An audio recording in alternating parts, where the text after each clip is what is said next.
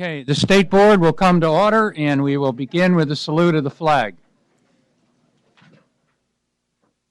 I pledge allegiance to the United States of America and to the republic for which it stands, one nation, under God, indivisible, with liberty and justice for all.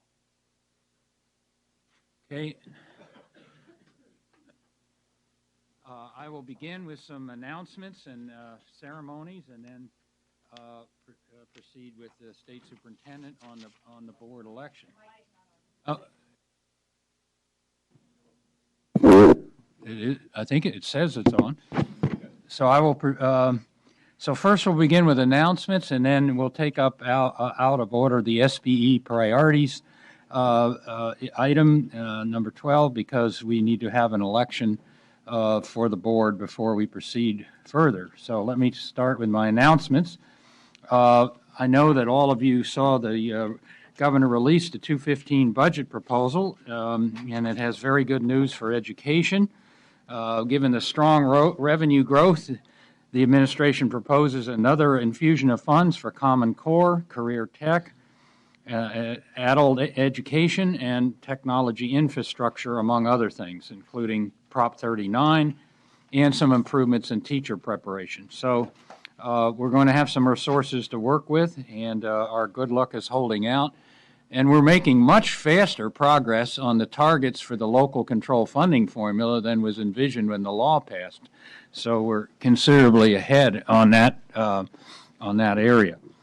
I would also like to acknowledge, along with the board members, the dedicated service of Carl Cohn, who's been on this board for the last 4 years and has ended his service and his unwavering commitment to the students of the state. He was reappointed by Governor Brown, but he has decided to step down given his many other commitments. However, he will be back in March in a major role. He was the co-chair and then sole chair of the Special Education Task Force, which is wrapping up its report.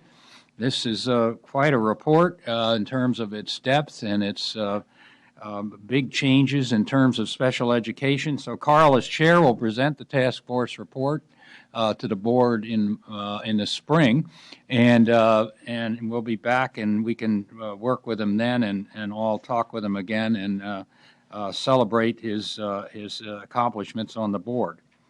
I would also like to commend Elissa Wynn for her service to this board during the past year as project manager for local control funding formula. Elissa did the analysis and a lot of management of those meetings where we had 300 to 400 people. It was an enormously challenging year. She also had a new child in the last year of 2014, and so that 2014 was an active year. She also will be back as moving to her new position as the K-12 education consultant for the Senate Education Committee on Budget and Fiscal Reviews.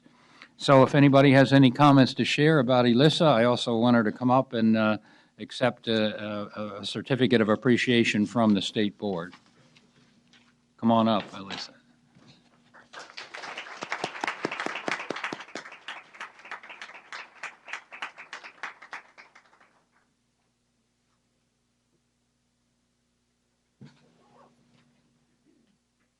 So it's a pleasure to present this certificate in honor of your dedication to the development and implementation of California's local control funding formula and the local accountability plan. So thanks so much for your service again. And we look forward to meeting and discussing the budget. Yes. I would just like to also say, as the lead liaison along with Eileen on LCFF, express my deep appreciation to Elissa for all of her work. She came and did a job that we had never done before. This was a whole brand new piece of work, brought fantastic expertise from the financial side as well as the policy side, and I'm sure we would not be where we are without Elissa, so we're really going to miss you. Thanks.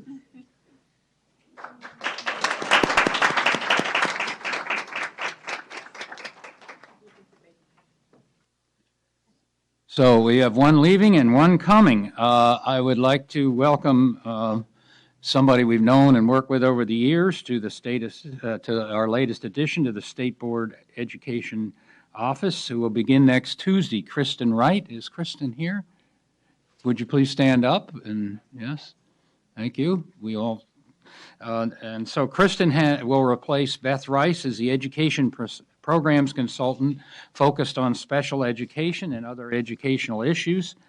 Her immediate past job was working in the Special Education Division of CDE, but she served 8 years as Commissioner on the Advisory Commission on Special Education and was Chair of the Advisory Commission on Special Education for the last 3 years of her second term. And we got to know each other quite well in that period, and she'll be a big addition. So please join me in welcoming Kristen.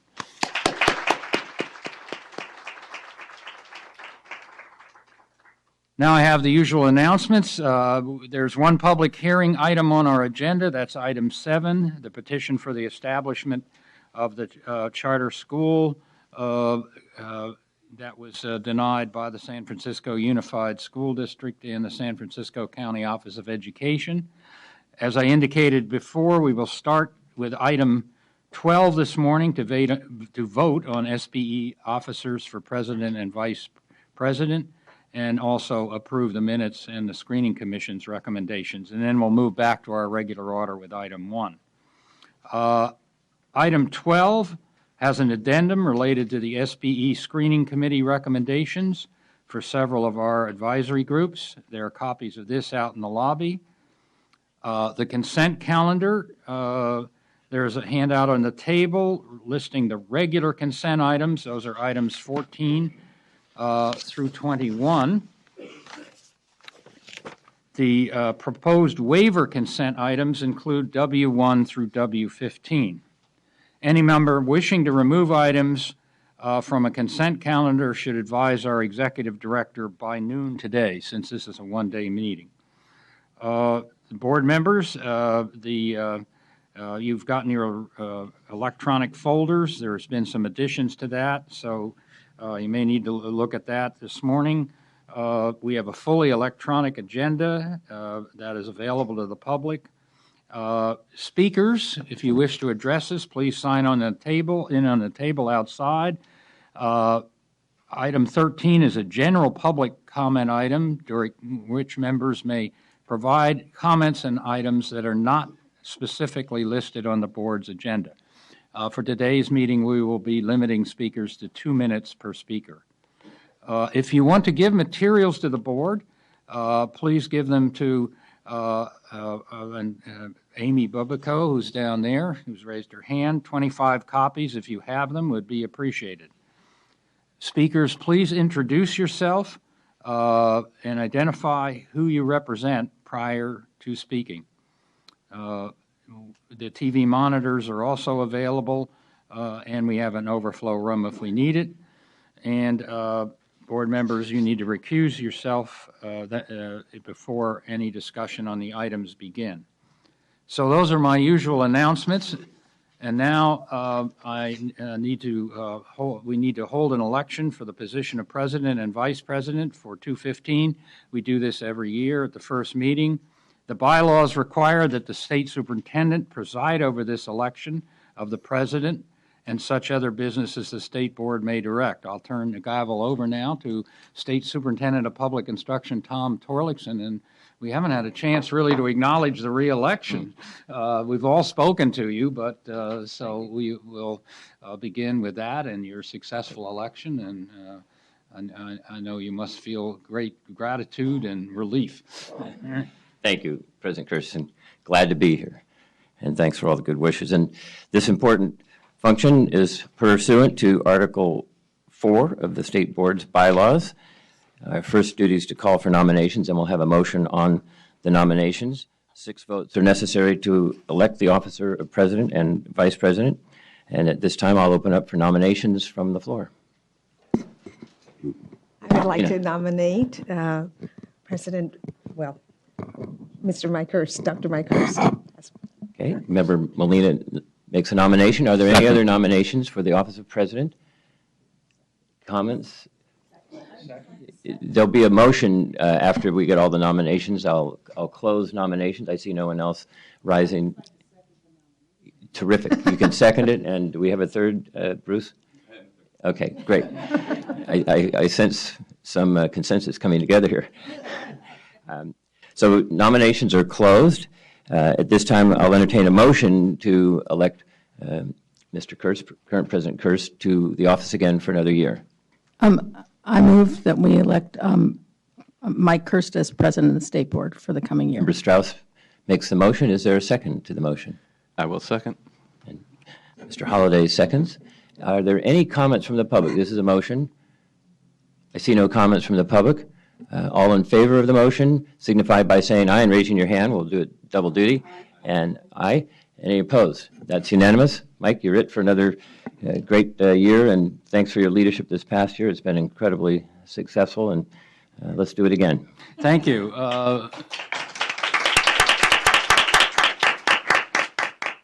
I appreciate the support of my colleagues, and this will be my fourth term as president of the State Board of Education. And as the governor mentioned, though, the first term and the fourth term will be separated by 40 years.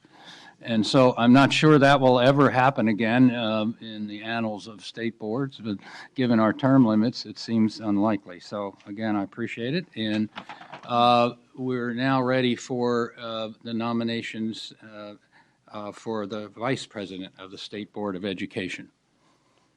Board Member Burr. I would like to nominate Member Eileen Strauss as vice president. I second. Okay, so we have the nominations, no further nominations. Then we need a motion for approval. So moved. Second. Is there any public discussion on this nomination motion? Seeing none, we're ready for a vote. All those in favor, raise your hands. Thank you. Okay, so congratulations to you. Yeah.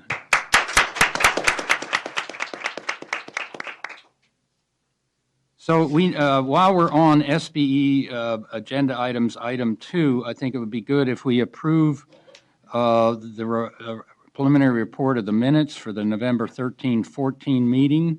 Need a motion on that unless there's any comments on the meetings. I move approval of the minutes. Okay. Been moved and seconded. Any public comment on our minutes? If not, all those in favor, raise your hands. Okay, and then we should also do the screening committee nominations for the appointments to the Instructional Quality Commission, the Child Nutrition Advisory Council, and the Advisory Commission on Charter Schools. Board Member Burr, maybe as chair liaison to that, you may want to speak to these. Thank you, President Kurst. You should all have a blue in your basket, and it was posted to our website yesterday, so for members of the public. We were very busy this month trying to fill our advisory commissions. You have 3 different committees here. I'm going to just briefly do a summary of each one, and then concluding my remarks, I'll make a motion on all of the members. Before I talk about the individual committee member commission recommendations, just want to express my appreciation to all of the statewide organizations that helped us recruit and for the student members who were interested in serving. This is an opportunity that comes around every year, so I'd like to try to remind people that toward the end of the year, we'll be recruiting for these advisory committees. We had some fantastic appointments or applications. I'm going to start with the IQC, the Instructional Quality Commission, which is on page 1 of your agenda item. We were recruiting for 4 members for the Instructional Quality Commission. We had 44 applications, and we interviewed 13 candidates. We try to fill the appointments on the IQC based on the work that's before us over the next couple of years. So you'll see that the recommendations that we have for appointment are individuals who have expertise in science and in history, social studies. So our recommendations for the IQC are Jocelyn Brommelseek, I'm sure I'm butchering that. Her content expertise is in biology and chemistry. Jose Flores, who is a content expert in U.S. and world history. Risha Krishna, whose content expertise is also in world history, social studies, and ethnic studies, and Dean Reese, whose content expertise is in physics, astronomy, computer modeling, and simulation. For the Child Nutrition Advisory Committee, like the IQC, we look for expertise in particular areas. We were looking for food service managers, teachers, and parents. We, again, had a wonderful pool. I'm trying to see how many applications we had on my notes. We interviewed about 9 people. I'm looking for Carolyn. And so our recommendations are, again, on page 1. Carolyn Danielson, she will be representing, I'm sorry, these are reappointments. We had 3 people being reappointed. Carolyn Danielson, who is an after-school representative, member of the public. Nori Grossman, who represents nutrition education specialists. Clell Hoffman, who represents child care food program sponsors. And the new candidates for the CNAC, the Child Nutrition Advisory Committee, include Cody Williams, who's representing school food service supervisors, Dina Bortz, who will represent school nutrition services directors, John Shimko, who will represent teachers, and Helen Chang, who will represent parents. That's the Child Nutrition Advisory Committee. The Advisory Commission on Charter Schools, I think most of you know, is a 9-member commission, again, which calls for representation from various stakeholder groups. We had 18 applicants to serve on the ACCS, and we interviewed candidates from that pool. Our recommendations are for reappointment: Brian Bauer, who represents charter schools, Curtis Washington, who represents teachers, and for new terms, we're recommending Arturo Delgado, who's the county superintendent in Los Angeles, and Atiene Howard, who will represent parents, and she's from Los Angeles as well. The one addition I want to make to the agenda is that our recommendation is that Brian Bauer be reappointed as chair of ACCS, and so my motion will reflect that as well. So I move that we adopt the recommendations of the Ad hoc Screening Committee for these 3 commissions. Second? Yeah, I want to point out that the other members of the screening committee are members Holliday and Strauss. This is a lot of work.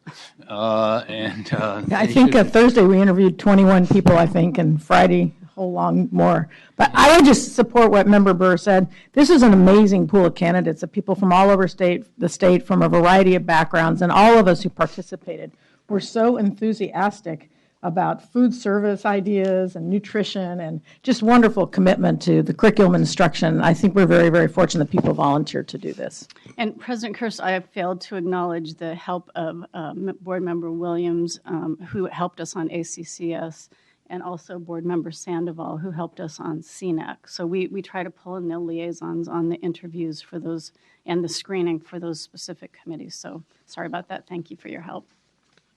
Okay, we have a motion that's been proposed and seconded. Is there any public comment on the motion? Hearing none. All those in favor, raise your hands. Okay, that is carried. And so we're now ready for item 1 on the California Assessment of Student Performance and Progress. And before that, we need to have the report of the superintendent. Thank you, President Kurz, and happy and healthy New Year to all. Off to a good start, sharing some good news, and mention something that's just been released today that's been an important priority of the department and my own priority, and I think collectively we've underscored the need for attacking chronic absenteeism and getting students in school and keeping them in school. If we have the best teachers and best facilities and best curriculum, and the students aren't there, they fall behind and they get discouraged and they add to those dropout numbers. So we've had a number of forums in the last 2-3 years on the subject. We've had joint forums with our Chief Justice and with our Attorney General, and we've made some real headway. And the news today is that we are dropped in suspensions and expulsions, significant from where we were a year ago and significant over the last 3 years that we've been able to track data on this. We experienced a 20% drop in the number of students expelled in the last year, and a 15% decline in the number of students suspended over the same time. When we started tracking in 2011, 2012, there were 710,000 students suspended. We have reduced that by about 210,000 over the last few years. So in-school suspensions, restorative justice programs, getting counseling to the students who need it, a variety of strategies have worked, and by putting a spotlight on the numbers, districts, principals, teachers all work together as a team, I think, to get this fantastic result. And we're moving in the right direction to keep it going. As President Kerr said, the budget's governor is chock full of good news. The economy is recovering, and that's strong and that's positive. We also recognize Prop 98 has a good deal to do with having of the $11 billion new money, about $8 billion going to education. So we thank the voters for the foresight of voting for Prop 98. The $4 billion in additional local control funding formula, as President Kerr said, is going to have a major positive impact. That's an 8.7% increase to the funding in that area. It's amounts to about $300 per pupil per year. Also thrilled to see more investment and a multi-year commitment to career pathways and to look at accountability and evaluation as we go forward with that. So $250 million over the course of each year for 3 years will help better prepare our students, I believe, for college and careers and help them succeed and graduate in greater record numbers.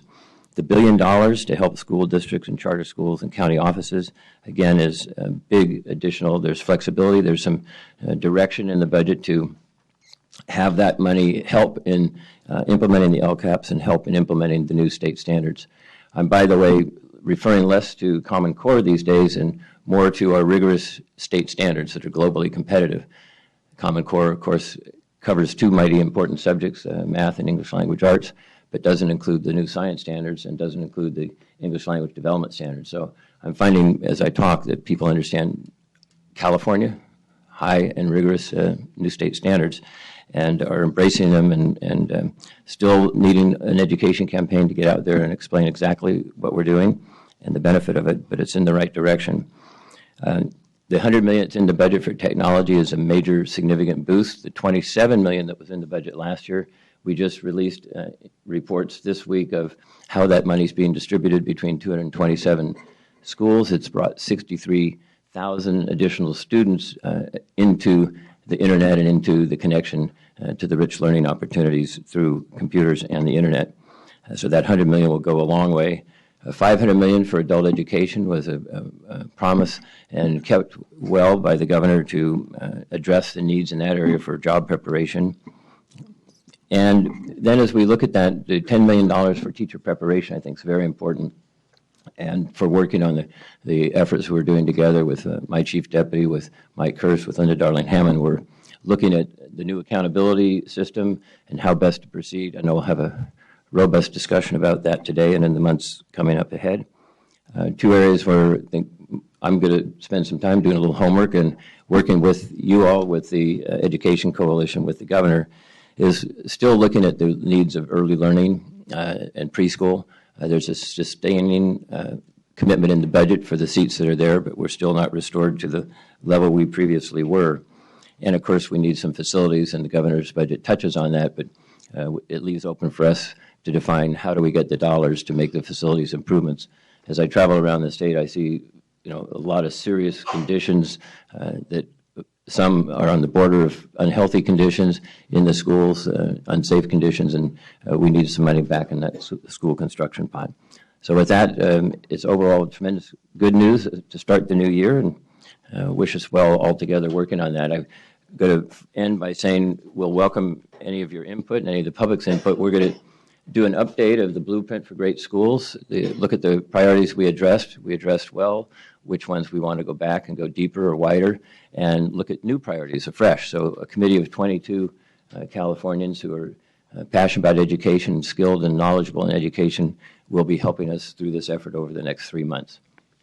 Thank you, Mike. Thank you for that helpful overview before we begin of state education policy. I think it frames it very well for what we're going to be looking forward to. And I agree with you on the issue around, in effect, talking about the new California education standards as a way to talk about what we're doing. the board will also be considering history, social studies as well, so that will come along as another area of standards. So, okay, so now we are ready for the item 1 on the assessment of student performance and progress, and Diane Hernandez will present this item for us. Good morning and Happy New Year. President Kerr, Superintendent Torlakson, and board members, I'm Diane Hernandez, Director of the Assessment Development Administration Division.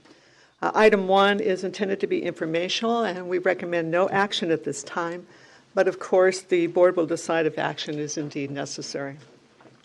Today I plan to provide an update on the CAS program activities, including the National Center and State Collaborative Phase 2 pilot, the alternate field tests, Smarter Balance updates, including the digital library, interim assessments, achievement level setting, and I'll top it off with reporting the 2014-15 results. Cindy Kazanis will also follow up with a technology report. Beginning with the alternate assessments for students with significant cognitive disabilities, you may recall that the National Center and State Collaborative, or NCSC, Phase 2 pilot took place between October 20th and November 21st. The testing window was extended by 1 week to allow NCSC to collect additional item data across the content areas and grade levels. In November, I shared with you that approximately 10,600 students across the consortium were registered in the Phase 2 pilot, and they targeted approximately 3,000 California students to participate. In the end, approximately 6,300 students participated across the consortium, with approximately 1,530 of those students coming from California. So a bit less than we had anticipated on the front end. 85 California LEAs did register and indeed participated in the Phase 2 pilot. I should point out that California made up 24% of the total students who tested in the Phase 2 pilot, the largest number of students from any one state. Lastly, NCSC plans to release in fall 2015, following the close of the NCSC grant, its technical report that will cover Phase 1 and Phase 2 activities, as well as this spring's 2015 operational administration. And so with that, I'm going to direct your attention to the spring 2015 alternate field test activities that are underway. You'll recall in November I talked about the focus groups that Educational Testing Service, or ETS, had conducted with educators. The point of that was to gain information about the types of items and the type of assessment that should be put in place for this particular set of students. Subsequently, an item review took place in December 2014, and another is scheduled for February 25th. That follows the item development, item writing training that was conducted for both ELA and mathematics. And finally, the test administration manual and a webcast are scheduled to be released in early March 2015, prior to the field test, which is, of course, scheduled to take place April 15th through June 10th, 2015. So we're well on our way for implementing the alternate assessment in spring 2015. One last thing I wanted to mention. We've been talking about alternate field test, alternate assessment for some time now, and we finally have a name for that. It's the new assessment will be called the Alternate Performance Assessments for California, or APAC. So, Alternate Performance Assessments for California, or APAC, A-P-A-C. Board member And with that, questions? Rucker, yeah. Yeah, I do have a question just for clarification, because there is a little bit of confusion in the field about the 2 tests that you just spoke to, primarily to understand who the students are that will be able to take these tests. So for the test that's being developed by NCSC, by NICSE, who are the students who are supposed to be identified for taking that test? And is there a cap on the number of students that can take that test in the state? So the criteria for a student that would participate in the alternate assessment are students with significant cognitive disabilities, and they have it in their IEP that this is the assessment they would take. This typically would have been the 39,000 students that would have taken the CAPA in previous in the previous STAR program. Okay. And then for the second one, the alternative field test that's now going to be called the APAC, who are the students that would be identified for this assessment? The same students. The same students? Correct. Okay. This test is replacing the CAPA. Right, and the reason why I'm asking that is because people are getting in their districts the information from the feds about the changes they're anticipating to streamline states' options for choosing to do the alternative assessment, and they're confusing these students and this work with something different. So that's the reason why I was asking that question. Could you elucidate that a little bit about what the feds are directing states to do concerning the alternative assessment? That would be something I'd have to call on somebody else to assist with. I'm not prepared to respond to that. Okay, I didn't mean to put you on the That's spot. okay. I apologize. So with that, unless there are any other questions, I'm going to move to our update on the Smarter Balance assessments. And Amy, you had some slides for me? So while Amy's helping me with that setup, I just wanted to point out a couple of things. We're fortunate to have Tony Alpert, who is the Executive Director of Smarter Balance, with us today, and John Oswald, Vice President of ETS. Both of them are here, and we'll be happy to assist with questions. Thank you. So to set the stage for the following updates, I want to remind folks of what constitutes the Smarter Balance system. You'll recall that the system is comprised of three key components, all designed to work in concert. The summative assessments, which are administered in grades 3 through 8, at the point at which students have received at least 66% of instruction, and in grade 11 at the point at which students have received at least 80% of instruction, are administered at the end of the year and are used for accountability and evaluation purposes. The interim assessments, on the other hand, are administered throughout the course of the school year and are used to provide timely feedback about student progress. And lastly are the formative practices or the resources that are housed in the digital library and are designed to provide instructional and professional development support to teachers as they work through improving student success. And so I'm going to talk a little bit about the status of each of these components, where we are, where we're headed in their development and their implementation. So starting with the digital library. As a reminder, the Smarter Balance Digital Library is an online warehouse that includes tools and resources designed to support teachers in the use of classroom-based formative assessment practices. The digital library, which launched on October 1st, now contains approximately 2,600 resources for educators kindergarten through grade 12.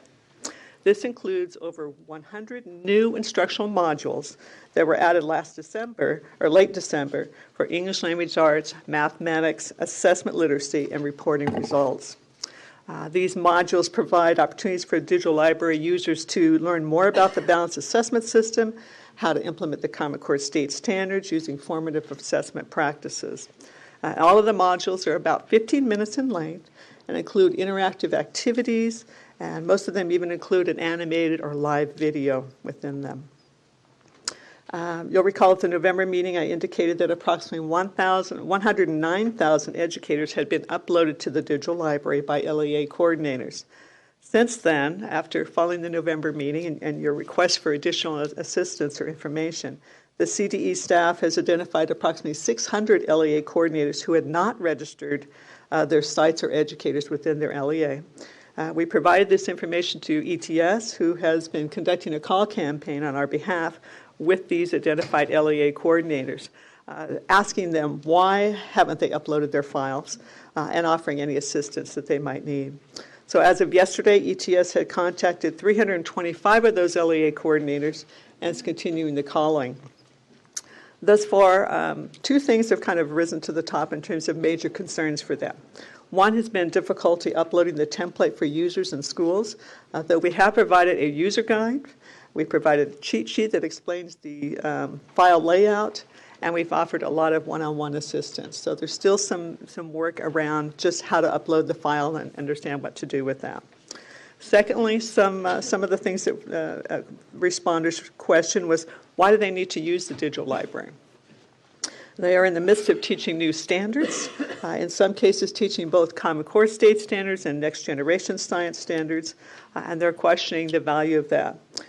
Some of the things that we hear anecdotally is that LEAs have provided instructional materials that they are getting to know, and the digital library seems to be something extra.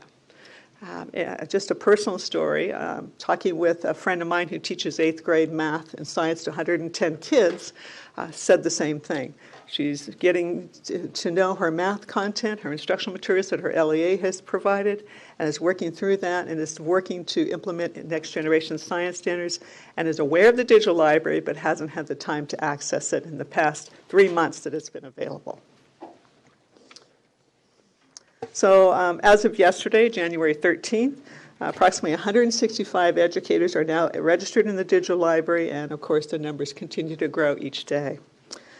Also important to mention, Smarter Bounds has developed what we'll call a public-facing presentation that explains to the viewer the purposes of the digital library, what it contains, and includes sample resources that include the individual student assessment accessibility profile, which we refer to as the ISAP tool, and both ELA and mathematics resources.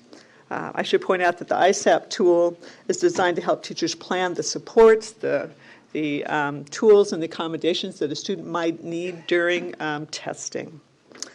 This PowerPoint was just posted yesterday and can be found on the CDE webpage under Digital Library. And as you had asked at the November board meeting, what are the resources that are available? How can we share with parents and others what's in the digital library? This is the tool that will help do that. And so, unless there are questions or comments. Question by Board Member Rucker. Okay, so thank you, first of all, for all of the work the department has done to contact districts and identify where the gaps are with people becoming aware and getting signed on. I guess what remains as an issue is the divide, or at least the gap in understanding about providing access and then understanding what is actually provided on the website. And so in the information and the feedback, and I'm going to even use the word on purpose, pushback from some LEAs about the value or the relative value of the materials on the digital library, I believe the intent was for the educators to make the decision about their use and access on the digital library, the relative value or merit of having access to those resources, and the utility of those resources. It still sounds to me that districts are still making decisions to filter the access for educators for a resource that is being provided to them for free. So I still have a concern that LEAs still feel empowered to make decisions about whether or not they will make this access, which is being provided for free, available to their education workforce. So we still have to think this through and figure out ways to make sure that if districts decide not to do this, that those educators in those districts are made aware that they can have access to this if they choose, and they can decide on their own, even if they haven't started using it in the last 3 months, that they have an opportunity to use it at some point in time. Mm-hmm. So if there are still districts that choose not to do this work, then my request is to figure out how to make sure for those educators that this access is provided. And if they choose not to use it, that's one thing. But choosing not to provide the access altogether is a very different concern. And that's where my concern actually still remains. You know, one of the things that I'll point out is in the file that we received of the LEAs that had not uploaded the file, one of the things that I noticed is most of them were elementary sites. Many of them were rural. Some charters were involved in that. So it goes to say that, you know, what is it the assistance they need in helping make that happen? So that's one of the things that we're working with ETS and Smarter Bounds to do, is to provide more resources to get in there and help them do that. Because if you think about it, in some of these small districts, one person is responsible for a number of activities, including uploading this file. Maybe they don't have the technology expert that they need to help with that piece or something along that line. So we're reaching out to them just to make sure that they're aware of what to do and how to go about uploading the files. In fact, one thing that we've added since we last spoke is ETS is working with us to provide assistance to LEAs through their help desk activities. Smarter Bounds has trained their staff to respond to questions in addition to my staff working on it. Board Member Molina. I'd like to kind of respond to the question about whether districts are trying to keep teachers off. I think it's more of what Diane is mentioning. It is a difficult task, particularly in large districts, in terms of the training. You want to make sure that teachers are trained on how to access and what's on the digital library, and obviously so that they can actually be able to access it, because it is overwhelming. It's difficult. It's not as simple as it seems. And so I think that's one of the issues. The other issue I think that can play into your concern, Board Member Rucker, is that there's alignment issues about what a district's initiatives are and whether the digital library is in alignment to the resources that are going to support the work of the district. Not so much that we're trying to keep teachers off of it, because we believe it's a tool that teachers will make a decision whether they can or can't. But it's more on the issue of a concern, because it came to me by a couple districts. If I am doing this initiative, how are the resources aligned to the work that we're doing in our district? And I said, it matters not. It is a resource for teachers, for them to be able to look at what's available for them, and we should provide that access. So I do think it's time, I do think it's professional development, and I do think it's going to take a little bit more time than we thought it was going to take. State Superintendent.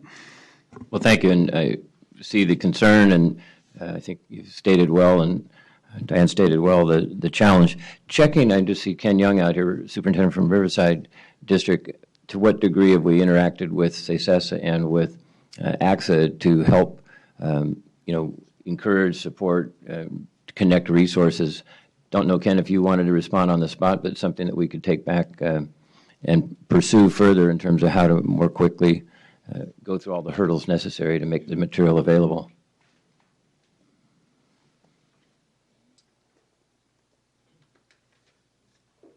Talk about being on the spot. Welcome to my world. Yes. So I think it's important for the resources that we've filtered through and made sure that are really great for the classroom to be available. And every district, one of the problems districts have is their firewalling and their filtering accesses. Many of our districts are getting hacked significantly into their data systems, and we've had districts actually being shut down because they haven't been able to work through some of the firewall problems. So I think that plays a role in some cases.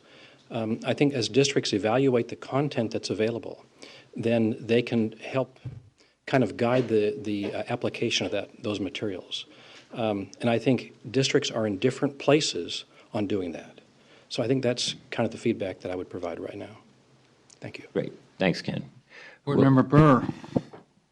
Were you finished?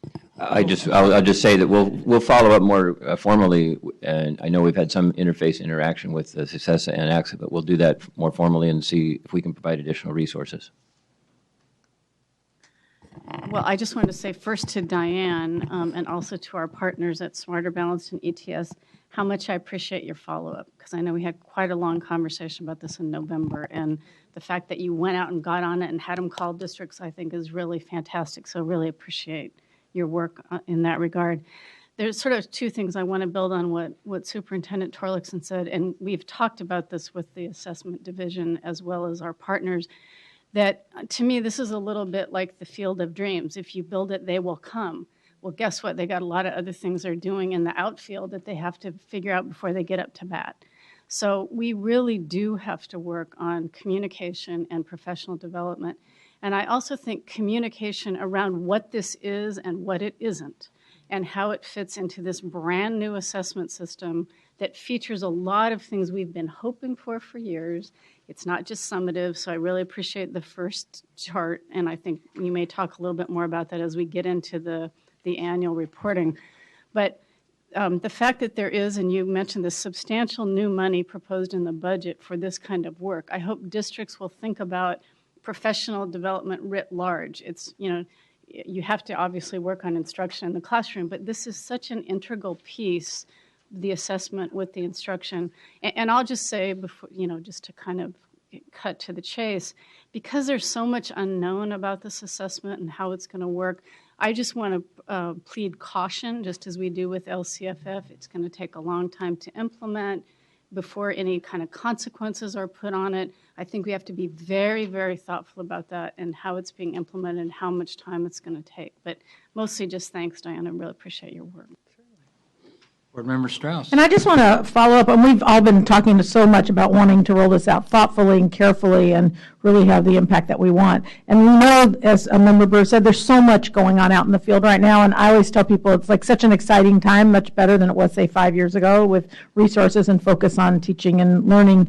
But I think as far as the communication, my experience is that no matter how much we communicate, it will not be enough. And so one of the requests we had was that we communicate in a variety of formats. So I know we've talked about webinars and email blasts and making different email lists and making information and websites. But I just think as much information as we can share to a broader level community, and then use our stakeholders like CTA and AXA and CSBA, people who are hearing from the field to help inform us. I know several of us get calls like, I can't get on the digital library, or I don't understand this, or where does this fit? Is this formative, or is it summative? And so I just think as we reach out and listen to our stakeholders and our users, that'll help inform us. But I just would like to put communication as a high priority as we roll this out, knowing that the more we communicate and listen to the field, the better we'll be doing in the rollout.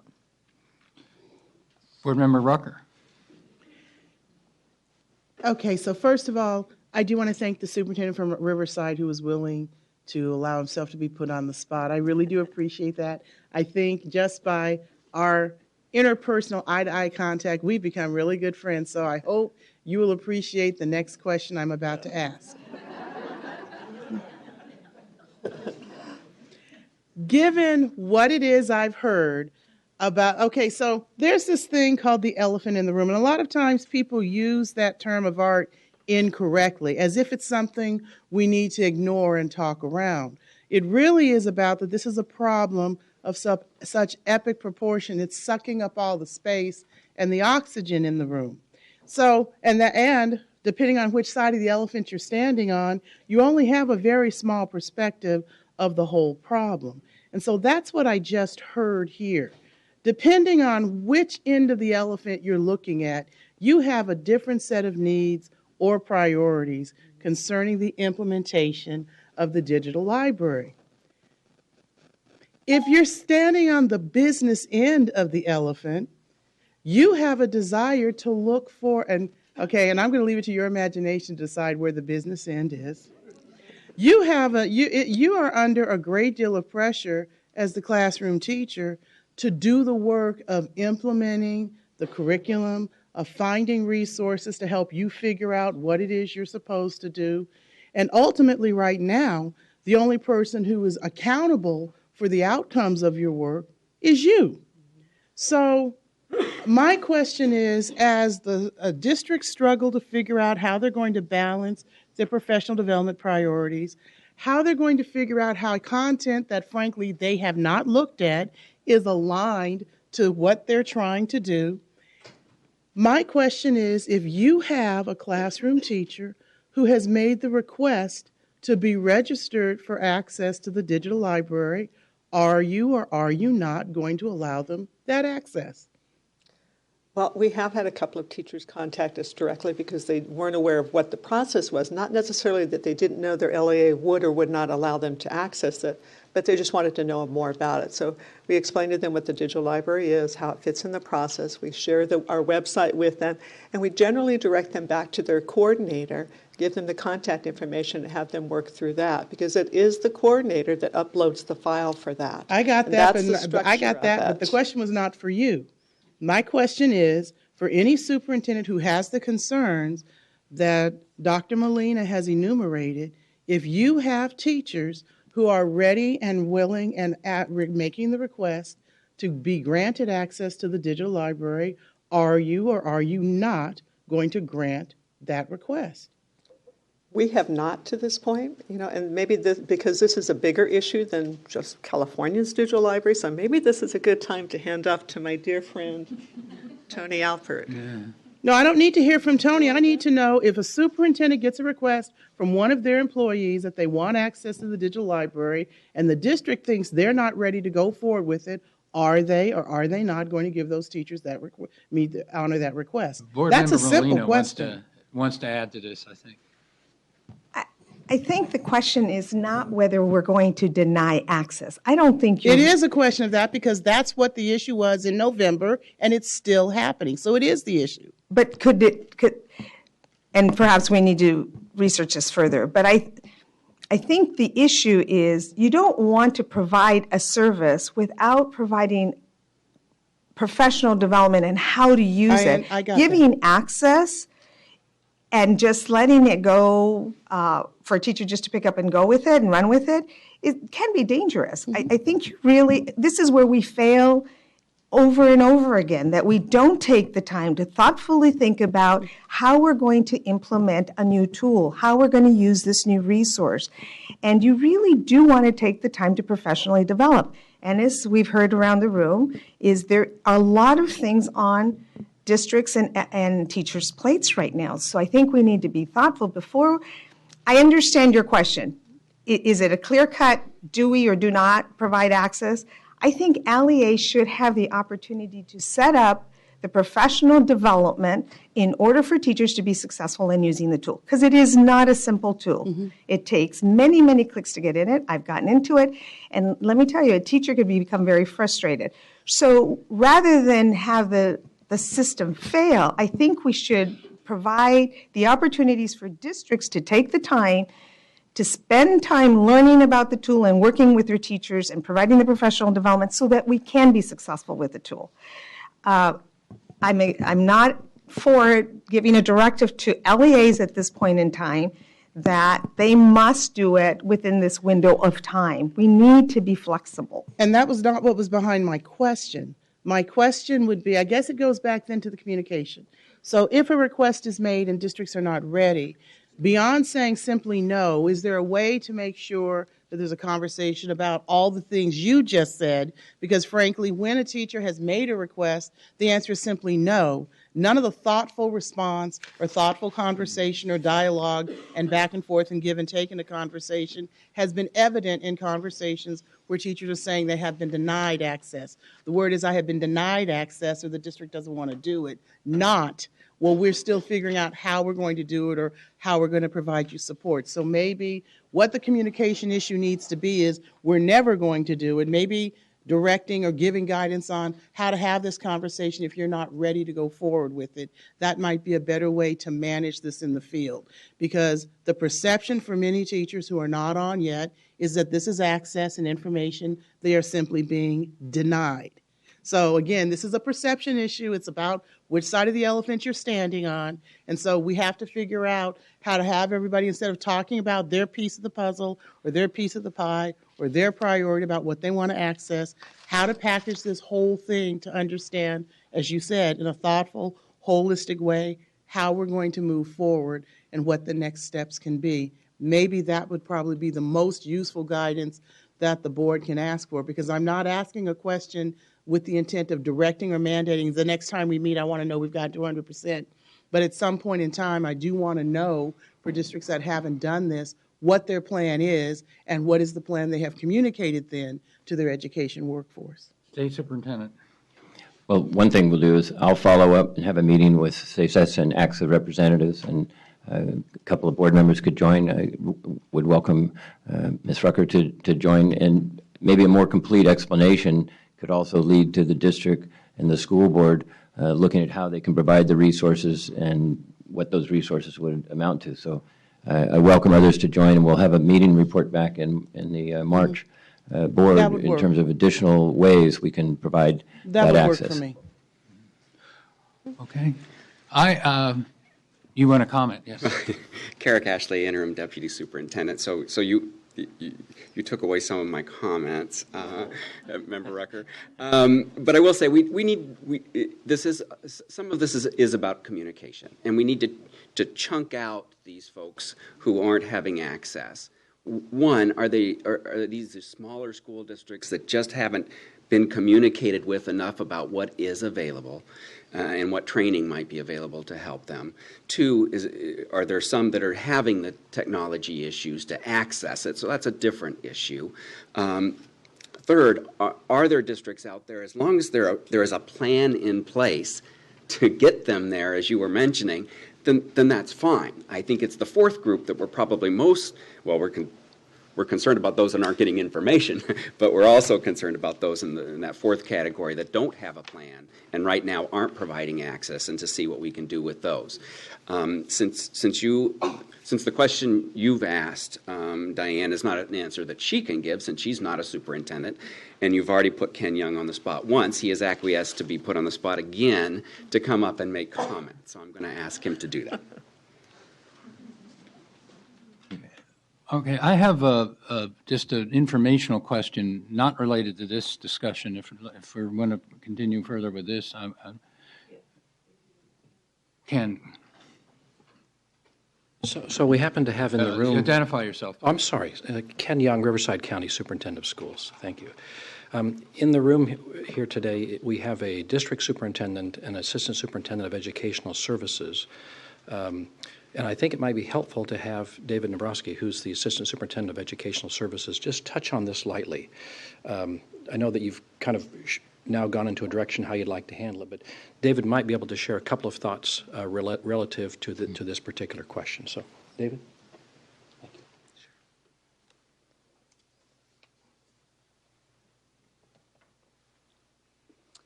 Good morning.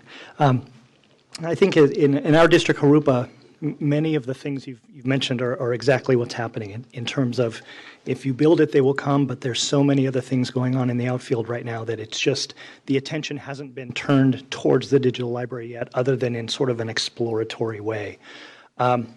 We're just in the process of sort of thinking about how our professional development plan will look and how we want to do that. That being said, while we haven't had any requests from teachers to have access independently of what we're doing, I think we would grant that and say, please take a look and let us know what you find so that we can sort of add to our knowledge and what we have.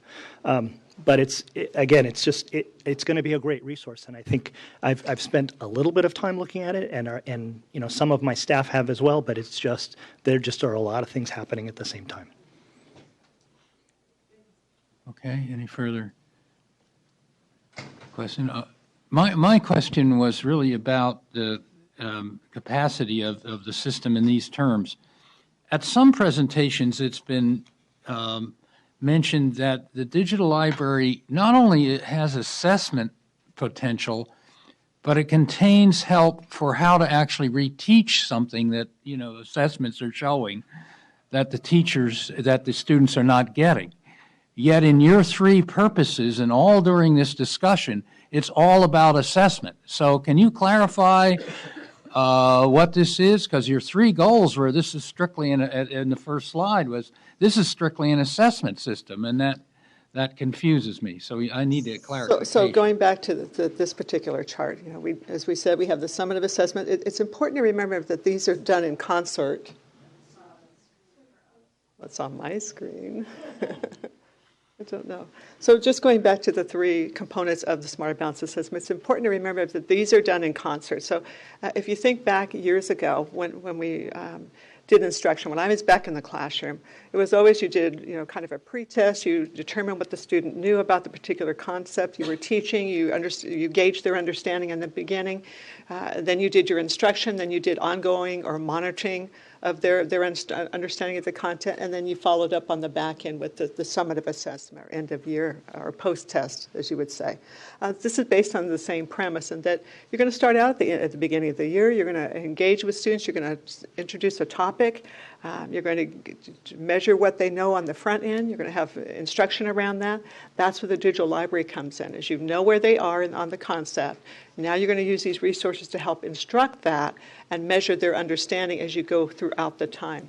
Then you bring the interim assessment piece into that, and you can actually provide them with either a comprehensive assessment, which I'll talk about a little later, or blocks of assessment that look at specific sets of concepts that you want to measure to determine whether students did get that before you move on to the next piece.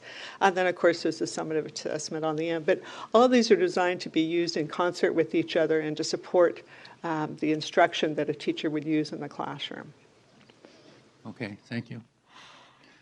All right, now you have more items. I certainly do have more. So with that, I'm going to move on to the interim assessments. As you know, the Smart Balance online interim assessments are designed to allow teachers to check student understanding, just what we said, before, during, and after instruction, giving them feedback to help students meet the challenges of college and career readiness. They are provided for both ELA and mathematics in grades through 8 and 11, but certainly could be used out of grade level. The two types of interim assessments utilize the same types of items and performance tasks. The interim comprehensive assessment, or what we call the ICA, are full assessments based on the same blueprints that the summative tests are built on. And the interim assessment blocks, or IABs, are shorter, more focused assessments that measure specific concepts.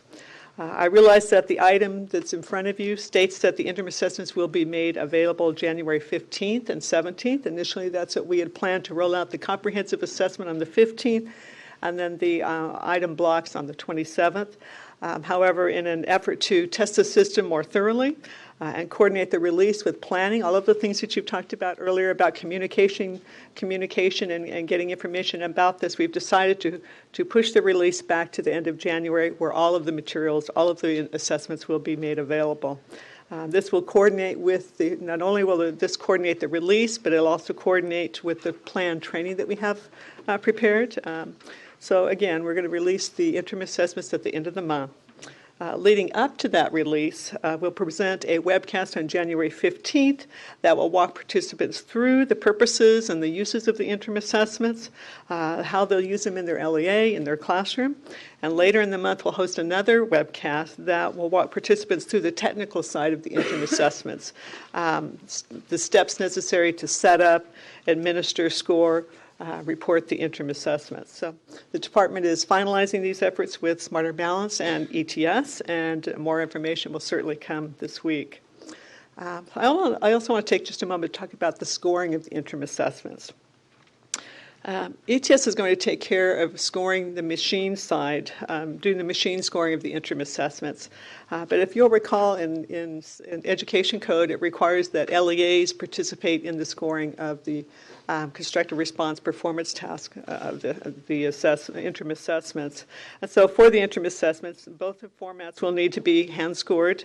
Constructive response and performance tests, for example, will be hand-scored. And the LEAs will be responsible for that part of the scoring. To assist LEAs in scoring the hand-scored part of this, test administrators will be able to see and review the scores within their responses. ETS will be hosting a training on how to do the hand scoring. Once the students' responses are scored and submitted, they are available to LEAs within 48 hours in the Smarter Balance Data Warehouse Reporting module. So student sits down to take the interim assessment. The multiple choice, for example, are machine scored by ETS. The performance task would be scored by the local teacher. That they submit that results to the system.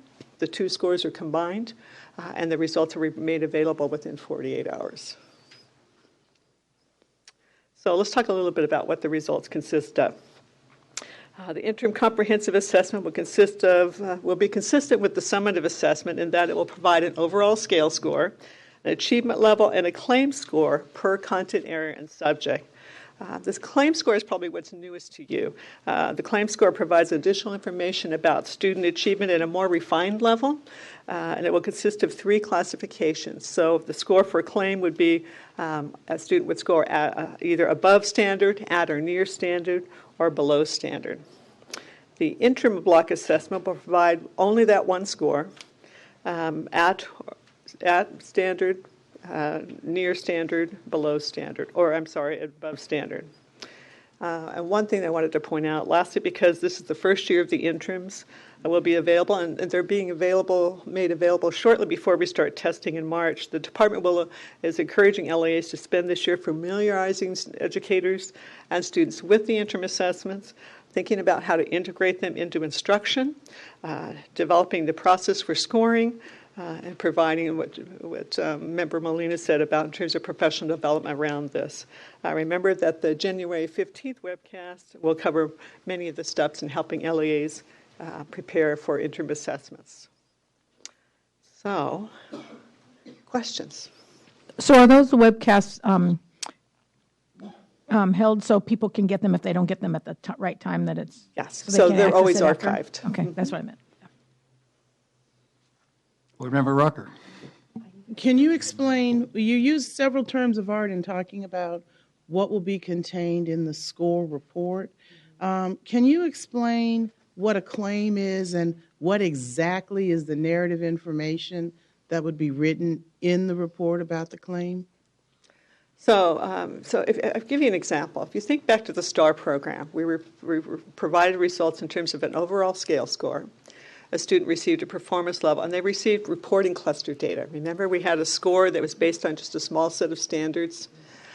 This is similar to that, in that we'll be providing an overall scale score, provide an achievement level, and the last thing will be the claim score, which is the more defined, more refined information about how students did on a particular set of standards or concepts.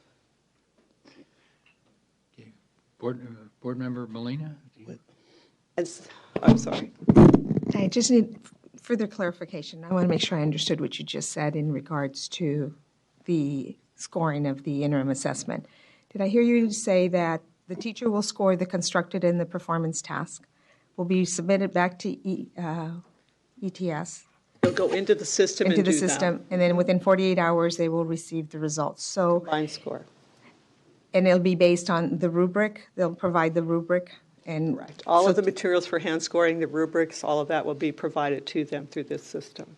And I know we're using this purpose in order for teachers to use it to adjust their instruction.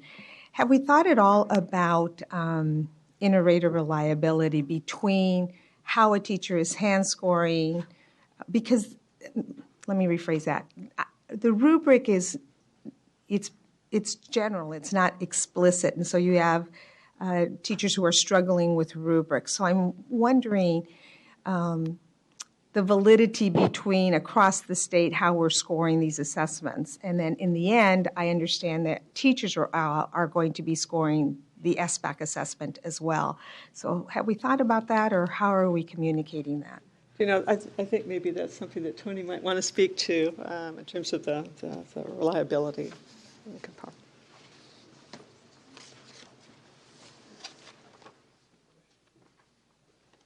Thank you, Diane. For the record, I'm Tony Alpert. I'm Executive Director for the Smarter Balance Assessment Consortium. It's an excellent question. The scope of what you're accomplishing in terms of changing the paradigm around assessment is significant. Thinking about the digital library and how teachers need to enter with an inquiry in mind. So framing their question, discovering the resources that serve to meet their need, and then applying them systematically to help their students. That is a new body of work for many teachers, and helping teachers use that effectively given everything else that they have to do is significant.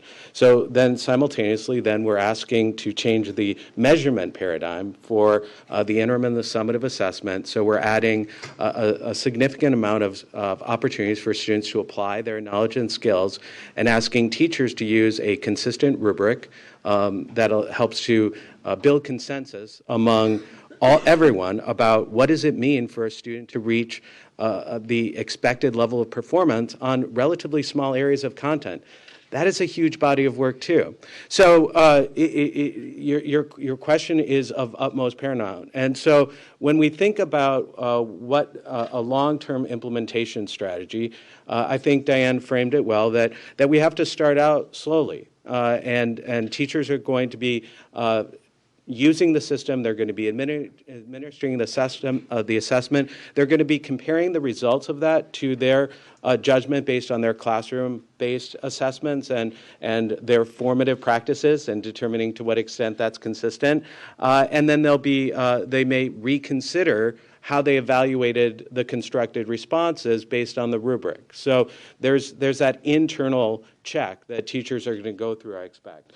In addition, there are just about every district has professional learning communities. We would expect that teachers have the opportunity, hopefully, to share amongst themselves their strategies around looking at the exemplars, looking at their student responses, judging and aligning their judgment on how they use the rubric. So more of an informal inter-rater reliability check, I would expect.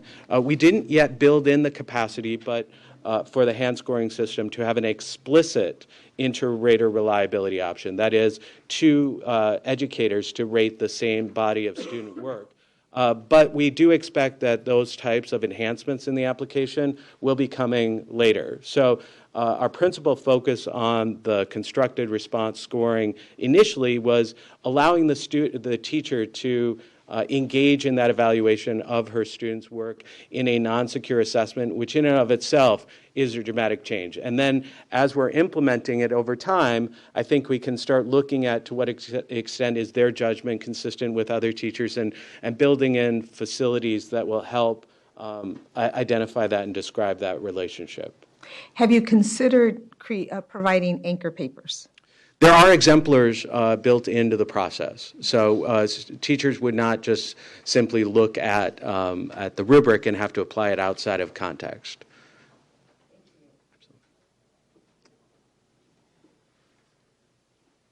Okay. Any other questions? I think we're ready for your next All right. component. So I'm going to move to achievement level setting. At the November board meeting, you'll recall that Joe Wilhoff, Executive Director of Smarter Balance, provided a detailed overview of the achievement level setting process. We've talked about this on a couple of occasions now. Following that meeting, member states met and reviewed and discussed the proposed achievement levels and the information provided by Smarter Balance, and subsequently voted to approve the proposed achievement levels. The December memo, I think, captures all of the steps that have that have been taken in the development of the achievement level setting process. The December item also includes a document called Interpretation and Use of Scores and Achievement Levels. It better explains that the achievement levels are one piece of the information that teachers, LEAs, consider in terms of student achievement. And it also includes the charts that depict the threshold scale scores for both content areas and grades, and the estimated percentages of students scoring at the various achievement levels. Finally, in the December memo, I wanted to just point one other thing that was included there, and that's Smarter Balance has released videos that explain the achievement level setting process, and that process is from the state's perspective.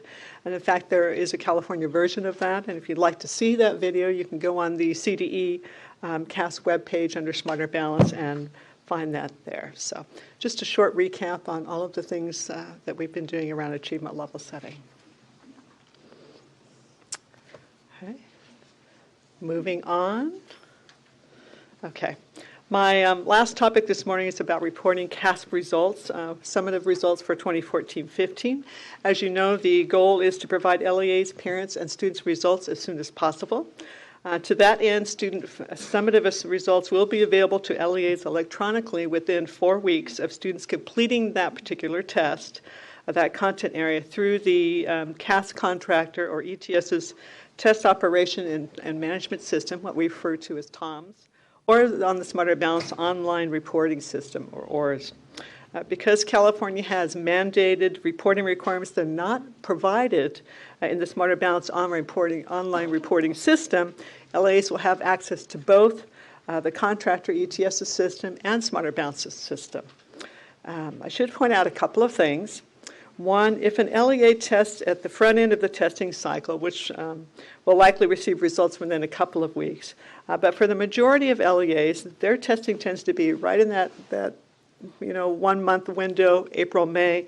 And so because of so much testing at that point, they'll likely receive the results within 4 weeks. It's important to remember that results are dependent on two things, as we said with the interim. There is the machine scoring piece of it, then there is the hand scoring piece of it. And I think everyone's interested in getting results back as quickly as they can, but there are certain things that have to happen. And there's quite a bit of work that happens around the hand scoring of that.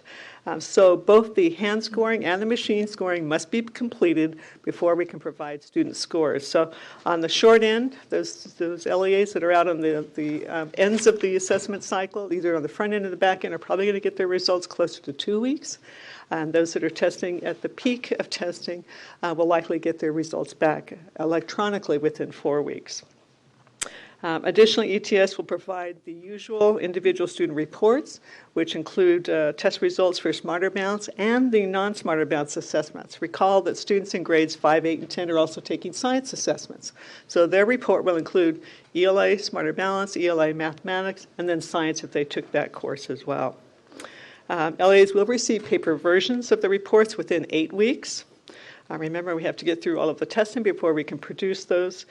Parents can expect to receive their paper reports from their students' LEA within 20 business days of the date that the LEA receives the reports. So, and all of that is laid out in regulation. So what are the reports going to include? For the Smarter Bounce summative assessments, individual student results will be for mathematics and ELA, will be reported, as I said earlier, as an overall scale score, a performance level, and performance at the claim level. In many respects, this report, we have worked carefully with ETS to design this report to have the look and feel that parents have been familiar with in terms of the STAR program. If you look at the two reports, they're very similar in terms of the way that the information is laid out. The report has the letter from the superintendent, has information about the report, has the students' achievement or scale score, their achievement level, and then information around claim score. And then if they have a science score, that information is there as well. On the back of the report, the backer text includes information about the assessments and how the results are scored and so forth. So in many respects, as I said, it will be similar to the STAR report. Lastly, I want you to know that we've had a lot of conversations today around the things that the LEA needs in terms of implementing the digital library, the interim assessments, the formative tools, the reporting pieces of this. And so we are doing, I think we're ramping up our efforts in terms of communication. We have heard you loud and clear. We're working feverishly to try to put more resources together. For example, talking about reporting results. In December, we sent a letter to LEA superintendents explaining what reporting will look like in 14-15.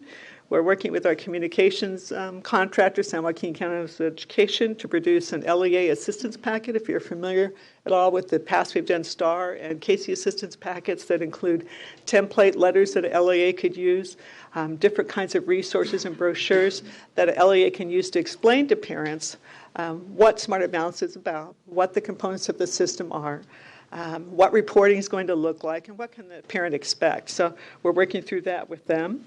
We're also working with ETS to produce, put in place a number of webcasts that will help the coordinator implement the new assessment system. One other thing I forgot to mention is we're producing a number of videos, either with ETS or with San Joaquin. They're going to talk about a variety of topics. You may recall last year, San Joaquin produced a really great video, I thought, on field testing and a student interviewing other students about field testing, and we shared that with you. It was very successful. In fact, other states asked if they could have it. So we're working through that in terms of identifying the topics that need to be provided, more information in terms of videos and so forth. UTS with department staff will be hosting webcasts and in-person meetings throughout the upcoming implementation of the new assessment. On the back end, we do the usual round of workshops across the state to talk about the reports, how to interpret them. We also produce a post-test guide that explains how to interpret the results. So there are a number of things that are in the works, is what I'm trying to say, in terms of providing resources and support to LEAs around each of these things that we've discussed today. We're working with our contractors, the research assessment fellows, and a number of others on that. And with that, unless you have questions, I'll pass off to Cindy Kazanis. Questions about reporting? Sue? Well, just a couple of clarifications. One, and I don't think we can say this enough, and I know it says it in the statute, but these results will not be comparable with the CSTs. Correct. Right? So I think we have to make sure that we say that over and over again, and in every one of those communication activities that you described, that we emphasize that, because it's such a different test.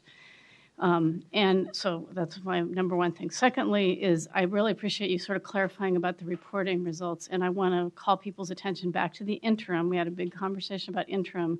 At least it's my understanding that really the interim assessments are what will be used for adjusting instruction during the year. Correct. So that summative really is, here's how you did, this is a look back, and now we're going to move forward. And not really used for instruction per se, because if I'm a third grade teacher, I won't get the results back. So I really want to turn my attention to the interim assessments. Again, I think that will require some communication. But I do want to ask a question about parents when they get the information, because one of the big changes between CSTs and Smarter Balanced is they're now vertically scaled. So if I'm a parent of a third grade teacher and I get this report and it says, my child is at level 3. I know we're going to have 4 levels. My child is at level 3 at the end of third grade. It would be my expectation in grade 4 that they would continue to be at level 3 or maybe improve. Is that an accurate assessment? I think, yes, I think that I'd be able to make those kind of comparisons that they're going, okay. All right, I just wanted to clarify that. Thank you. Board Member Rucker. Okay, and I wanted to pick up on some of the questions that Board Member Burr asked. Concerning the reporting also, and I'm a little confused, because level 3 is where we want students to be, and any parent who gets that report and sees their child's at level 3 in grade 3, and then they're at level 3 in grade 4, it's not just that they're proficient, but because these are supposed to be vertically scaled, if I remember the explanation that Joe Wilhoff gave in December, it doesn't just mean that they're proficient, but if they're proficient at another grade level because the standards were more rigorous, that is also still a gain.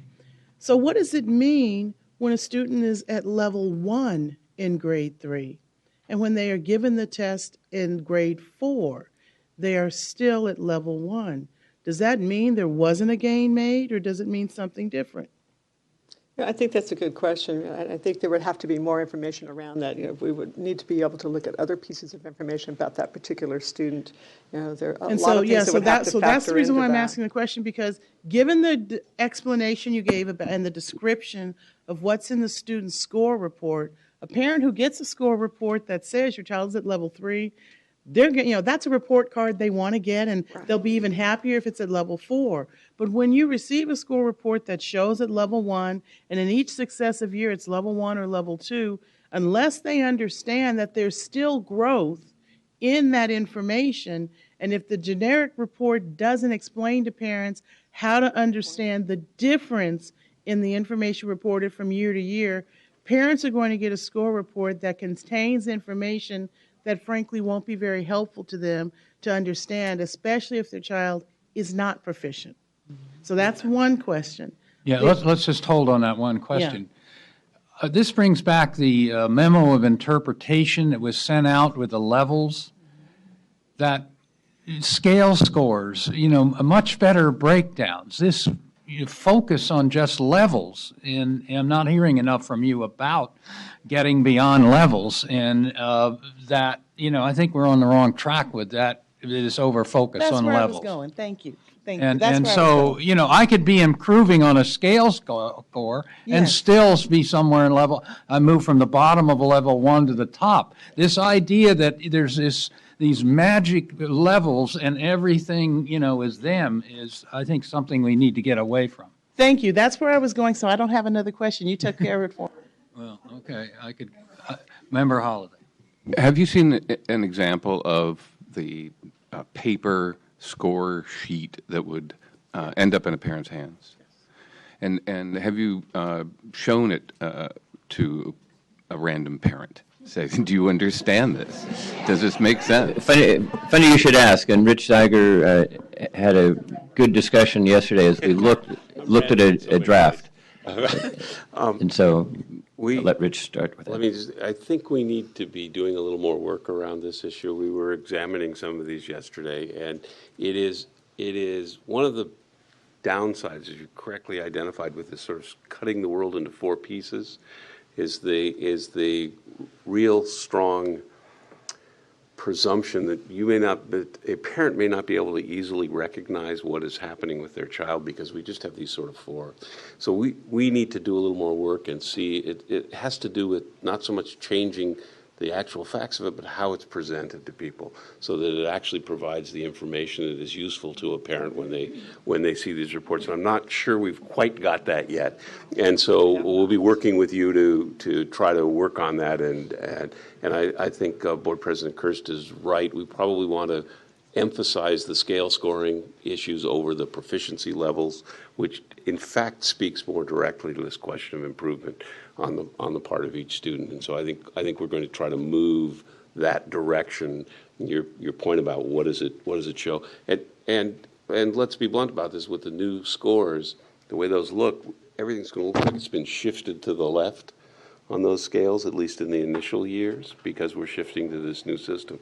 So we have to work on that to try to accommodate that and to educate the parents about what's happening in the world and what it means. And this doesn't to quote the Secretary of Education, it's not going to represent that your kid got dumber this last year. It represents something else. It's a shift in system. And in response to your question, Member Burr, about the comparisons, we've shifted to an entirely different scale. So you cannot take at least the numbers from one. It would be like translating. It's possible, but you'd have to do like Fahrenheit to Celsius. So it's a lot of work so we've tried to at least make that sort of simple thing not easy to do. But we do, I think, need to work on the presentation of how we're doing this. Board Member Shimazaki. So I know we've discussed the inability sometimes to compare the CST scores to the new achievement levels and the scale scoring set by the new summative smarter balance assessments. And you discussed earlier about when these paper reports will be mailed to parents that the format and the presentation will be similar to how the CST scores were presented to parents. And I guess I would maybe request or caution that the department uses, if we don't want to have parents comparing the new scoring of the Smarter Balance assessments to the CSTs, that we entertain the possibility of using some kind of other format to present these results to parents. If we keep a similar format in the way that this information is presented, I think parents will draw the conclusion between the two different assessments in a much easier way. And I think that educational component of changing just how the format looks and how it's presented to parents will make a large difference in how it's received by parents when they get these scores of their students. I think that's Mike? Board Member Holliday. This is why he's going to Harvard or Yale or wherever. No, yeah, that's really very smart, and it's going to be really helpful. But this I think is the key communication piece happens when the parent gets this document, right, and the child. We can tell them over and over and over again ahead of time how they are to interpret these scores and what not to read into them and what to understand about them. But for many parents, I can imagine in their busy lives that when they get that paper and they see that their child's at level 1, as Member Rucker has pointed out, what does that mean? My child's failing. My child's in a horrible situation. Being able to really communicate clearly with parents in that document, I think, is just critical. And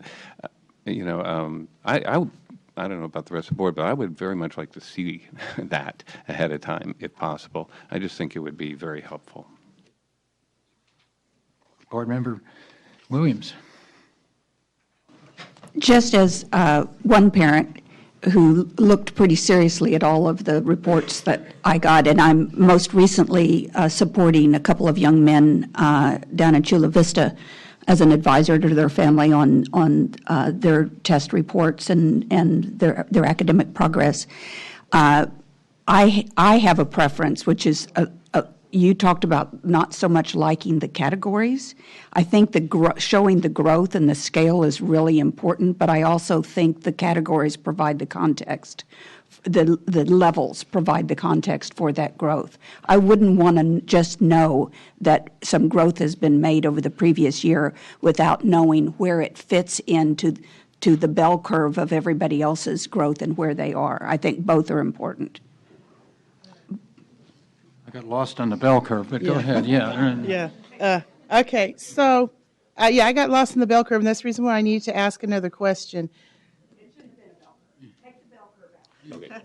Okay, then I'll very quickly rephrase my question. You reminded me of another point that we're still in the process, please tell me, of working on a growth model and figuring out at some point in time how we're going to take these scales and figure out how to tell parents. The most important reason a growth model will work for a lot of us in reporting is it will tell us what kids have to do to catch up, to keep up, or to move up. So in some way, talking about growth, especially year-to-year growth as we start in successive years adding to these reports, figuring out a way to talk about growth data and helping parents understand what growth is indicated in successive years on those reports would probably also be helpful. And so that does mean we have to figure out in the growth model that you do have an existing mandate to figure out how to implement, where is all of this conversation going to fit in, and what is the plan for implementing or bringing that kind of growth information in simple, clear English, a register of English that even my third graders could read and understand, that would help them to be able to know, here's what this means. If my child is not proficient, what does it mean for them to make gains to catch up? If they are proficient, what does it mean next year for you to know that they are keeping up? And if you want more from them, particularly as they move toward high school, what does it mean for them to make gains so that they can move up? I think that that's information that's really consumable and that parents over time would want to also see. Yes. All right. Any further on this? Not? Next Then go ahead and hand off then to Cindy Kazanis, who's the Director of the Educational Data Management Division. And this will be on technology. That's right. So I know that both President Kirsten and Superintendent Torlakson already announced the great news about the grants for the broadband infrastructure improvement project going out last week, or being announced rather. We were able to fund all except for one site with the funding and the service bids that were received. The one site that was not able to be funded due to cost was Bar O in Del Norte County. It's a boys' ranch juvenile court school for 20 students, and the bid for that came in at $9.9 million. So, so there's a process in place because we are part of using the E-rate procurement process where we can go out again. The more concerning issue is, I think, something that Member Rucker brought up last time, was those sites that did not receive any bids. We have 64 sites that did not receive bids. So that list is publicly posted to the K-12 High-Speed Network page. It was a link from the press release for anybody who's interested in seeing which sites those are. And I think truly that's why Governor Brown decided to include an additional $100 million. When you think of one site taking $10 million of a fund to connect students, it demands a need for a broader conversation about why are we what's the cost involved? Are there community efforts that we can engage in? So we've started those conversations. I think we'll have a good meeting beyond the education folks, bring the business community in the room to figure out those solutions. But the list of the 227 sites includes a broad spectrum of elementary, high school, unified school districts. There's a number of charter schools on there. LAUSD has a number of sites. And so the next piece of this is to provide the legislature a report about the grants, as well as a needs assessment survey that we've been conducting. The needs assessment survey actually concluded in January. We held it off for a couple of additional days to allow districts to complete the information. So we have about an 88% completion rate. We're really happy with the districts that were able to participate in it. There were, again, selected from a random stratified sample. So as we move forward for the next couple of weeks, getting this report finalized and getting it prepared for the legislature, for your March meeting, you'll be able to have access to that and get some detailed information about where these grants are headed. When it comes to technology, it's exciting for the assessments that we're not hearing what we heard last year. Folks are definitely more comfortable with using their devices. Their technology staff is engaged with their assessment leadership at the district level and the site level to make sure that students have, and the teachers or the test administrators have the appropriate professional development that they need to be comfortable in administering this test. And so I want to assure you that what I'm hearing are things that are different than last year. These grants are definitely providing a microscope on certain areas of the state that have an unmet need. The district I talked about before is Bogus Elementary. Bogus is one that did not receive a bid.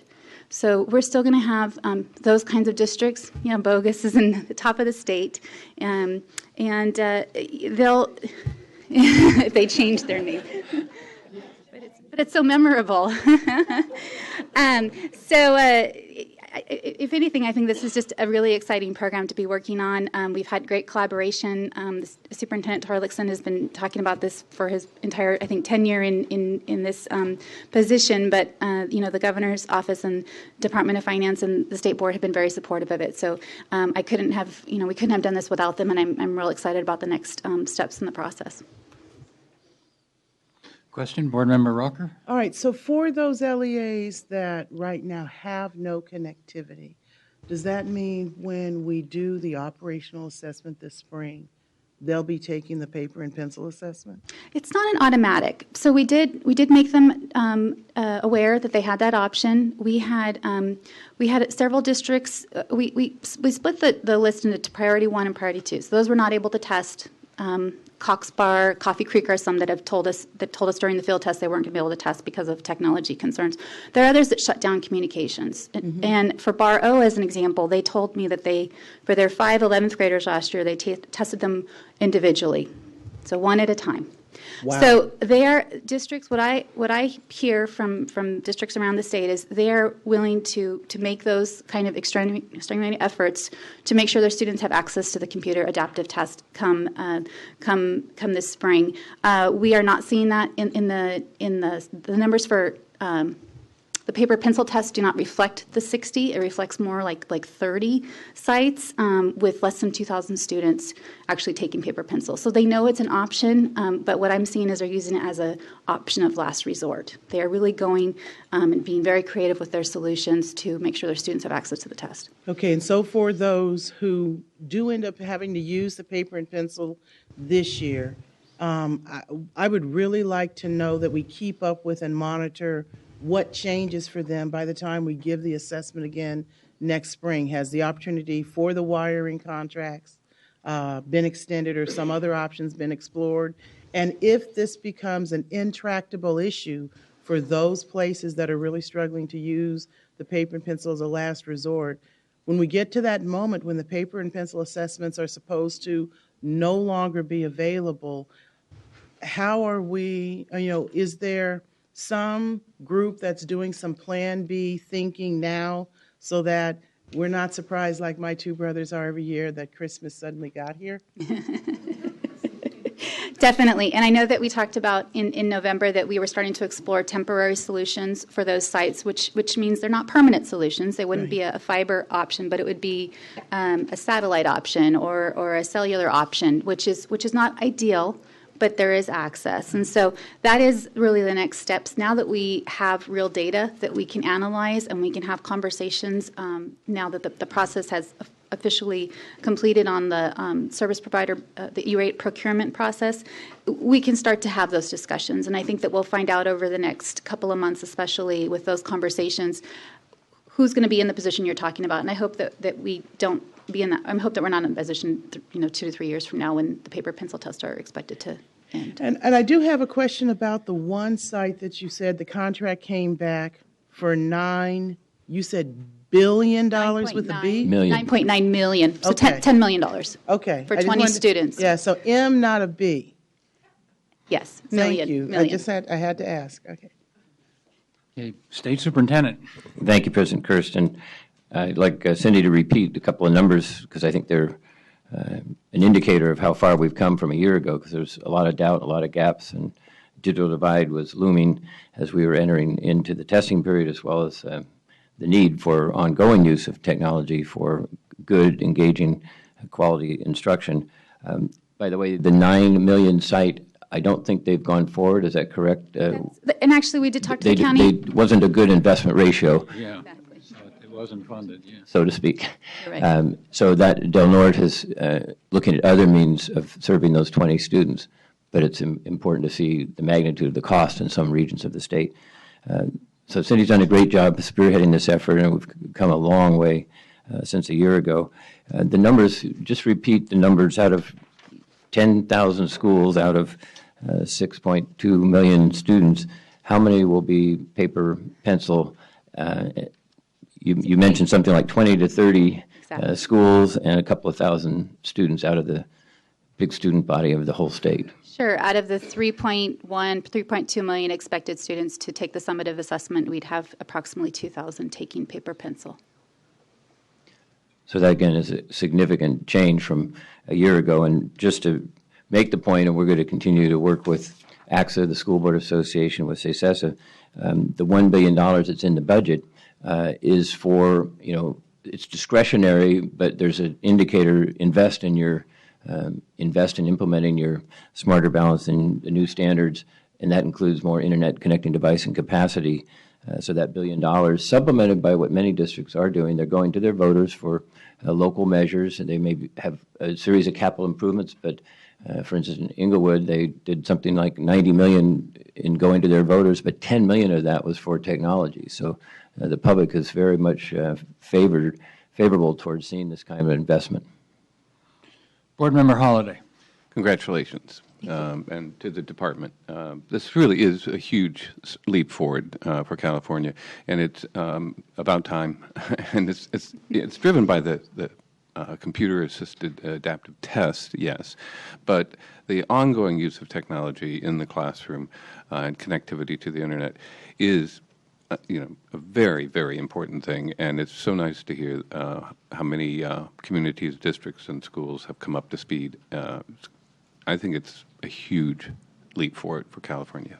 Thank you. Thank you. And just one point is that this is a partnership between the K-12 High-Speed Network, which is, again, operated by Imperial County Office of Education, and Scenic, which is a nonprofit that does, is in charge of the educational research system for California. And they have really served as our project managers in this. So districts that are one-school districts, would not necessarily have the technical expertise to do this and to actually do a build. We will continue to depend on that partnership, and the budget actually indicates that K-12 will be the lead on this, but we are taking good credit for their hard work, and again, it was a collaborative process, so it's exciting that this partnership has been a good investment and has paid off, and we're going to have some really great stories to tell you over the year about these communities and the change this is going to make in these communities, not just for assessments, but also obviously for instructional purposes as well.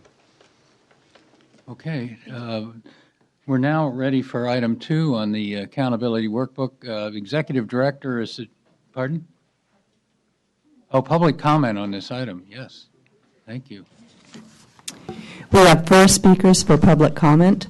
Sarah Baquez. Carrie Away, Doug McRae, and Deborah Brown. Please line up. Good morning. Sarah Bachas with the Association of California School Administrators. Thank you so much for the discussion on digital library. We're eager and ready to help work with the department as well as the board. We, after the discussion that took place in November, we surveyed and solicited input from our members, and things that came up were part of the discussion today that, yes, login is very difficult and challenging. That's something that our LEAs are experiencing. But also, I wanted to note that they're using national resources and trying to now figure out how to align to a system that just came on 3 months ago. So we're going to work on that. We're planning on sending out guidelines next week to inform folks that there is a process taking place to make sure that folks are logging on, that is something that has been noted by the department that has been an issue. But moving on, we wanted to address the turnaround of test scores. We do want to highlight that we are concerned of the lag between the computer-based testing being 4 weeks while the paper-based testing is going to be 8 weeks. We were just wondering if we could get clarification if that's just for the 2015 testing cycle, or is that an ongoing common practice? Because we want to ensure that all parents have the information readily available for all students. And lastly, we agree that there needs to be some sort of support and help in helping LEAs provide information to parents on what these new terminologies of testing, cut scores, and the difference between interim and summative assessments. And we look forward to working with you. Thank you.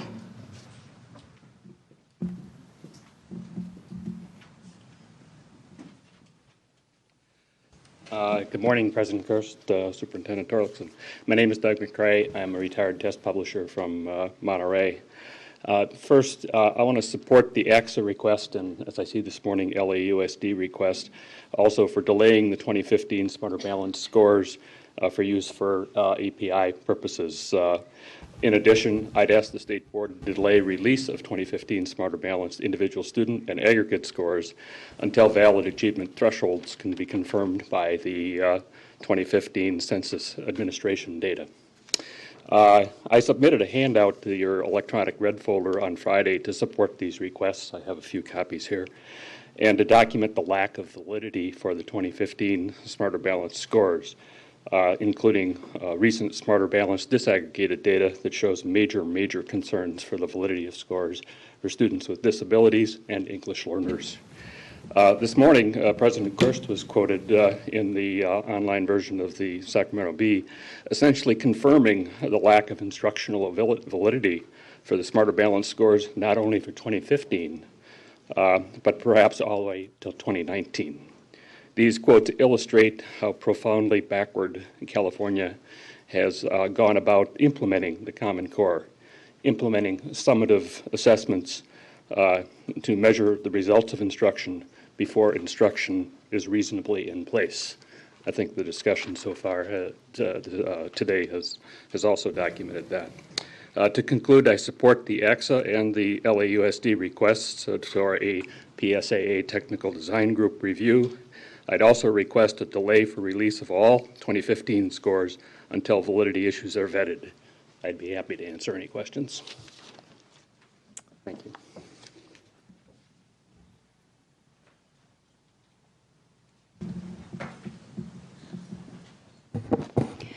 Good morning, President Kerr, Superintendent Torlakson, members of the board, Deborah Brown with Children Now. We actually were coming to speak about the importance of the information and how it's provided to parents on the release of the test score. So we really appreciate the dialogue that was happening here. So I'll really just be brief and really emphasize what was discussed about the need that we provide not only what the results are, but what they mean, and that we do provide that context. We think it's really important that parents have that information so that they understand how their children are doing on the tests, and that it's not just a number, to think that you'd get a scaled score of between 2,000 and 3,000, and as a parent you would know what that means. So we think it's really important that we look at how those reports are provided to parents, so that they are meaningful and they really do provide a good snapshot of how their students are doing and looking forward what that means for their students. So appreciate all of your comments and would support that effort, and happy to help in any way that we can. Thank you.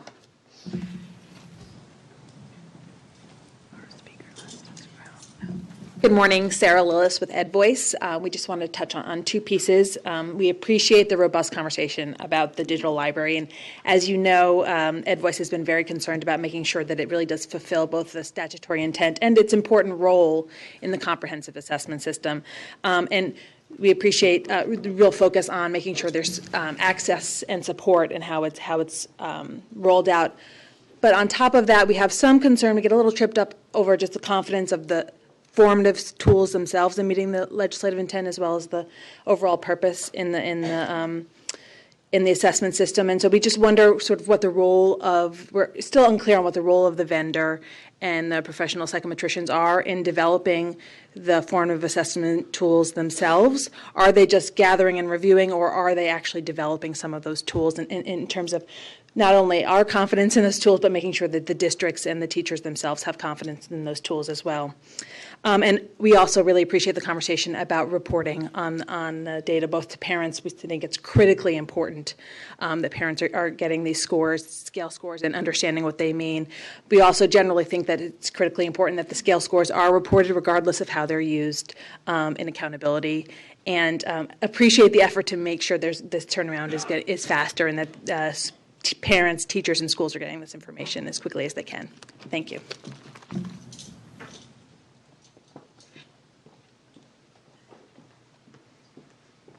Good morning, President Kirst, Superintendent Torlickson, members of the board. My name is Carrie Alwai. I'm from Rockland Unified School District. I'm a teacher on special assignment.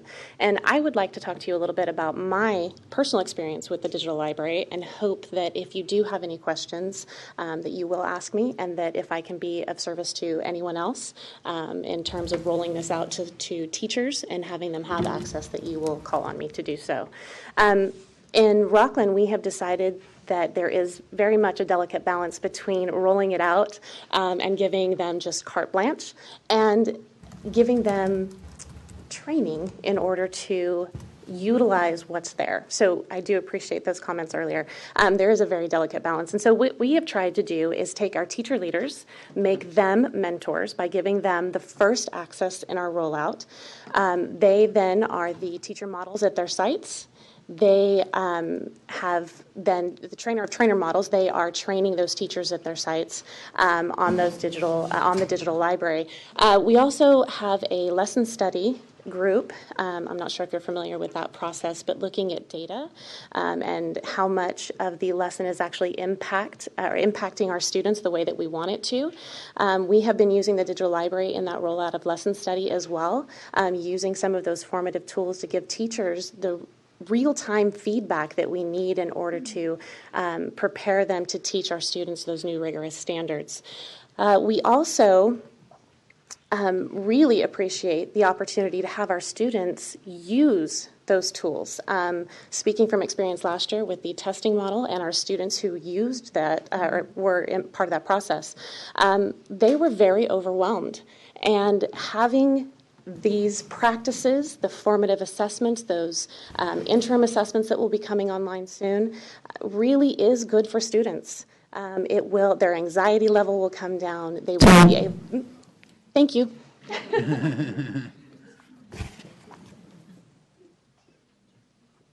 Good morning, Martha Zaragoza Diaz, and I'm here representing the California Association for Bilingual Education and Californians Together. Welcome back and Happy New Year. Congratulations, Dr. Kirst and Dr. Strauss. I just want to thank everyone for the information provided with regards to what's been happening on the assessments. I just want to reiterate the importance of making sure that parents understand what they're looking at with regards to scores and levels and what they mean. This is particularly significant for parents who don't speak English. And for our students who are English learners, I would really request that parents and parent organizations be given an opportunity to review whatever information will be forwarded to the superintendents and or to parents and to the public with regards to this. Thank you. Our organizations stand ready to assist the department and the state board on this. Thank you. Okay, before we move to item 2, I'm going to call on Board Member Shimazaki. This was just a last request directed at Director Hernandez, just to reiterate Member Holliday's request for a sample of the parent informational for the student reporting, maybe sometime at a spring meeting with a future item update. But we appreciate your report today. I think it provides a lot of insight on what the department's working on and the importance of making this as coherent as possible for all stakeholders. So thank you. Okay, the executive director pointed out to me we're running a little behind, so I think we'll have a rolling break, just people leave when they need to, and because we have a one-day meeting today. Chief Deputy. Mr. President, if I could just impose on you for 1 minute, Diane. Thank you. Come back up here, please. I just wanted to let you know that it is with significant regret that I need to tell you that Diane Hernandez, who's ably led this division, is going to be retiring, and this will be her last meeting with you. Diane, you may not know this, but for 15 years you were a math and science teacher, and she's been with us at the department since 2001. She has led this unit at a time when we have placed an enormous workload on her. We are in the middle of so many transitions at all at once, and she has done this with grace and equanimity, and I personally will miss her terribly as she moves forward on this. So, but I wanted to let you know that and to thank Diane for all the work she's done for us.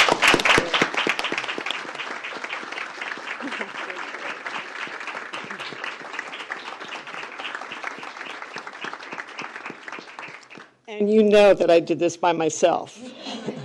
This has been a huge collaboration. Several years ago, Deb Sigmund actually introduced our division to Smarter Balance by engaging us in a number of work groups and activities, and it has grown exponentially over the past several years. And it certainly wouldn't we wouldn't have been able to do what we have done without the help of Cindy Kazanis in educational data management, TSD, Rodney Akamoto, Michelle Center, research fellows, the folks in the branch. God, I feel like I'm doing it. Thank you. Academy Awards, thank you. But it certainly has been a collaborative effort. And for me, I have to personally thank the managers within the assessment division, Dr. Eric Zilbert, who is our lead psychometrician, Dr. Linda Hooper, who has been the CASP administrator and a Smarter Balance extraordinaire, Dr. Lily Hooper, or Dr. Lily Roberts, who's overseeing the transition of LPAC, Michael Wimberly, who has been our fiscal support person that's overseeing the 5 RFPs that we're working on right now, and certainly John Bovin, who's overseeing the high school and physical fitness assessment. So thank you on behalf of all of those folks. We appreciate it.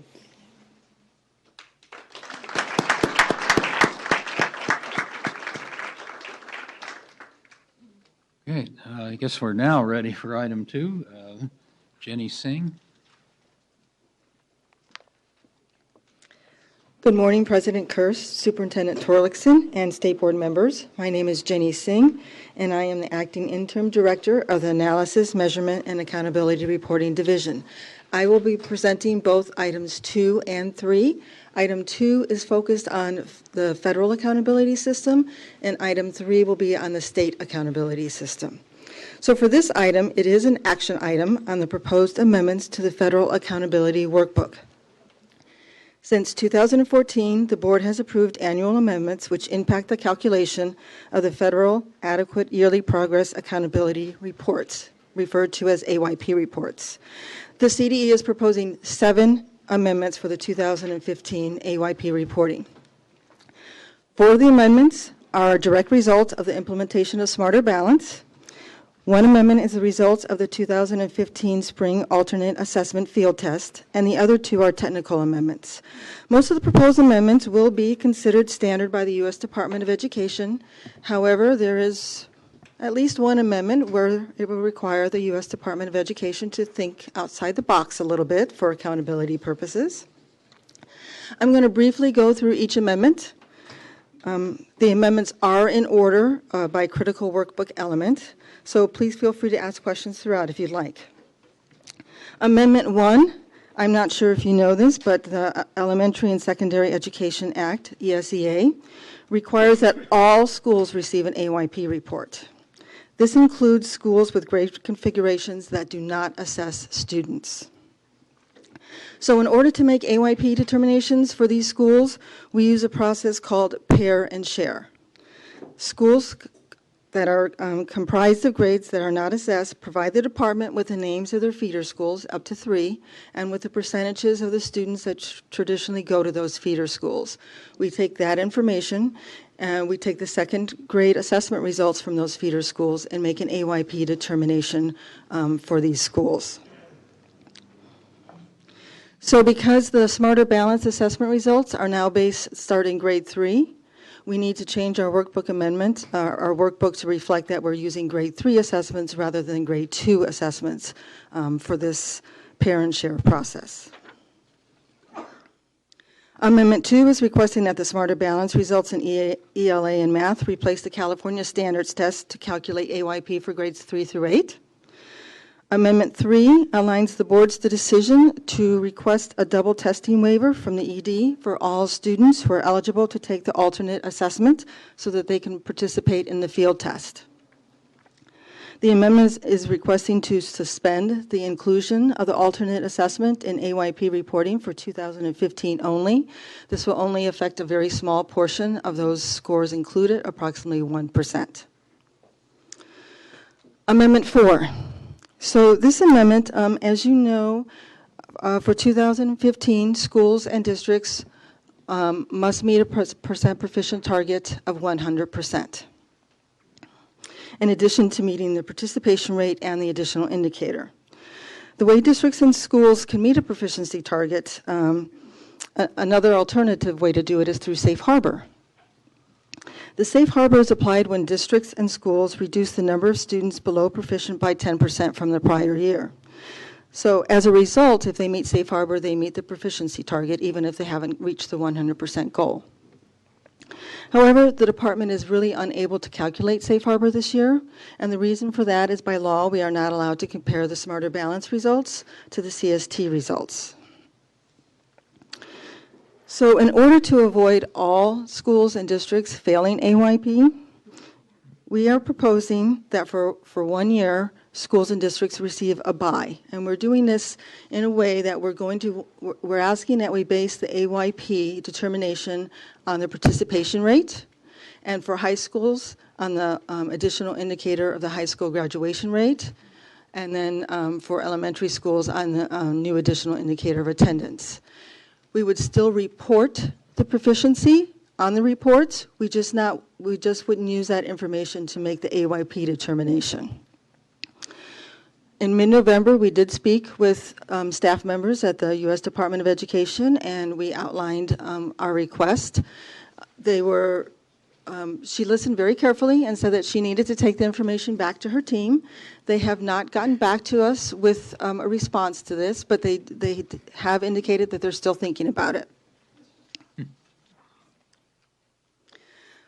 Amendment 5 would align the accountability definition of socioeconomically disadvantaged with the definition that is used in other reports that are currently put on DataQuest.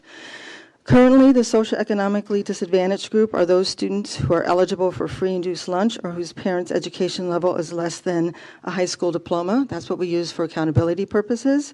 However, districts are not required to submit a free and reduced lunch record for students who are foster youth, migrant, or homeless because they automatically qualify. So therefore, there are some students, specifically the migrant, foster, and homeless, that are not included in the SED group for accountability. So we would like to change this definition so we can align it with other reports that we put on the web, and in order to make sure we capture the students for accountability purposes. Amendment 6 is currently grade 10 CASE results are used to make AYP determinations for high schools. So a little bit of historical background here. The grade 10 CASE assessment results were chosen long ago because students in grade 10 took the same ELA and the same math test. But now we've got Smarter Balance. Smarter Balance, all students in grade 11 will take the same ELA and the same math test. The Smarter Balance are aligned to the state standards, and so we would like to move forward with using the Smarter Balance results for AYP purposes. And then the last amendment is number 7, is requesting to replace the API as the additional indicator for K-8 schools. So ESEA requires that we have additional indicators for AYP. As I mentioned earlier, that additional indicator for high schools is the graduation rate, and for elementary schools and middle schools, it's the API. Since we're not producing a 2015 growth API, we will need to come up with an additional indicator, so we're proposing to use attendance rates. Several districts have had this attendance rate alternative method approved by the U.S. Department of Education. And with that, I'm happy to take any questions you may have. Are there any board member questions?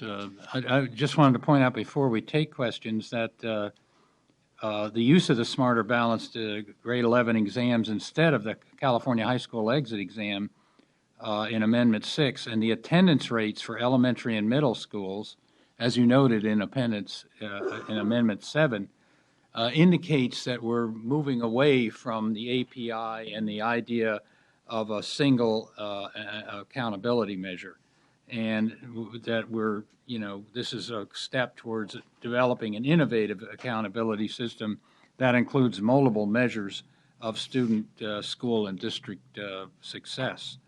So, Board Member Strauss, maybe you want to. So I think we're in the right direction. We do annually submit amendments to the U.S. Department of Ed, and hopefully you'll get a response in a timely manner to this proposal.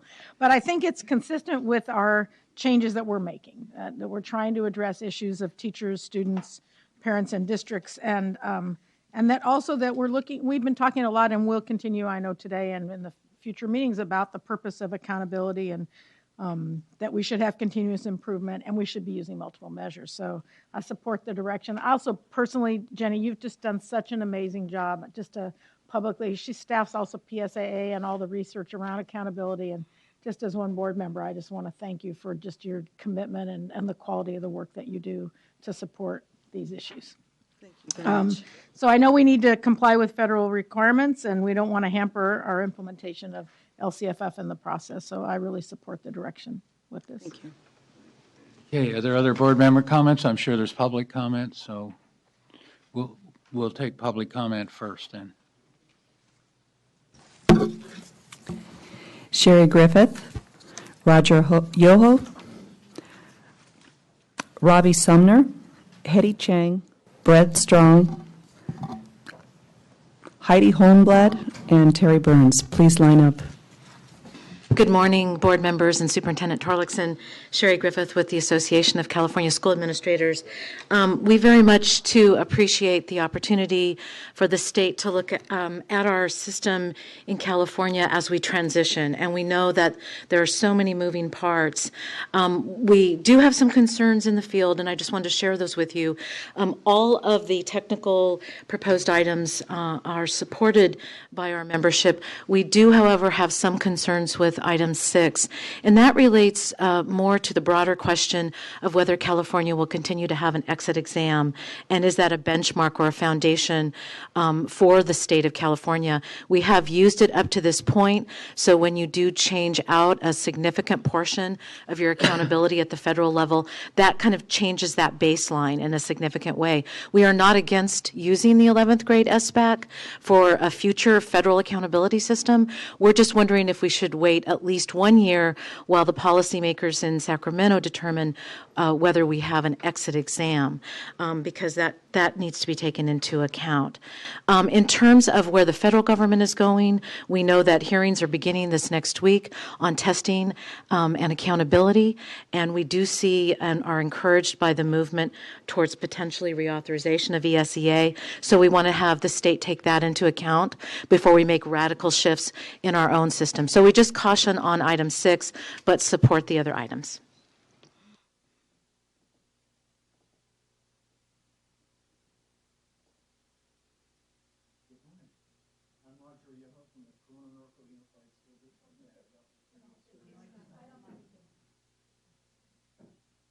Can you hear me?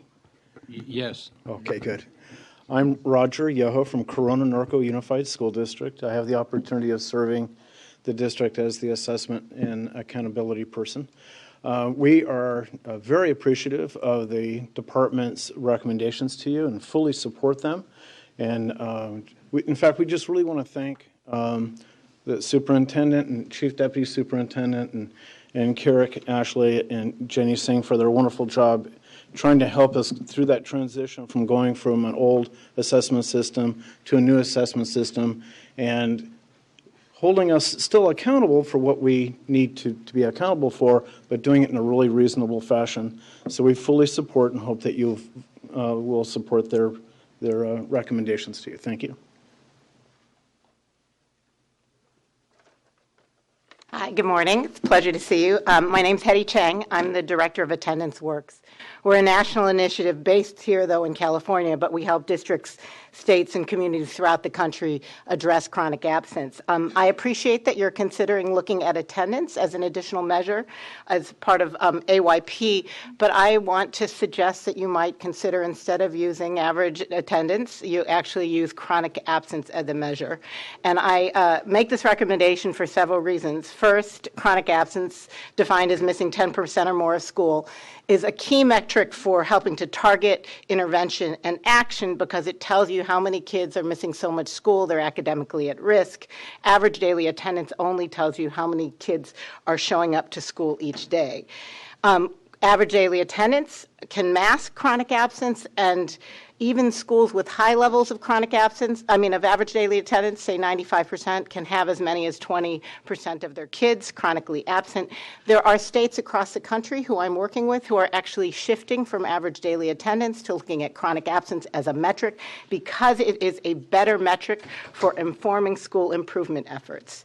And we also know that school districts in California are already required, as part of the local control accountability plans in LCFF, to calculate and monitor chronic absence, so this would not be a new requirement. Chronic absence is also the metric that was adopted as part of the districts who are participating in the core waiver process from NCLB to use that as a measure, as one of the metrics that are non-academic metrics for measuring school improvement. As Superintendent Torlakson mentioned earlier, the state has already begun investing in this issue and helping to really increase capacity to address it. So I hope you'll consider this recommendation. Thank you. Yeah, I just wanted to make a comment. Good to see you again after all these years. That this is for federal compliance, and we need to be careful what we promise the feds. We will have a much deeper discussion of attendance when we look at accountability, and that's really part of, in some ways, of the next item. Thank you. Thank you. Good morning. Brad Strong with Children Now. President Kirst, Superintendent Torlakson, members of the board. I actually have two items here, both the Fourth Amendment. Just want to make sure that as we totally understand the need to suspend the AMOs, and was pleased in the last item where the conversation was that parents and students and LEAs were going to receive the scores, and want to also make sure that the communities also get that information. And there's a good public information campaign to make sure that everybody really understands the shift and the change and what those things mean, and we're committed to that organizationally as well. On Amendment number 7, Children Now in particular wants to pay attention to that, the changes, the revisions to the API or to the AYP. With respect to attendance rates, we think that chronic absence is really the priority. I can show you, I'm looking at a report here that talks about chronic absenteeism, a problem hidden in plain sight.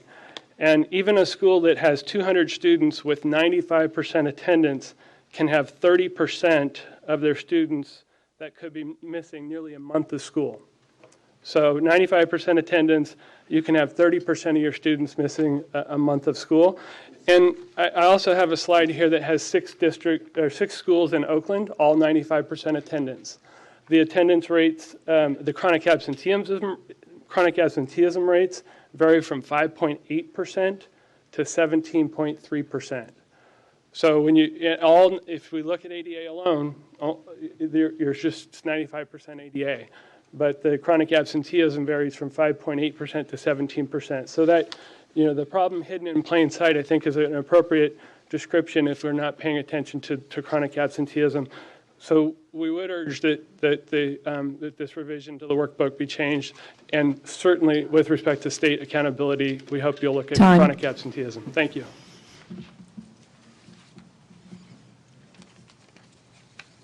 Good morning. My name is Robbie Sumner, and I'm a Deputy Attorney General working under Attorney General Kamala Harris. I just wanted to echo the statements made by my colleagues in regards to the portion of the workbook that would include attendance rates calculated through average daily attendance. As I think we all know, the Attorney General has been trying to highlight the issue of truancy and chronic absence through her role as the state's chief law officer.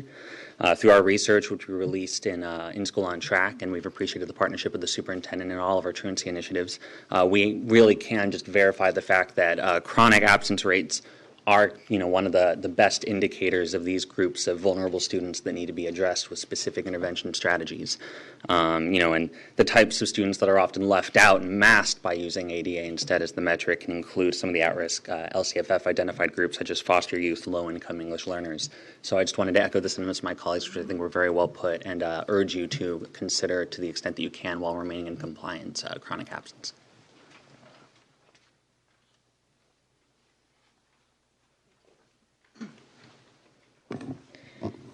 Hello. Can everyone hear me? Okay. My name is Heidi Holmblatt. I'm the Executive Director of the California Association of School Psychologists. We are one of the members of the Pupil Services Coalition, which is made up of school psychologists, counselors, social workers, welfare and attendance specialists, nurses, and other pupil services providers in the schools. We would like to endorse the last three speakers in their remarks regarding chronic absenteeism versus ADA. And if you have any questions, please give us a call at CAS. Thanks so much. Good morning. Terry Burns on behalf of the California School Boards Association. And we would support the amendments to the workbook, in particular the waiver of double testing and the recommendations to suspend the AMO targets this year. That it just makes no sense. We want to be clear on Amendment 5. I know that's intended to address leaving students out. We want to be sure it's well communicated that this isn't double counting those students either, so that we do come up with an appropriate number. For Amendment 7, we think attendance is an appropriate alternate number for elementary and middle schools. Likewise, we think that chronic absence would be a more informative number to be used.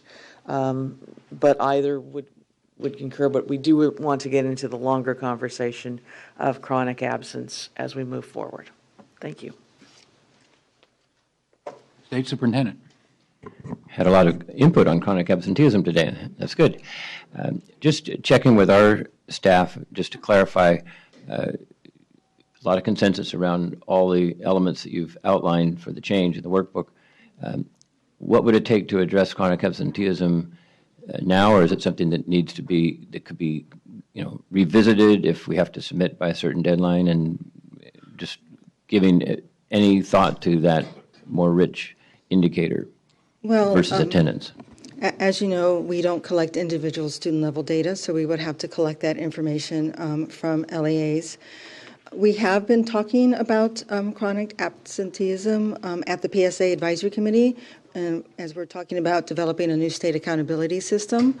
So that is a topic that we've discussed before, and we will continue to discuss it as we move forward to developing a new accountability system. So keep in mind that, for elementary schools, there are, I think, 48 ways to fail AYP. So because we have the attendance data, we thought that that would be the best way to go for now. But we certainly could, if the board directed us to rethink this, we certainly could do that. Yeah. Board Member Williams. Well, I was impressed by the testimony on chronic absenteeism, and when I was at EdSource, we had done some research on that as well, and I know that it's a pretty powerful indicator and more important as in terms of accountability and school performance than ADA. But I'm also hearing some need to move now with regard to the federal request. And I just want to make sure, because I know this board is really good about thinking about how all the pieces fit together and trying to avoid too much overlap or unnecessary, unintentional overlap. So I want to be a little bit careful that we submit for ADA for the federal request, and then make the decision in 6 months, 12 months that we want to do chronic absenteeism in the California accountability plan. That's the first and biggest point I want to make. And then the second is when Sherry talked about the other things that are going on now with, I know we've been waiting for ESEA to be redone. You know, I don't know if anybody's ever going to want to move ahead with, hoping that that's going to happen. But I do want us to be careful that we're taking into, as we're making decisions, we're taking into account what other things are happening in the education policy world, that whether it's legislature or the federal government, that could affect our need to have to go back and remake some of our decisions if we didn't intend for that. If we're going in with full awareness and we're prepared to do that, that's one thing. I just want to make sure that that's what we're doing. Well, this is all about the, which schools get into AYP. This board has not really focused on AYP as a crucial measure of accountability. And, so to me, this is not the place to make, big policy changes, particularly with suspect databases. So if you're talking about real accountability that we favor, then that's an entirely different discussion. But so I hear you on that. This is a negotiation with the feds over, the 48th tripwire to get into AYP, and I don't think that's the kind of structure we want to. It's not, but I just want to make sure that if we go ahead and go with that with the feds, and then we choose for our own accountability structure a year from now to go with chronic absenteeism, in case we did, that we're okay with having two separate systems. Maybe you want to comment on that. So, of course, we could change the accountability workbook annually. We're hoping that soon that we'll have a different type of accountability system for the U.S. from the U.S. Department of Education. But of course, for our state accountability system, I think that that a big focus now is to look at how we're going to redo our state accountability system, because we think that is more accurately reflective of how well schools are doing. When you have an accountability system where you have 100% of the students needing to be proficient, everyone fails, it really doesn't tell you anything about schools. Yeah. Right. Yeah, and we can do it annually, is what she's saying. So and we if we can go this year, have then, two separate systems. Yeah. Right? We've always had that, and we've had that for a reason. We've had the federal accountability system because we're required to have it in order to get our Title I funding, but we kept our state accountability system because it was more reflective, we thought, of growth schools were making over time. Is that you feel like we could go ahead and move forward now with the federal request so that we get the relief on the AYP situation, but that there is an interest on at least my part and I hope other board members' parts in considering the testimony we've heard about chronic absenteeism as a possible indicator on our own accountability system in the future, recognizing that there's a data problem that you raised. Yeah, that's a good summary. More board member comment. Board member Burke. Well, first, with respect to chronic absenteeism, it is on the LCAP. That's part of one of the 8 state priorities. So I think as we're sort of jumping ahead to item 3. So let's come back to that when we get to item 3. But I actually want to raise the question about the high school exit exam. Because I'm conflicted about this, Jenny. I don't know that we necessarily want to go forward with the high school exit exam, but I think that is a state and probably a legislative conversation because that's where it was established. Mm-hmm. So I worry a little bit about establishing state policy in a federal accountability workbook amendment. Mm-hmm. And if I were across the street, I might be raising more concerns about that, depending on what my position is. So I think kind of apropos of the chronic absenteeism, we're not going to address it in here. I don't think we want to take a big leap and say we're going to completely change what our high school accountability metric is at this point. Again, also given all the conversation we've had about smarter balance, I have all the confidence in the world that that's going to prove to be a good measure and all of that, but we're a long way from knowing that. So I don't think I could support the change to move from the high school exit exam to the grade 11 SBAC at this time. Right. We did have a lot of conversation about whether to propose this amendment, but in the end, we decided that, there was a great push from the legislature, the superintendent, the board to move forward with Smarter Balance, and we felt that this stayed in line with that, and that's the reason why we decided to. Yeah, I mean, I agree with you that there's push about Smarter Balance, but purposely, I think we all decided through the SPI, I won't put words in Tom's mouth, and through the board, not to make a decision about the high school exit exam when we redid our testing system. So it's kind of sitting out there, right? Mm-hmm. And we don't have guidance about it. So I'm not comfortable with going, well, let's just try to do it through this back door, through an accountability amendment. Yeah, the high school exit exam was to be part of the 216 comprehensive assessment plan under the legislative bill. And so I just want to put that. Board Member Rucker. I also agree with Board Member Burr on the issue concerning the exit exam, but I also, again, we have to remember these are annual proposed changes to the workbook. So moving forward with each of the proposed ideas you have has a temporary date certain time that those proposals will be reconsidered. And so looking at and making, again, several policy proposals that have been enumerated by stakeholders, including the exit exam, as well as the issue about the chronic absenteeism, that's something for a different conversation and at a different level, and something that has to be monitored as we continue through this transition. We still need to be thoughtful and not jump the shark. I'm choosing to use that instead of a more violent metaphor. And not jump the shark to add some information that we can't really say we know how to quantify, we know how to gather in a valid and appropriate way, and that can be reviewed in a valid and appropriate way. So at this time, because chronic absenteeism is in the LCAP, we need to rely more on how districts are going to review that information, how they are going to analyze that information, how they're going to report that information in ways that become understandable as that information then rolls up through the monitoring and review process. And we need to also give the collaborative an opportunity to come on board and figure out how we're going to look at that data and collect that information. Making these kind of incremental and seemingly small changes in the LCAP has a magnitude, in the AYP, has a magnitude of impact, as you enumerated. There's only one way to meet AYP and be successful, but 48 ways to fail. It's not a good idea to include a metric like this if we're not clear on what it is, the growth or gain we want them to make for improvement to meet AYP, and that's not defined.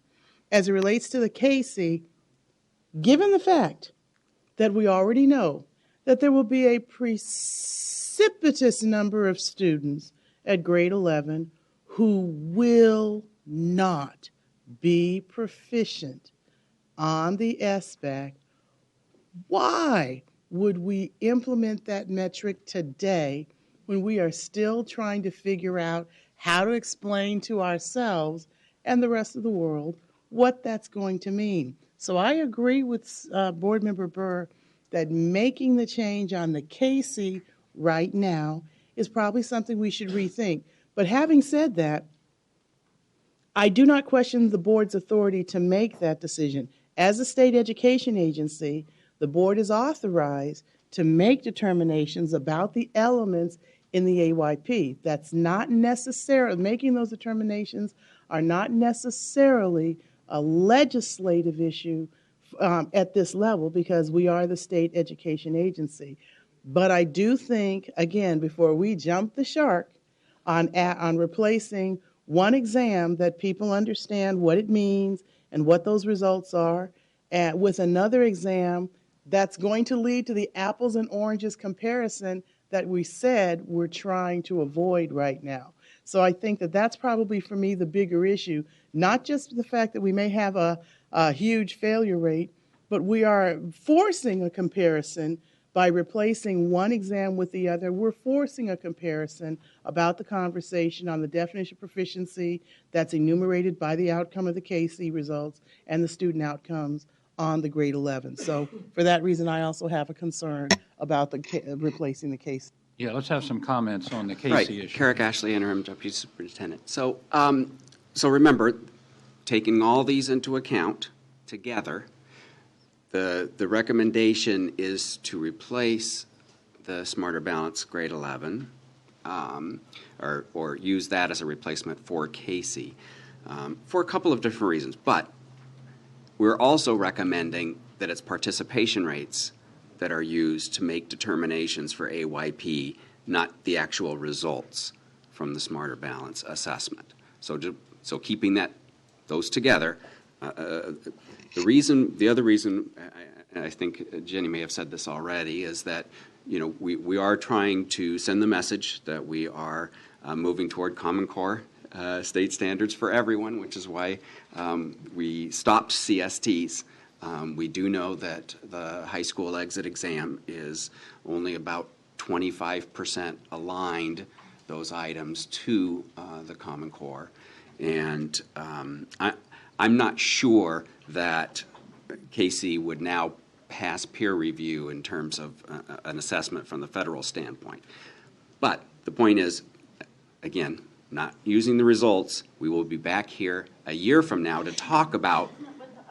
That's not what the item says, though. The item says, because I would change my mind if it just was participation rates, but the item says proposing to use these results, meaning the Smarter Balance, results for the reporting of AYP rather than continuing to use the grade 10 Casey results.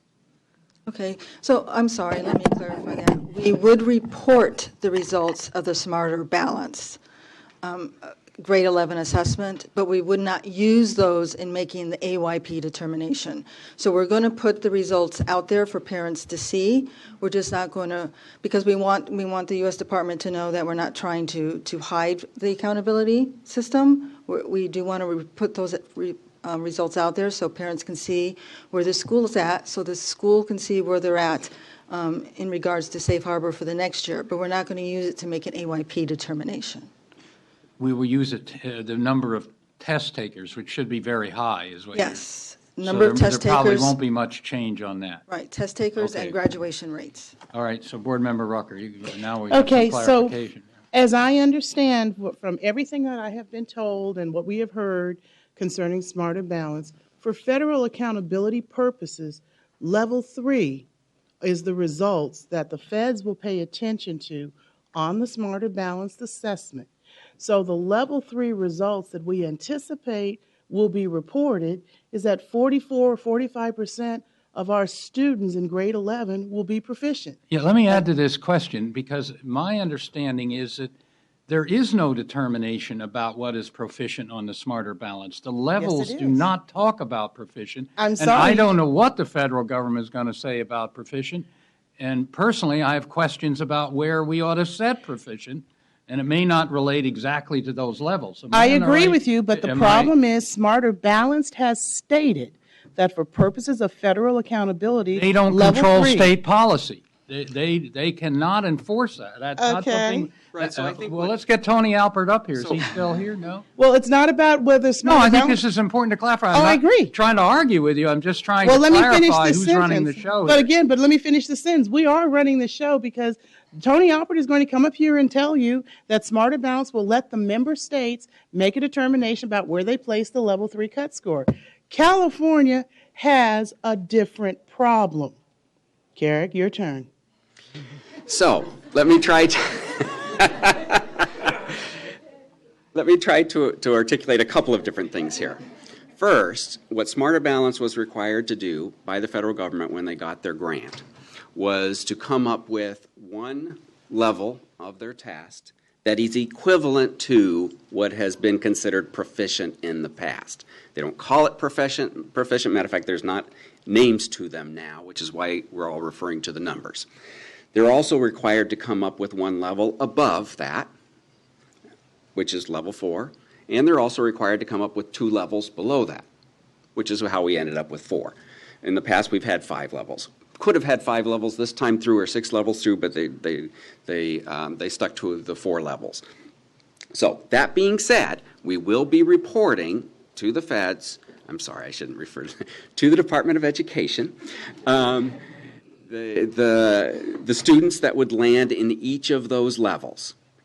What this item is talking about, and then I'll get to your last point, which is we will be reporting where groups of students land in each of those categories. But again, the AYP determination: did you meet a target? Did you not meet a target? This proposal would be based on the participation in that Smarter Balanced exam, not the actual results. Though we'd be reporting the results to schools, to parents, and to the U.S. Department of Education, it would just not be the AYP determination of yes or no, whether you made targets or not.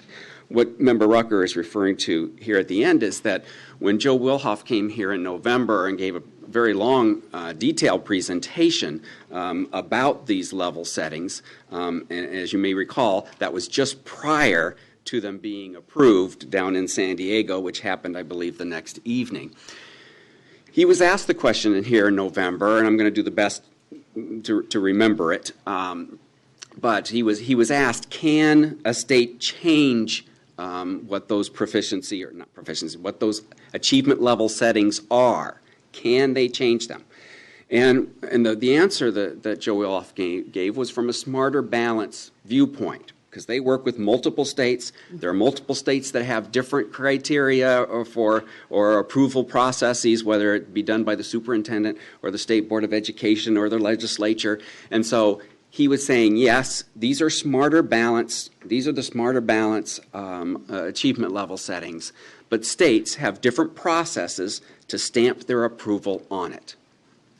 So he was saying, so yes, I guess a state could do that. They would no longer be Smarter Balanced achievement levels, right? They would be achievement levels for their state. And I'm not sure exactly how they would come up with those. They might have to redo the process because, as you know, the achievement levels were based on the consortium data, not just the data from their state. So I don't know if that would require a new process to do that or not, if a state wanted to do that. But in California, under AB 484, we've got Ed Code that specifies in that section of Education Code the responsibilities of the state board vis-a-vis our state assessment systems. Among all of those activities is the ability to approve achievement levels. Right? So it's done for all of our assessments that way. 484 made an exception to that. There was a line added to 484 that says, with the exception of the consortium assessments, the state board is responsible for achieving blah, blah, blah, blah, blah. So the state board has the authority to set achievement levels for all of the assessments. ELD assessment, which you'll be doing once we have a contract for that. For Next Generation Smarter Standards, you'll be going through that process to do that. But in terms of Smarter Balance, there is an absence of authority, and the Ed Code does not specify an entity or a process to actually say, these are approved. So absent that language, we've been operating, maybe it's an assumption, we've been operating under the assumption that with the MOU that we created with Smarter Balance, that we would fully participate in this consortium, and thereby we would follow along with what the consortium has now considered final. That was very enlightening, but it didn't seem to me to say whether we have any whether the definition of proficient is within the scope of this board, and whether we could set that at a different level theoretically than any of the levels. No. What's your answer to that? I think you're correct. It didn't answer that, because absent Education Code language that provides the authority, I don't know under what authority the legislature had in mind to give that to. Board Member Rucker. Okay, it's Ed Code Section 60648, and it has 4 teeny little words that begins exclusive of the consortium assessments. So it specifically removed the authority of the state education agency to do the standard setting on the consortium assessments. But in creating that blank, it did not say who would. And so then you have to go back and read the MOU.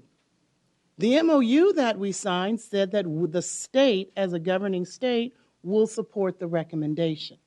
So we do have to have this conversation and figure out what that means. And we do have to figure out where this authority now is in the state. And we then have to figure out where is the intersection between the explicit and plain language of the MOU and the information that has been offered to us both by Tony and by Joe. So, but I'm real clear that the language in Ed Code section 60648 says that exclusive of the consortium assessments, that standard setting decision is not, because of those 4 words, that standard setting decision is not ours. Still, Board Member Halima, maybe you can enlighten us. I don't know. Well, I'm not sure. I think I'm more confused now. I guess I'm trying to clarify, simplify. If I hear Board Member Rucker correctly, we do not, the State Board does not make that determination, but the consortium does?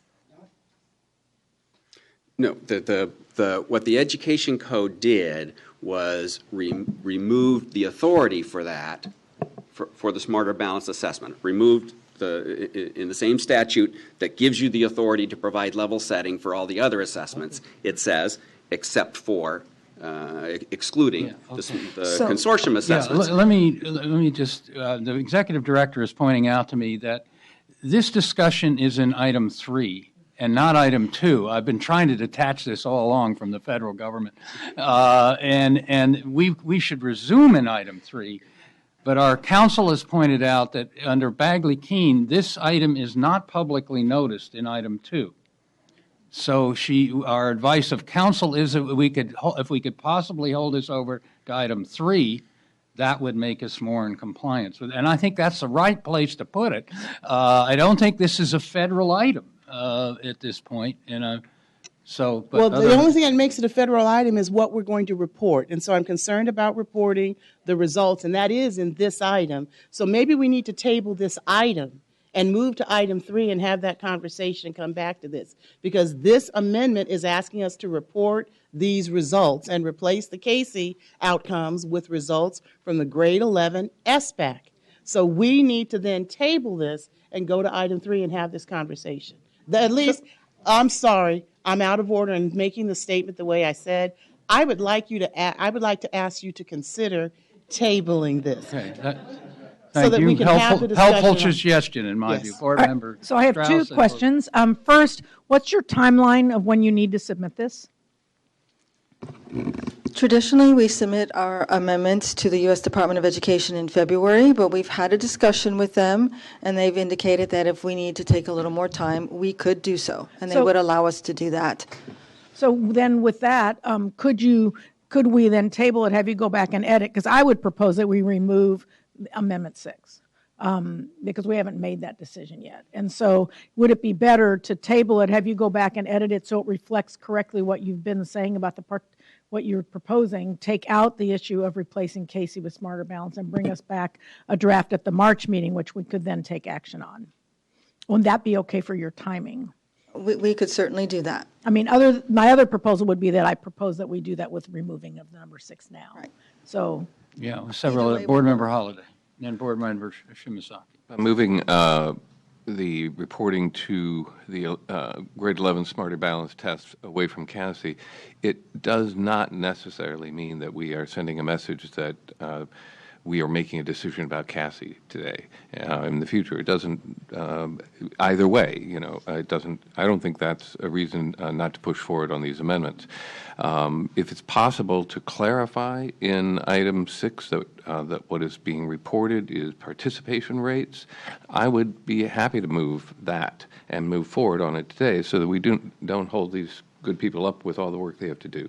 So if there's a way that we can amend Amendment 6 so that it indicates clearly what Karika said about the report is participation rates, I think it makes all the sense in the world to have the participation rates for the 11th grade Smarter Balance, and I would so move that if we can write that. Board Member Shimazaki. And can you also clarify on Amendment 2 for replacing the STAR program assessments with smarter balance assessments for grades 3 through 8? Is that also referring to participation rates, or is that referring to results? Because the language of that amendment also says English language arts and mathematics from which proficiency results will be used for AYP determinations. Right. So I can understand where there's some confusion here. I'm so used to looking at everything disconnected in the accountability workbook. But yes, we would do the same thing as we said with the KC. We would use the smarter balanced results in grades 3 through 8. We would report all the results, participation, percent proficient. We would report all that for accountability purposes, but we would only use the participation to determine if they met AYP or not, along with the attendance data.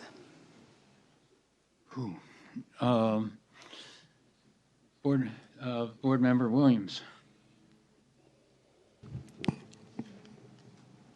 I agree that if it were more clear, whenever you talk about reporting results and then you talk about what is going to be measured or used for AYP, they keep getting conflated in the way that you describe them.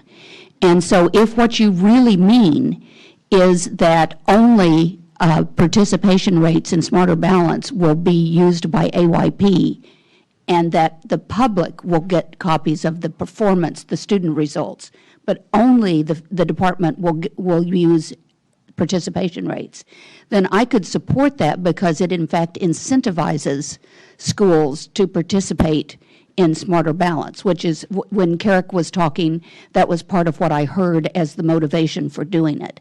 But it should be very easy to separate those and rewrite them so that it's absolutely clear.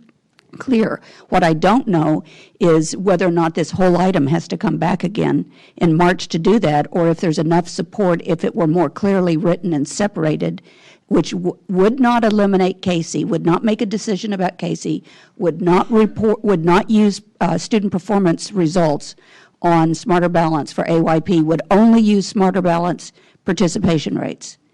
If that's the case, and it could be written to be that clear and there was enough support, then I'd rather we got done with it today. Okay, we need more discussion. I'd like to have your motion in a second, then we could debate the motion, because I want to discuss the motion. Some others would. I guess I have two ways to go. One is we table this and get it edited so it's clear so what we're taking our action on, or I would propose we approve it without number 6. So, I mean, I gather that there's not enough, there is some lack of support if 6 stays in it the way it's written right now. So I understand from Member Holliday and Member Williams that we don't want to come back again, but I think it's really important how this reads and the message it sends to the field as we make the transition. Deputy Superintendent Staggered, did you have a comment? Well, clearly, we didn't do this as precisely as it would make. I think it's very clear that we intend, as some of you have asked, to be seeking approval. Let me back this up a step. We need to understand, I think, the distinction between the process and what we report. The state determines AYP for schools and districts. What we get approval for the feds is the methodology by which we do that. So you are making the determinations about AYP. Okay, and what we are seeking in the workbook is to say to the federal government, look, because we're in the middle of this transition, we need to have a little modification, a little elbow room in how we're going to do this in this kind of transition phase, because there's no good way to measure progress from last year to progress in this year, because we're using 2 different sticks to measure with, right? So what we are suggesting to them is this time around, we're going to use participation rates. And if we didn't make that clear enough to everybody, that's the yardstick we want to use for when you make the determinations about AYP. And I think if we need a little clarity, we might be able to do that with a word or two in the motion and move us along. I don't think there's any real difference about what we intend on doing here. But we certainly will give them the data, like we will be giving parents the data. What we won't be able to do is use that in a calculation of an AYP as we move forward. And those are different sets of things. So we get a little confusion about, if we're giving them the data, are they going to count it? And the answer is you make those determinations about how we use the data. That won't change. We do need their approval for that because it's a federal program. So they have to say we're okay with the methodology or not. And Commissioner Williams, you were talking about, we have a much longer conversation about the kinds of things we want to be measuring in California. And that's going to run along, I think, independent of the federal government. We're going to have a lot of really interesting conversations with them over the next couple of years about the differences between the way we want to approach accountability and the way they would like to appoint accountability. That's going to be a long, ongoing conversation. Okay, I think maybe if we could try having you amend this and bring it back later this afternoon. That we can do. Okay, and I would like some consideration as you revise that of this proficiency issue. I know it's not going to count, but you're going to report proficiency. Mm-hmm. And I have not heard anything on how you're going to do that. What do you define as proficient? Why do you define it as proficient? And so when you bring it back, you need to address that. Right. If it's helpful to know, don't know if it is or not, but when Chief Deputy Seiger talks about reporting the data, there's about a stack this high of the data that we report to the U.S. Department of Education. This is just another piece. It's just another piece of the requirement to do that. Or a lot of it is not assessment data. It's assessment data and it's other data. But we report a lot of data to the U.S. Department of Education as a means to receiving the funding. And so, yes, we would be reporting students in each of the 4 levels regardless of what they would be called. That is a requirement of the reporting. Well, you said 4 levels, but is proficiency a requirement of the reporting? I don't know that there's. I don't know. And you need to clarify whether you report. If you report 4 levels, it's one issue. If you report proficiency, it's another issue. Right, so correct. I want to see. I can't tell from. Right. So we need to bring this back and clarify all this. We need to report 4 levels of data to them. All right. So we'll bring this back, and thank you. We'll do our best to make the amendments that you requested. Okay. So this will come back to us. So do we need a motion to table this, or do we just simply move on? We can just move on? Okay. We need a motion to table? No, just move on.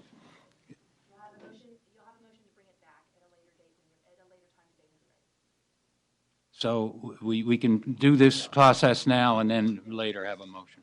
Thank you. Okay, now we are on to item 3. Okay. We're freed from the federal discussion. So item 3. Jenny will present this one as well. So item 3 is an information and action item.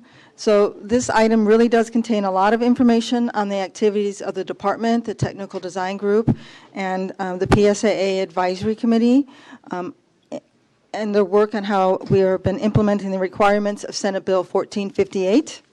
It also requests the board to take actions that will assist in moving forward in the development of a new accountability system, taking into account legislation that was passed after SB 1458.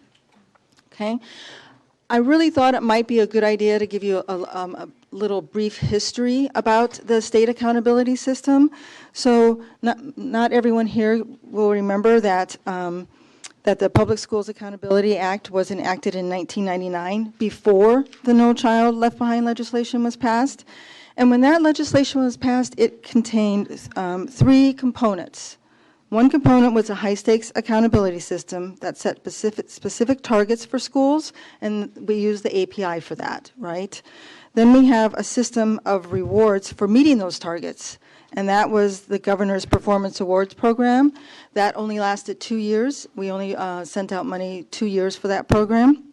And then we had the assistance programs for low-performing schools, which did include sanctions for schools that did not meet the performance targets. There were 2 programs. There was the Immediate Intervention Underperforming Schools program, and there was the High Priority Schools Grant program. Both of those programs provided a significant amount of funding to schools, $200 to $400 per student from anywhere from 2 to 4 years, and each program funded 3 cohorts of schools. However, the awards and the assistant programs, they have been repealed. So all we have left out of that accountability system is the API. So as we know, the API is a single number based on multiple assessments. So the API includes all the assessments, ELA, math, history, social science, science, and Casey. That's the way we've done it in the past, whereas the federal system only used ELA and math. We used all the assessments. It is a cross-sectional look at students' performance. Right? And it's designed to measure change from one year to the next, because California really thought it was important to measure a school's growth over time as well as its achievement status. In 2001, NCLB was implemented, and states had to focus on a school's status without much consideration for growth. This is referred to many times as a status bar model. So NCLB also requires, as we said in the last item, that 100% of the students need to be proficient by 2014. So we know this is statistically impossible given the way that the federal system was designed. But because we had a federal system that was based on a status bar model and a state system that was based on a growth model, California felt that it was important to maintain both models. Over the years, we have requested changes to the AYP system through the accountability workbook that we've just discussed. But over the years, there have been changes to legislative changes to the state accountability system. The most recent significant change occurred with the passage of 1458 in February of 2012. Now, 1458 requires that by 2016, no more than 60% of a high school's API be comprised of assessment results. The remaining 40% must be of other areas of educational importance, such as grad data or college and career preparedness. However, in July of 2013, the local control funding formula was passed, referred to LCFF. So LCFF establishes state priorities for districts, along with the requirement for districts to develop a local control accountability plan. We refer to these as LCAPs. These plans are designed to inform parents and community of the progress districts are making on implementing the state priorities. So because the LCAP requires the reporting of multiple measures, it provides a more comprehensive picture of where districts are than the current accountability systems that we have. So with the establishment of the state priorities and the LCAP, it seems logical for the state accountability system to complement the LCAP for a couple of reasons. One, we really do want to enforce the importance of the state priorities, and we certainly want to avoid a division of focus at the local level. We want everyone moving in the same direction. But it's also important to remember a couple of things. Okay, there are differences between a local accountability system and a state accountability system. A local accountability system is designed to include information that can focus on specific challenges or unique needs of a district's population. So they really aren't intended to be comparable across districts. Traditionally, a state system is intended to be comparable across districts and schools, and it usually focuses on established statewide goals that have been deemed important for all schools and districts to meet, such as college and career preparedness. In addition, state systems, in addition to having common goals, they must also have valid and reliable measures. But we've been operating in California under the assumption that it just can't be valid and reliable measures. They must also provide a fair comparison across schools. Okay? So based on our conversations with the public school, the PSA Advisory Committee and the TDG, and with David Conley, who's done a lot of work for us on a college and career indicator, we've come to the decision that really multiple measures really is the only fair way to make a valid comparison in this particular area across the diverse schools we have in California. And we've also come to realize that we do have differences between traditional schools and ASAM schools. So we will most likely need to use different methodologies and maybe even different measures for those schools so that we adequately determine the progress of those students in the ASAM schools. Also important to remember is that there are elements of the LCAP that cannot be included in the current state system, right? For example, we do not have a valid and reliable measure for parent involvement. This doesn't mean that we could not add parent involvement at a later time when something is available. It just means we don't have it now. So we have to keep that in mind as we move forward.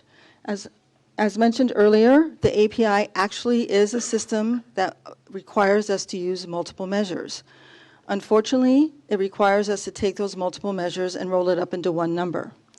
So if our goal is to move towards a system of multiple measures that is more reflective of LCAP reporting, then legislation will be required. But before we seek legislation, we should really have a clear vision on the design of a new accountability system. Therefore, the department is requesting that the board take action to request that the technical design group, the PSA advisory committee, provide the board with some recommendation in the following 3 areas. Options for moving the state accountability system from a single index to multiple measures to highlight the state priorities. The most appropriate timing for the release of the next accountability reporting cycle, and options for alternative point scales for a new accountability system. So as we all know, developing a multiple measure system will require several conversations. So on page 6 of the board item, we have provided some suggested questions that may be a good place for the TDG and the PSAA members to start with their work. Of course, any additional questions you would like to add will be brought to both groups. And with that, I will be happy to answer any questions you may have. So we're going to go to board comments first, and I would start with Member Sandoval and I have both been the liaisons this year to PSAA, and again, to follow up, there's been a huge amount of work that the department has brought as far as resources to PSAA, and for the last several meetings, and you see the list in the item, there's just been a tremendous amount of research, and Dr. Conley's provided, Dr. Linda Darling-Hammond provided, and I felt like the committee's been so respectful and thoughtful, but hasn't really had enough time to really delve in now and say, okay, we've gotten all this information, now what do we want to recommend? So I would just say that direction of giving the committee time to bring back a report to us in March, since there's a meeting on February 3rd for PSA, would be very helpful. And also, I appreciated the summary here of what Dr. Connolly's research is saying. There are some measures like course-taking patterns that are more predictable for college and career readiness. And I also thought that Dr. Neil Finkelstein's research and Dr. Louise Jaffe's research on math course-taking patterns and the lack of taking math or not in senior year is very predictable. That I think it might be a good opportunity for the PSAA to go back now and say, okay, over the last year we've looked at all this research, now what do we believe? Because I think there is a direction on PSAA to support the recommendation for multiple measures, but also we talked about what should it look like? Should it be a snapshot? Should it be report cards? Should it have pictures? Should it have graphs? We want it to be different because it is different and it is more multiple measure, and I think this next meeting might be a good working session just to support kind of digging in and seeing now, because the committee's also changed in the last year. There's some change in membership as well. So anyway, just to follow up, as I think that the next working session, I'd look forward to March having a report on what the measures they are. So with that, Member Sandoval, did you want to make some comments as well? Yeah, I think we have a lot of wonderful research that's been done that can contribute to this process as we deliberate further. And I'm also anxious to hear from the public what the thoughts are out there. And we have so much to learn, too, from the implementation of LCFF and the LCAP process. So we have so many things happening that I really think we need more time to evaluate thoughtfully what this should look like. And there needs to be a lot more input. Yes. Board Member Hollow. In some ways, I'm almost concerned that March is too fast. That this process of making recommendations to us and bringing is going to be a much lengthier process than a couple of months. And to hear from all of the stakeholders and to really gather a lot of the information that's needed, I think we may be rushing it by pushing it into March. And I do have some other comments that I certainly would like to make at the appropriate time, but I am that's initial reaction. Mm-hmm. Board Member Burr. Well, first, I just want to say, Jenny, thank you so much for the chronology. It brought back all kind of flood of memories to me, having been here at the birth of PSAA, along with Member Cohn, who's not here today. But I think it was really helpful to understand that, because I always like to say this, we were first, way before the feds. Mm-hmm. So whatever they're doing with AYP wasn't really what we bought into, and we tried to do something different that measured growth, et cetera. But we did make some mistakes along the way, lots of them, about, sort of creating a punitive system, in my view, saying, we had lots of sanctions, you referred to them, and that we weren't very thoughtful about that as we went about it, and ways to build continuous improvement systems and really validate what's going on locally. So I think it really is time for us to step back. And honestly, I don't think, I will speak for myself, had any idea that what the impact of a single number would mean on school districts. And we must move away from a single number. That is not a valid measure of all of the things that districts are expected to do on behalf of their children. So if there's no other message that comes from this, that's the one I want to make sure we're clear on. We should not end up with a single number. So just a couple of things going forward, and I'm really with Member Holliday. I think this is a much longer conversation. But a couple of things I would like to ask for going forward is a much stronger connection in the conversation between what is going on with the LCAP and the 8 state priorities, and more importantly, and I didn't hear you say this and maybe I missed it, was we're in the process of developing an evaluation rubric that will then be used by the California Collaborative, and we're going to hear about that in the next item. So I just worry a little bit that in a lot of people's minds, there's the state accountability system and then there's LCAP. And those have to be brought together, because right now they're feeling like trying to pound a square peg in a round hole. And I don't think that's the intention. It's just that we kind of have these parallel tracks going. So whatever we can do to bring those together, and you did a nice job in your introduction about the chronology. So just really want to reinforce that. And the other thing, and this is a little bit of my soapbox all the time, is we also have school accountability report cards that everybody has to do. They were put in place as part of Prop 98. And how do we make sure that, again, districts and schools are not involved in all these redundant recommendations and activities?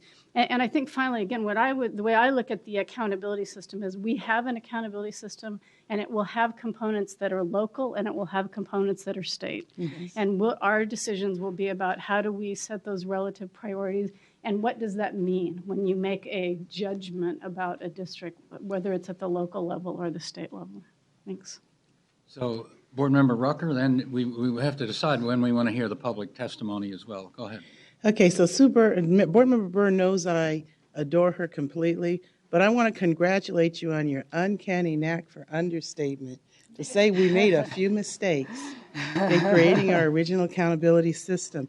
It's not just when we start talking about restructuring the accountability system, the point she made about making sure that we blend the LCAP accountability that districts are putting laser focus on with what the school accountability report card looks like, with what the state accountability report looks like, that does become important, because it is going to then inform some of the conversations and the decisions we make about what we do with the item 2 that we've tabled. But let me also make this point. It's not just the conversation about the KC and about the AYP that we have to think about. I also want to give you one other data point to think about. In 1999, when we set up the public schools accountability system, we also added this additional metric beyond the API called the deciles to help people quantify and cluster and be able to compare the relative performance of schools. So in 1999, the average API of schools in the 5th decile was around 528. By 2008, decile 1 schools had an average API that exceeded that API score for decile 5 schools. And then the fact is, decile 1 schools that were schools that were identified as decile 1 schools in 1999 actually made greater gains, faster gains on the API, but they were still labeled decile 1 schools. So they got no credit for all of the work and all of the improvements that were made on their assessment data. So in addition to the KC and in addition to some of these other things, we also need to think about what utility the decile rankings could continue to have in the conversation that we're trying to have now. And that's not something I have heard in any deliberations in reviewing the activities of the PSAA. That's not something I have heard in any presentations from the staff, but That's because the decile ranks have been Right. repealed. Okay, but again, there's still a need. When I talk to teachers, they still want to have information about how we compare ourselves. So there's still, even though we've gotten rid of it, we still need to understand, and there's a need for stakeholders to be able to understand. And by this stakeholders, I do mean real estate agents who want to be able to have information on how to compare schools. And so going back to what we tabled in item 3, if we are not careful how we replace one type of assessment item with the other, we are going to tacitly endorse an apples to oranges comparison if we're not also thoughtful about how we also give description about how to compare the relative values of those schools one to the other. Yes. Board I Member agree. Williams. Since we seem to be making kind of general opening statements here about all the things we're talking about, I agree with the need for us to have many conversations about this. I know that we have to have a new accountability system, and so I'm not talking about delaying it past what would be valuable. But there are so many things in my own mind, and I'm sure that's true of all of us. We come from different perspectives. I didn't work in a district, but at EdSource we studied the accountability systems from the time it was developed, our last one. And so I have questions in my own mind that are big, overarching, general questions, big questions like about how are we going to have a basis of comparing schools or not having a basis of comparing schools? How are parents going to be able to tell which of the many indicators might be the most important? How well informed will they be about figuring that out? But I also have really specific, detailed kind of things that I'm concerned about in terms of how charter schools might fare in renewals or revocations, or even making sure that next generation science standards and those assessments get more importance and weight, which are areas that I care a great deal about. So I have big questions, overarching system kind of questions, and I have specific questions. And I'm suspecting right now that this thing we're facing right now may be the one where we have the most differences of opinions or perspectives or experiences that we're going to need to talk about, think about, reflect on. And thinking about what you said, Member Burr, about making a lot of mistakes and what happened with API, I do get a general feel. I tend to be a high-performance sympathizer, but I get a general feel that there's a sense by everybody to move on, to move to a new system. Sometimes what happens when you get to that point is that there's a major 180-degree flip-flop. So what came to mind as you were talking was going from phonics to whole language, or some of the things that can happen often in education policy where we can see what's not working here and we go so far the other way. And so I think having time to talk and think through and hear the repercussions and the implications of every single choice we're making will help us make sure that we don't do that. Each decision is considered very thoughtfully. Board Member Holliday. I agree with all the comments made so far. One of the mantras that we've taken on here is that we want to create a system that is not punitive focused and that instead allows support and help and growth and betterment. That being said, It is the case that with a multiple measure system, there's more room for gotchas than with a single number. And as much as Member Burr wants to make sure that we all hear clearly that it's not a one-number accountability system moving forward, we also need to be careful about making sure that we're not going from one gotcha to the 48 gotchas on the AYP. And that is a very important conversation to have, and how it's written and how it's put together in that way. I ran a school that where the parents were totally uninterested in advanced placement courses. They wanted their children in dual enrollment courses. They wanted guaranteed that their child was going to get college credit while they were taking high school credit. And I was not encouraged to grow the advanced placement courses in that school. That's just one example of how a seemingly great indicator of a quality school can not necessarily be what parents want. I agree also with all the multiple reporting and getting this connected to the LCAP and LCFS, but I'm very grateful that you mentioned the alternative system. I forget what ASAM stands for. And we've got, what's the new one today?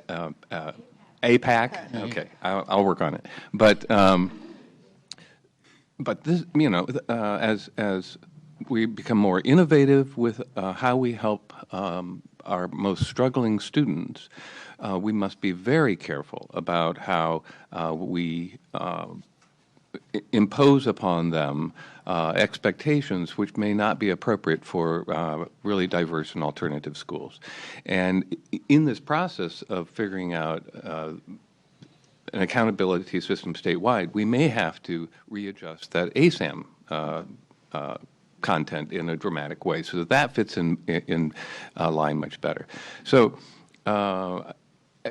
like I said, I think this is an important conversation because just like kids are worried about what is on the test and how am I going to be held accountable, this is going to be a very scary topic to districts and schools, and we need to give them the time and the room to release the tension and to understand that we have their best interests and the kids' best interests at heart. Okay, I think those are good statements. We should have some more, but I think we should have the public testimony. We do have a proposed recommendation from the department, so let's have the public testimony.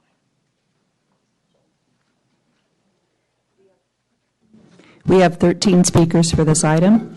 Sarah Bacchus, Doug McRae, Ann Lottie, Leticia Garcia, Matt Taylor, Stephen Blake, Suzanne Goldstein, Jessica Sacco, Terry Burns, Cecilia Mansfield, Sarah Lillis, Ernie Silva, and Ken Young. Please line up. Sarah Botches with the Association of California School Administrators. We're in support of this item and in support of the department's recommendation to have the technical design group and PSSA work together to recommend moving forward in moving away from the single index to multiple measures, and want to concur with Board Member Burr's comments about paralleling this, making sure that it's parallel with the 8 state priorities. We also support and recommend that both the board and the department work on creating opportunities for genuine public discussions, similar to the LCFF working group, so that we could have conversations in terms of how to make this a successful accountability system. And one last comment, we still recommend that the board consider deferring the API as authorized in statute for an additional year. Thank you.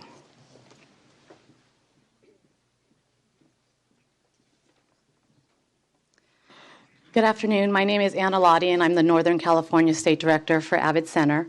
AVID is a global nonprofit organization that trains educators in using proven practices to support students in being successful in high school, in college, and a career, especially those students that are traditionally underrepresented in higher education.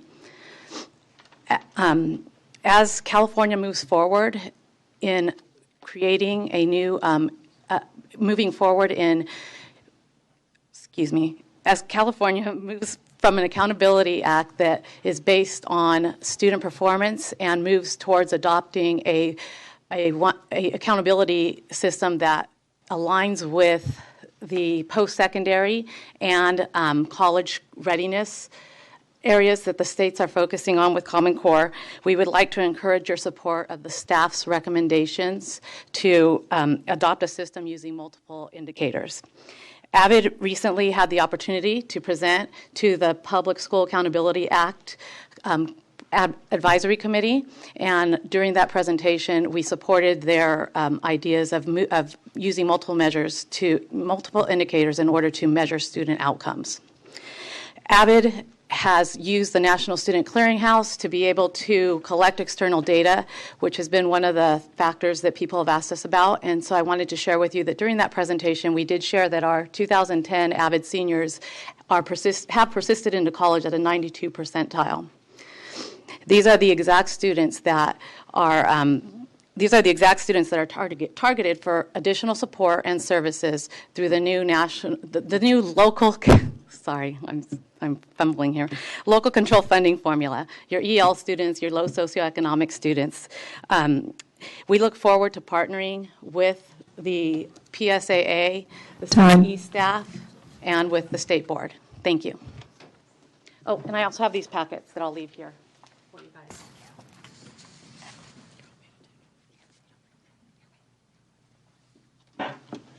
Hi, I'm Leticia Garcia on behalf of Riverside County Superintendent of Schools and the 23 school district superintendents of Riverside County, who collectively represent and educate over 430,000 students each day. One, we want to thank you for the opportunity to comment, and we welcome the efforts to reevaluate and re-envision a new accountability system that better reflects student progress. We appreciate the recognition that a new accountability system move away from a single index system to one that uses multiple measures, again, to better assess student learning and achievement. We believe that an accountability system ought to include a student-level growth model, one that's essential to assess the effectiveness of programs and the use of resources and how they're helping that individual student. Something that we think, unfortunately, the current system doesn't capture. It's very critical information. And because it's clear that you will be having many, many conversations in the future, we strongly encourage you to seek the input of field experts, practitioners, and members of the public in a very public dialogue. So thank you again for the opportunity to comment.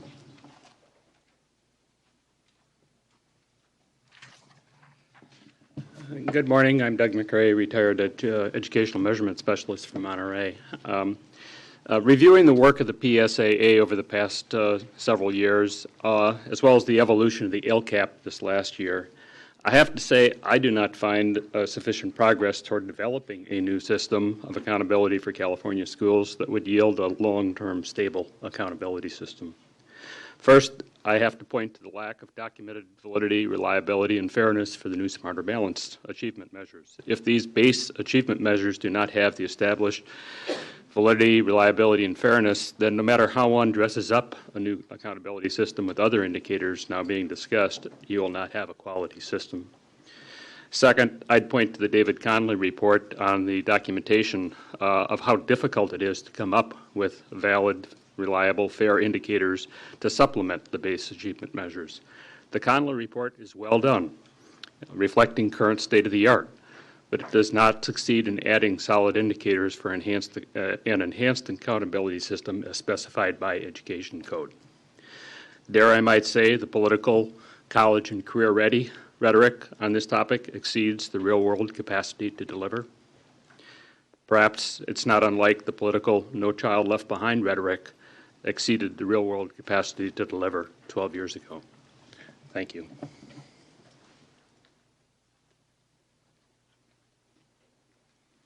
Hi, good morning, President Kirst, Superintendent Torlakson, and members of the board. My name is Matt Taylor. I am the Director of Research at the California Charter Schools Association. And I've worked for many, many years with the incomparable Jenny Singh, and I want to echo what Eileen said about Jenny and her work on the PSAA and what Carrick and their teams have been doing. That work is amazing that those teams have been doing. The meetings are fascinating to sit in on and listen to. At CCSA, we wanted to commend the board as well for its leadership in redesigning California's accountability and assessment system in a comprehensive manner. But we must underscore that the academic accountability has been a key ingredient in the success of California's charter schools and the students that they serve. These schools and their students have thrived in part because clear minimum performance standards have created an environment where schools are granted this enhanced freedom in exchange for those higher levels of accountability. In this environment, high-performing charter schools have been able to flourish, and many underperforming charters have been closed. So we'd like to urge the State Board to consider that while a system of multiple measures with varying weights, targets, and goals, and locally defined priorities may be an appropriate solution for traditional public schools, it might be highly problematic for charter schools. Uniformly held and clear, straightforward academic performance metrics have played a key role in the growth and strengthening of our schools. And should this multiple indicators approach turn into a myriad of conflicting academic achievement metrics with varying weights and application subject to local interpretation, this would leave charter schools open to a differing treatment based on the local political climate. We've heard talk about the 48 ways to fail under AYP. This system could create something similar to that for charter schools, and that is a little bit of a concern for us. And equally concerning, locally defined accountability could also allow hostile authorizers freedom to close or otherwise harass high-performing charters. So without statewide uniformly held objective performance criteria, successful high-quality charter schools seeking to replicate will have a far harder time substantiating that they're likely to succeed. Thank you.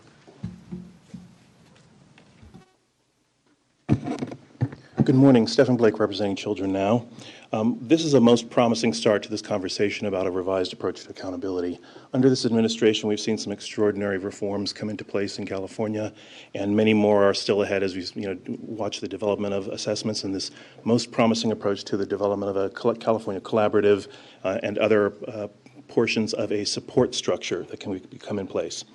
For the last 3 or 4 months, Children Now has been conducting dozens of interviews with interested stakeholders across the state to gauge the interest and openness to an approach to a revised approach to accountability. We see really great goodwill on this, and I think there's a feel of great promise around the state of what can come from all of these reforms if we do accountability very well. I'd like to pick up on what Member Burr had commented about starting in 1999, but even going back a little further, if you think about the standards and accountability movement as it was first conceived, it included a much greater emphasis on the capacity building, the ensuring that there were supports in place so that people can succeed, so that educators can actually do their jobs well and we prevent failure.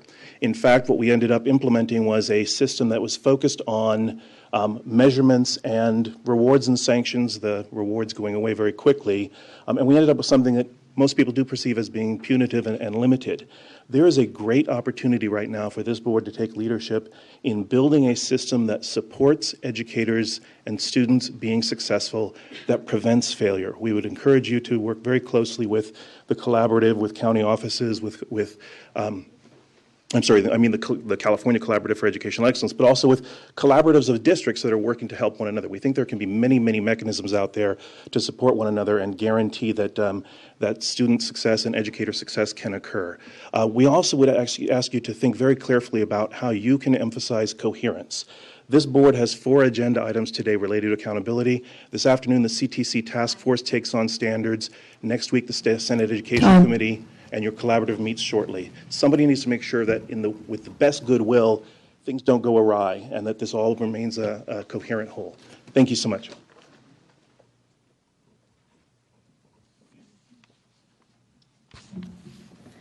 Good morning. I'm Suzanne Goldstein. I'm the Chief of Policy and Development for the California STEM Learning Network. And at CSLNet, we support the recommendation that the state's new accountability system use multiple measures that parallel the state priorities. And we believe that this approach is more likely to encourage the types of instructional strategies that are aligned to high-quality STEM education as part of improving college and career readiness for all students. We certainly appreciate the complexity of the work that the PSAA and the all of you are taking on. And I want to speak particularly to one key aspect of how this new system will be designed. We're especially concerned that the new system not perpetuate a significant problem in the old API, which was the diminishment of science education. This was mentioned a little bit by Board Member Williams. So therefore, as the work proceeds, we want to particularly urge the board to ensure that the measures that are selected by the PSAA will result in a system that gives science a weight on par with ELA and math across elementary, middle school, and high school. And we'd like to see that this is really an additional lens through which the PSAA Advisory Committee evaluates the potential measures. As you've done by being one of the first states to adopt the next generation science standards, the board should also make clear through the state's new accountability system that improving science education is a top priority for all schools and students. Thank you.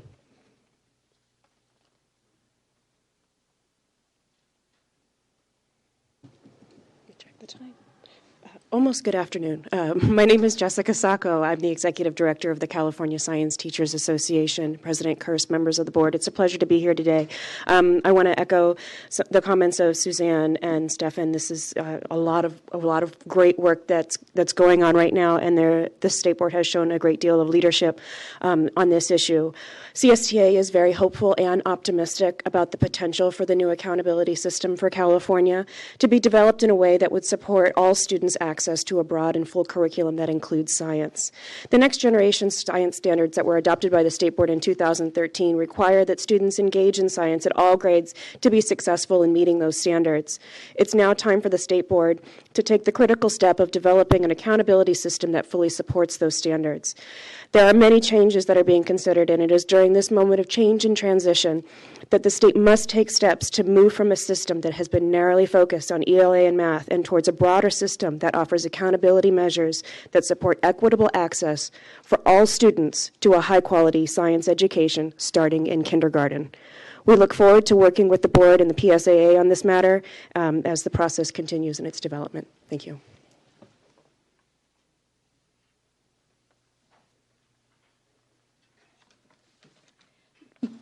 Good afternoon. I'm Cecilia Mansfield, representing the California State PTA. California State PTA has long advocated for a state accountability system that uses multiple measures rather than relying on a single measure. So we thank you for your commitment to moving in that direction.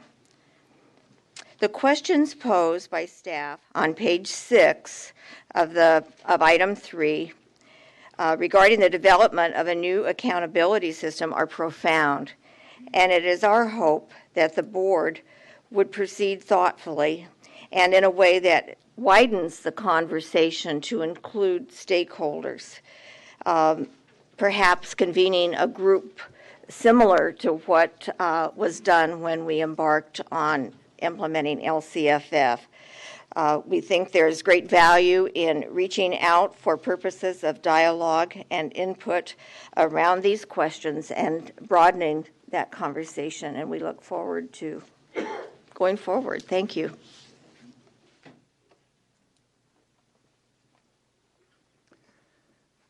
Now it is good afternoon. I'm Ernie Silva from Sciatech. We're a dropout recovery school. We're a California distinguished school.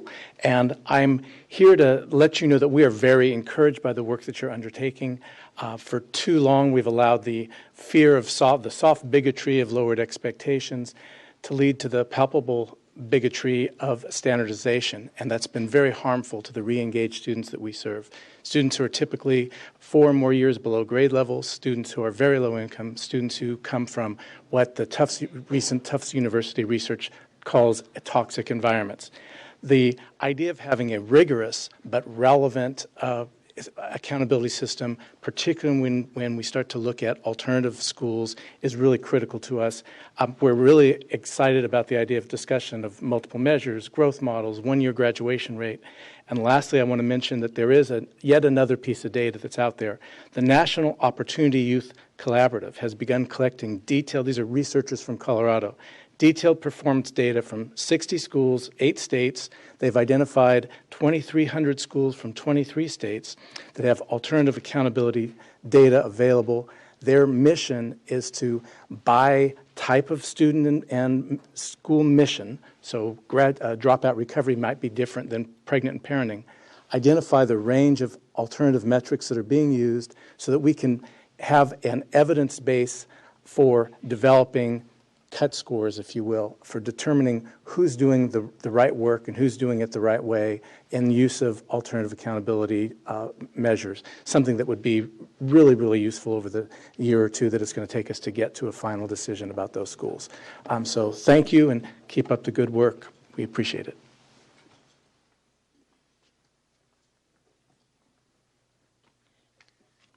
I thought I'd make it. Good afternoon. Leangela Reed. With regard to the pieces on career readiness, the California Association of Regional Occupational Centers and Programs recommends that CTE, Career Technical Education, is fully embedded in the elements of the new API, thus providing a continuum of opportunities incorporating seamless connections between parents and family, educational institutions, business, and labor for the purposes of supporting students and also a thriving economy. And I might add, as we look at the multiple measures, which we so appreciate, and we so appreciate the work of this committee, they're pulling pieces together and creating something that I think is going to be really remarkable for the state. But as we look at the multiple measures that we also look at, and in accordance with the governor's proposal, inclusion of CTE course completion rates, the numbers of pupils obtaining industry-recognized credentials and certificates, and the number of pupils achieving gainful employment in relevant occupations. Thank you. Terry Burns on behalf of the California School Boards Association. Again, good afternoon. Mr. Holliday, my reaction was the same as yours when I first looked at the ambitious requests of the PSAA committee, and would that be doable in a timely fashion in order to get this to your March meeting. And I talked to the board member who sits on that group, and he assured me that they have been through multiple opportunities for testimony and consideration, and he believes that he can have recommendations for you in that timely fashion. That said, we certainly agree that when you get this in March, that's not the time for you to act on it. It really is the time for you to start the deliberations, start the conversations, and really be sure that you have engaged all of the stakeholders in this process, most particularly the parents, the students, and the community folks who are going to be the recipients of this accountability outcome. And we'll want to be able to understand it clearly and use it, be they realtors, be they parents, be they whomever. You really need an accountability system that tells a good story, and multiple measures will certainly help to do that. We would concur with Ms. Mansfield at PTA that setting up a broad stakeholder group to continue that discussion as you go down the road would be a very positive step to get as much input as you can before making a decision. Thank you.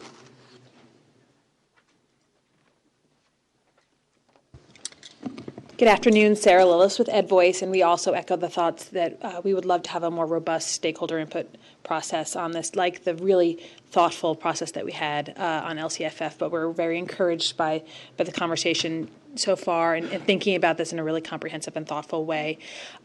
We are certainly open to and see the benefit of a multiple measure system. We just want to make sure that we don't lose some really laser-like focus on student achievement and achievement gaps, and that's really raised up. And particularly, we are also very interested in an individual student growth measure as part of this accountability system.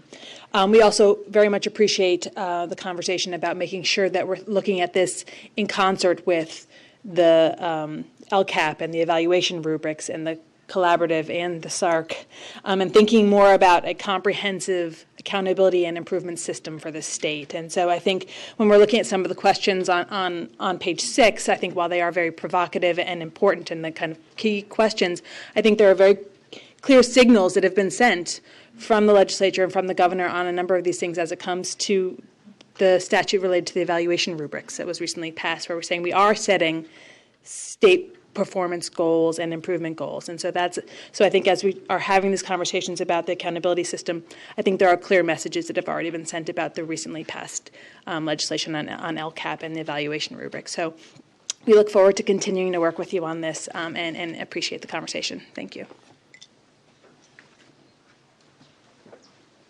Eric Premek with the Charter Schools Development Center. We take this with a level of gravity, given that this isn't just a sort of be helpful type system for charter schools. It can be a life and death one with kind of capital punishment, charter revocation implications at the end of the chain. So these are very serious for us. I couldn't differ more sharply from our colleagues at the association. We stand very firmly in support of a multiple measure system. We don't think that you can ever force charters into a narrow box. One of the whole purposes of the whole charter school idea was to allow for a broad range of different types of schools with different missions, and that calls for a variety of different types of assessment tools. And so we're very much in favor of the general thrust that we see in the handout, where we have what I call the dot chart, where you can accommodate some multiple goals within there. We'd like to see even more flexibility than that, but we would at least like that general direction and would encourage more stakeholder input. We've been working very closely with the PSAA committee in particular and CDE staff on graduation rate issues. We have some real concerns there and appreciate the dialogue. Thank you. Martha Zaragoza Diaz, representing California Association for Bilingual Education and Californians Together. We are indeed embarking on a very important and very serious activity, that of developing a new state accountability system, one that will have long-time consequences on our students and our schools. So we should take the time and have very thorough discussion with regards to what those components of that accountability system should look like, and we should ensure that all of those components are valid and fair with regards to measuring academic performance of all students, especially with regards to our unduplicated students, and also with regards to our schools. We agree with looking at blending the system, the API, with the 8 state priorities. However, we want to approach this very cautiously, because the 8 state priorities, we believe, may not necessarily focus enough on unduplicated students, especially with regards to English learners, and also because the 8 state priorities and the LCAP focuses more on secondary level versus elementary level, and we don't want to miss our students at the elementary. We look forward to working with you. We believe that there should be a broader discussion and input by other stakeholders in addition to the TRG and our PSAA committee, and we look forward to participating in those discussions. Thank you.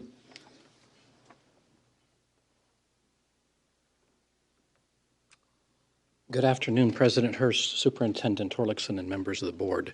My name is Ken Young, and I have the opportunity to serve as the co-chair of the Public School Accountability Advisory Committee. We've been talking so far about the changes to the accountability system. I want to first recommend to the board and the superintendent that the staff recommendation is approved. It's been thought out for a long period of time. The committee's been looking at some of these things for a couple of years now, and there's been a lot of opportunity for input across the state into this. And I think it is important that there continues to be some input here at the board level. I want to mention that when Jenny made her presentation, one of the pieces of the context that we didn't probably clarify was that this is about high school API we're talking about. And the state is moving from a goal of having 800 on an API score and proficient on an NCLB requirement to a readiness piece. And the piece of legislation that she talked about, 1458, begins to move the state into adding readiness into the accountability and moving kind of away from student performance per se and giving it a purpose. What's important about readiness for post-secondary, if we define post-secondary broadly, is that it starts giving students a reason for their education and a purpose and a focus on what happens with life after high school. So having said that, I think it's important that we not only look at high school accountability, but we also look at what are the implications for middle grades and what are the implications for elementary grades. It's not going to happen overnight, but this is the beginning of a work that needs to be much more comprehensive through the K-12 system. One of the things that we have learned by looking at the data very clearly is that proficiency under our previous system was not post-secondary readiness under the real world that's out there. And so we need to make sure that whatever proficient is aligned with what students, where they really need to be successful beyond high school. Thank you very much. Okay. Eric wants to. So just before you take action, Carrick Ashley, Interim Deputy Superintendent. So just to clarify, because after public comment, I want to make sure it's clear to everyone that all of these things can't be done by March in terms of coming back to you with all of the multiple measures that would be in this new system. As Member Williams was saying, I think, or maybe it was Member Holliday, that this is going to take time, and it will take time. But we can come back in March with some recommendation as to the advantages and disadvantage of a single point system versus a multiple measures system. We can come back to you in March with maybe the timing of the first time we want to target for releasing a new API. But in terms of each and every single measure that would be in it, that's going to have to take more time than that. Yeah. Okay, thank you. And there was some board member. Before we do that, I just want to make 4 comments. First, I see this as a longer process that the board, a long-term process that the board will hear repeatedly. So we're not going to make quick decisions in that, and as you indicated, in next month. And I expect that we, however, will be able to do something about the 215 API and taking some action on that in March as to whether we will have that or not. And as I sense the testimony and the areas here that we got from the background staff and the PSAA, it seems to be big consensus at this point on looking at and moving towards the multiple indicators arrangement, and that means that revising the API as a single indicator may have to be and probably should be the action of legislation. That I don't see how we reconcile the image of the multiple indicators we have now with coming into a single number where it's all boiled down into a single number. And the API is also deeply embedded in many statutes. And if we're going to do that, we've got to unravel this and see how it is spread throughout our code and our policies. And finally, I agree with the comments that were made that the comments on page 6, the questions that were posed there, are really good ones for an overview of it. So, Board Member Sandville. Yeah, I have a question because what I kept hearing over and over was a real desire, a need for stakeholder engagement throughout the process. So if you could describe the mechanisms for that as we consider the options for a revised accountability system. Right, so some of them are past and some of them will be moving forward. In the past, what we have done when we were talking about, for instance, graduation data and college and career, went out with a statewide survey. We did, a number of we did some webinars, to get input regionally on, had some regional meetings on that, and we can update that. That was from a prior board item a number of times ago. And of course, our PSA meetings, of course, are public meetings that are held right here in this room and include public comment on each and every one of them, and it's agendized and all. So, but moving forward, as we feel the need to get input on these multiple measures that we haven't, like I said, quite extensive input on grad data and college and career measures. But as new items come forth, for perhaps the chronic absenteeism as an example, we can do the similar process in getting that kind of input back in terms of webinars or surveys. Board Member Burr. So with all due respect to all the work that PSAA has done, especially Co-Chair Ken Young and other members and everybody on your staff, I just worry that if we were to adopt the recommendation the way you have it proposed in the item, is it continues to perpetuate this notion that the API is the be-all and end-all, that we're going to continue to revise it, and people have been focused on it, back to my little historical comments, for many, many years, including many stakeholder groups mentioned by Member Rucker. And what I hope to see is, as I said at the very beginning, a more forward-thinking conversation about how do you meld the 8 state priorities and what we're expecting at the local level with what we want to do at the state level. And I'll just say, at the risk of Judy throwing a book at me, the next item talks about the evaluation rubric design group. And many people have mentioned this in the public hearing. We have a major public outreach activity going on through regional meetings and stakeholder meetings and all kinds of committees. And I just wonder off the top of my head if there's a way to kind of meld those two things, and that what might be helpful to all of you from us, certainly it would be helpful to me, apropos of Member Williams, is that we come forward with some accountability principles that we'd like to see for the bigger system moving forward, based on all this broad stakeholder input. Board Member Williams. Another thing that I'm unclear about, and I think I do a pretty good job of keeping up on these things, but I'm unclear in this conversation. Sometimes I think we're talking about the full accountability system, which I think is K-12. But the measures that the PSAA were taking up related to 1458 were focused on high school and what might change about the API in high school. Then I've felt the conversation shift from maybe there won't be any API at all. Maybe it'll just be all indicators primarily associated with the 8 state priorities, and maybe others that we want to have a discussion. And one of the other things I'm not sure about is whether, when we talk about not having a single indicator, one way to do that is to say we will have no single indicators that are a composite at all. For instance, we would report out the ELA test scores, we'd report the math test scores, the science test scores. They would all be reported separately. There would be no indicator that pulled them into a composite, which it would be possible to have a single composite indicator just of test scores while still having multiple measures of everything else that's in the rubric. And so I'm left unclear, because those are all seem to be woven into the various comments being made.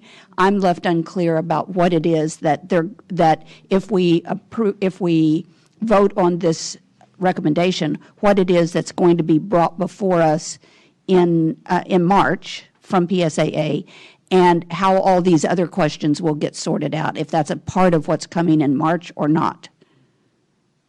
Am I the only one confused about this stuff? No, it may or it may not, it seems to me. I mean, we don't have to settle this in March. We're getting a report from the PSAA, which has had who has had a very narrow charge, and a charge that has not included the 8 state priorities and all of the discussions we've had on the LCAP rubric. So their report cannot possibly, to me, be holistic around the moldable indicators idea in that regard. And that's why in the motion, I'm also I think clearly one of the ideas, number 2, is an alternative point scale. In addition to options, one option ought to be not to have one, or, it's very difficult to do because I'm not sure that they could reach a consensus on that point scale issue. And I'm not sure where to go with it, frankly. So it's much more a request from PSAA in March they've been taking in a lot of input without a lot of time to deliberate, and they have and not a lot of time to come up with what they make of it. So we're asking them to come back and tell us what you make of it, but we're certainly expecting them to take into account the movement towards moldable indicators beyond the scope of work that they were asked to work on under Senate Bill 1458. Board Member Strauss. So I'd like to actually make a motion, which takes in a lot of the conversation here, is that we ask the Department of Education to come back after working with PSAA in February, along with additional input from stakeholder outreach, which I think is a really important broad information, and we have some opportunities to do that, so that we can have a discussion in March about principles that guide accountability. And I would just say that seems to me to reinforce issues that PSA has talked about, issues of multiple measures, issues of what they think are the most reliable indicators around college and career readiness, issues that they saw with Dr. Linda Darling-Hammond. So I'd like them to have time to discuss and debate the issues that they've been sitting for months and listening to reports on. And I would like the technical design group to weigh in, and I'd like information from the stakeholder input sessions that are coming so that we can have a robust discussion in March about where we ought to go with all this. Right. Superintendent. It's a lot of work. Yeah, it's a lot of work. Rich. I think your conversation today just begins to reflect the richness of the conversations that are going to be taking place over the next year or more on this conversation. This is an incredibly complex piece with many moving parts, and many people are going to be want to be involved in this conversation, not the least of whom are our friends across the park. And I think that the intent of this motion is that we should begin the work in earnest now. We have been talking about this amongst ourselves and with others in the field, and we've built some consensus, I think, around the direction we want to move, which is a really good thing and very hard to do. And now it's the beginning of the phase of saying, okay, how do we translate that consensus into a new accountability system? I would discouraging you from thinking we're going to get a lot of this done by March. I think if we can get little pieces of it done by March, and given our capacity to do this work, and given the complexity of it, and the number of people to be heard from, and the context building that's going to be necessary for you to make your conversation, this is just the beginning of this conversation. It's going to be a very interesting, very robust conversation that'll take place over the next couple of years, I suspect. And many of you have articulated principles that I think we want to work for. Commissioner Burr talked about sort of the integration of all of these systems into one place so we don't have a multiplicity of things. I think those are kinds of principles that we might be able to agree on. There's a lot of difference about what's going to be inside, a lot of difference about how much flexibility is going to belong to locals and how much requirement should be at the state level. There are lots of really interesting, difficult questions to answer. But I think that the intent of this is we're ready to start having this conversation with great seriousness now. Board Member Shimazaki. You just talked about the principles that we are going to emphasize as we move toward creating this new accountability system. And I guess one principle that I don't think any of the board members have specifically emphasized, but that I'd like to kind of bring up is the idea that currently as the API is it's as much about statewide accountability from the Department of Education perspective as it is about the public being able to evaluate in the context of schools and how the public compares schools to each other's, and that may be something that we weigh out is local priorities versus state priorities, and what we emphasize in terms of which has more weight in this new formula, but that avoiding excessive complexity of the system, that while we look at multiple measures and we'll weigh out which measures are more important to include in this new calculation of the accountability system, but really making this system something that can be understood by someone who is not in the field of education, who is a parent of a low income background or an English learner background. Being able to provide that not simplicity, but the avoiding complexity for people not directly in the field of education, I think, is something that I would just like to emphasize. Okay, Board Member Rucker. So I do want to ask on the motion that's been made, we tabled item number 2 so that we could move to this discussion and item number 3 to deal with this. So I want to understand, how does the motion and the recommendation of the staff resolve the issues that were raised in our conversation for item number 3? or is there something else we need to talk about in this item? I mean, in item number 2, how does this motion for item number 3 resolve the issues that were raised for item number 2? Or is there an additional conversation in this item that we still need to have before we vote on this motion?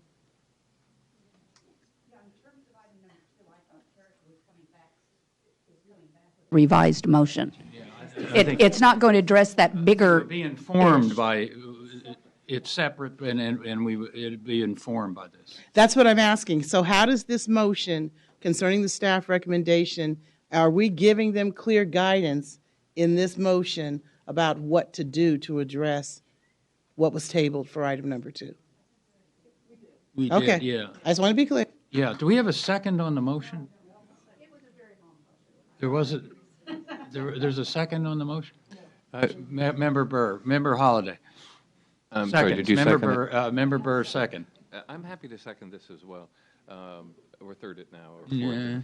But I do think part of my concern about the way this was written is that it appears as though they're coming back with recommendations, and we're going to vote on those recommendations.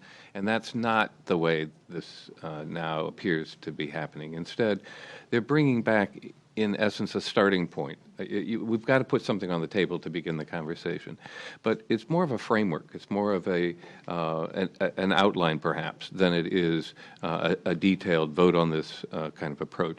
And therefore, I'm happy to vote for this motion, and yet with that understanding that it be presented in a way as here's what, instead of here's what we think, but here's where we are now, and here's where we think you need to talk.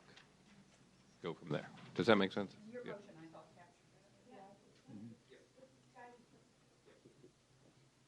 All right, any public comment on the motion?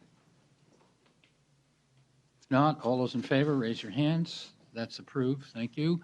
And so we're running behind. We have some planes of people that came up for LCFF, some people we invited to make presentations. So I'm going to ask that we just keep going. The lunch is out there, and members one by one get your lunches, and we'll keep going, and hopefully we can get these people to their planes. So we're now ready for item 4. Chris Swenson.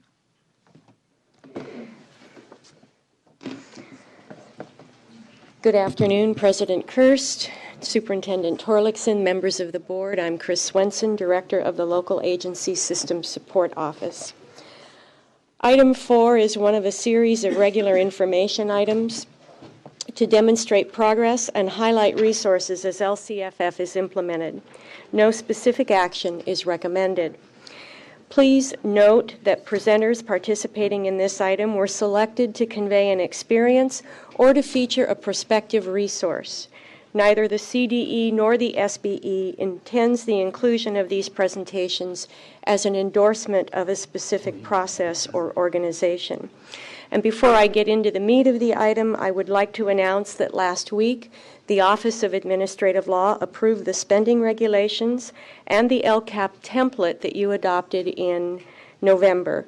We posted the approved template on the CDE LCFF webpage yesterday and sent out a notice to those signed up on the LCFF listserv. The content of my comments is in attachment 1 of the item, and I'll review each one briefly, but not in the order that they are listed, as President Kerr said, in deference to the speakers who have planes to catch. So I think we will start with the presentation from Harupa Unified School District, who is going to talk about, my notes are not in order, I apologize, who's going to talk about how the district used LCAP goals, actions, and services to strengthen the implementation of state-adopted standards throughout the district. Mr. Dubrovsky.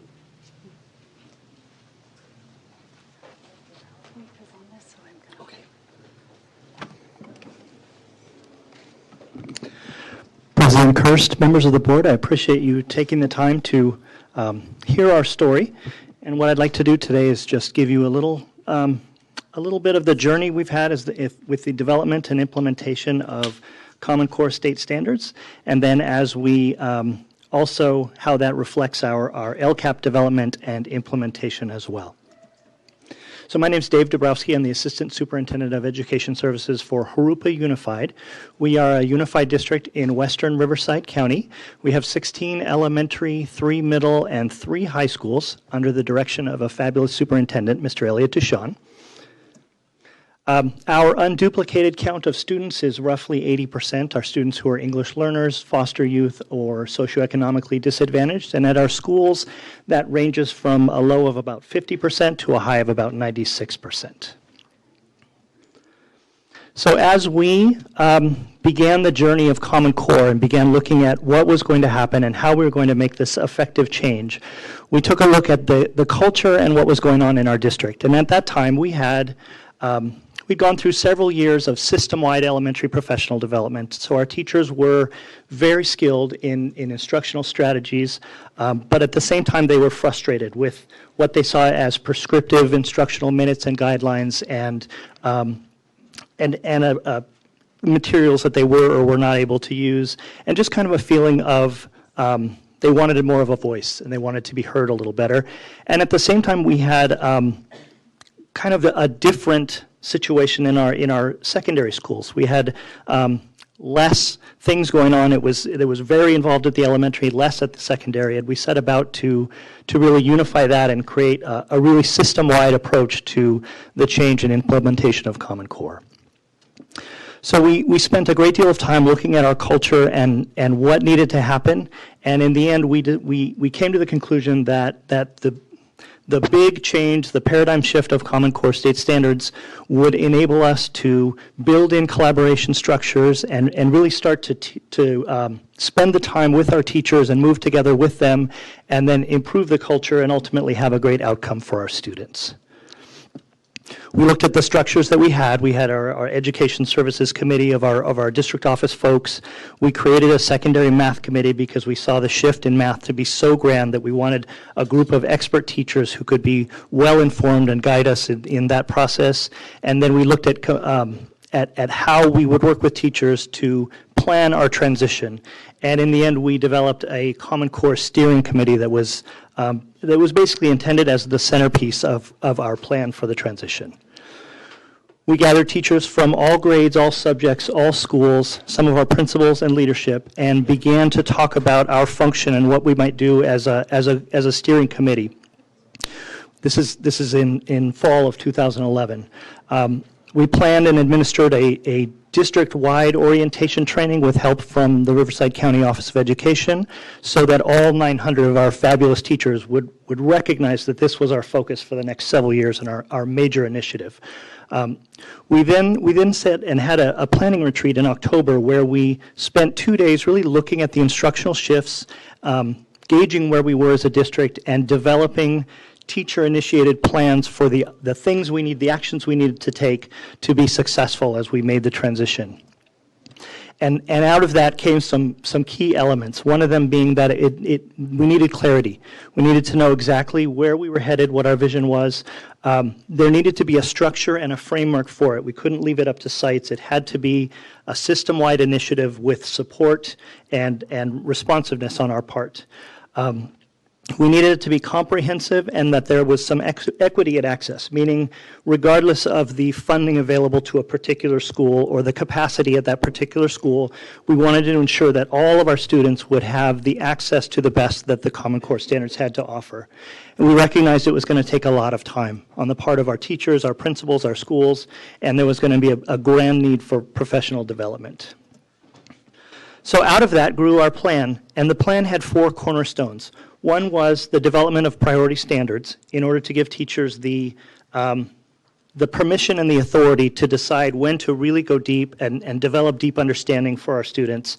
professional development, that we would have to have system-wide professional development over many years, the creation and implementation of units of study, and then implementation and accountability, both accountability at the site level for successful implementation and accountability on our end that we were hearing from, listening to, and responding to the teachers in the field who were implementing these standards and working through this process. So we, in the 13-14 school year, at the beginning, we gathered another committee of teachers called our Priority Standards Committee. We had teachers from all grade levels, K-12, in a room together as they looked at the standards, one group in math, one group in language arts. And we used 4 criteria for the development. We looked at readiness for the next level of learning. We looked at, is that a prerequisite skill that our students will need to know? We looked at endurance. It's whether it was a concept or a skill that would last over multiple years. We looked at leverage. So was it a skill that would cross over into other areas, perhaps a language arts skill that might cross over into science?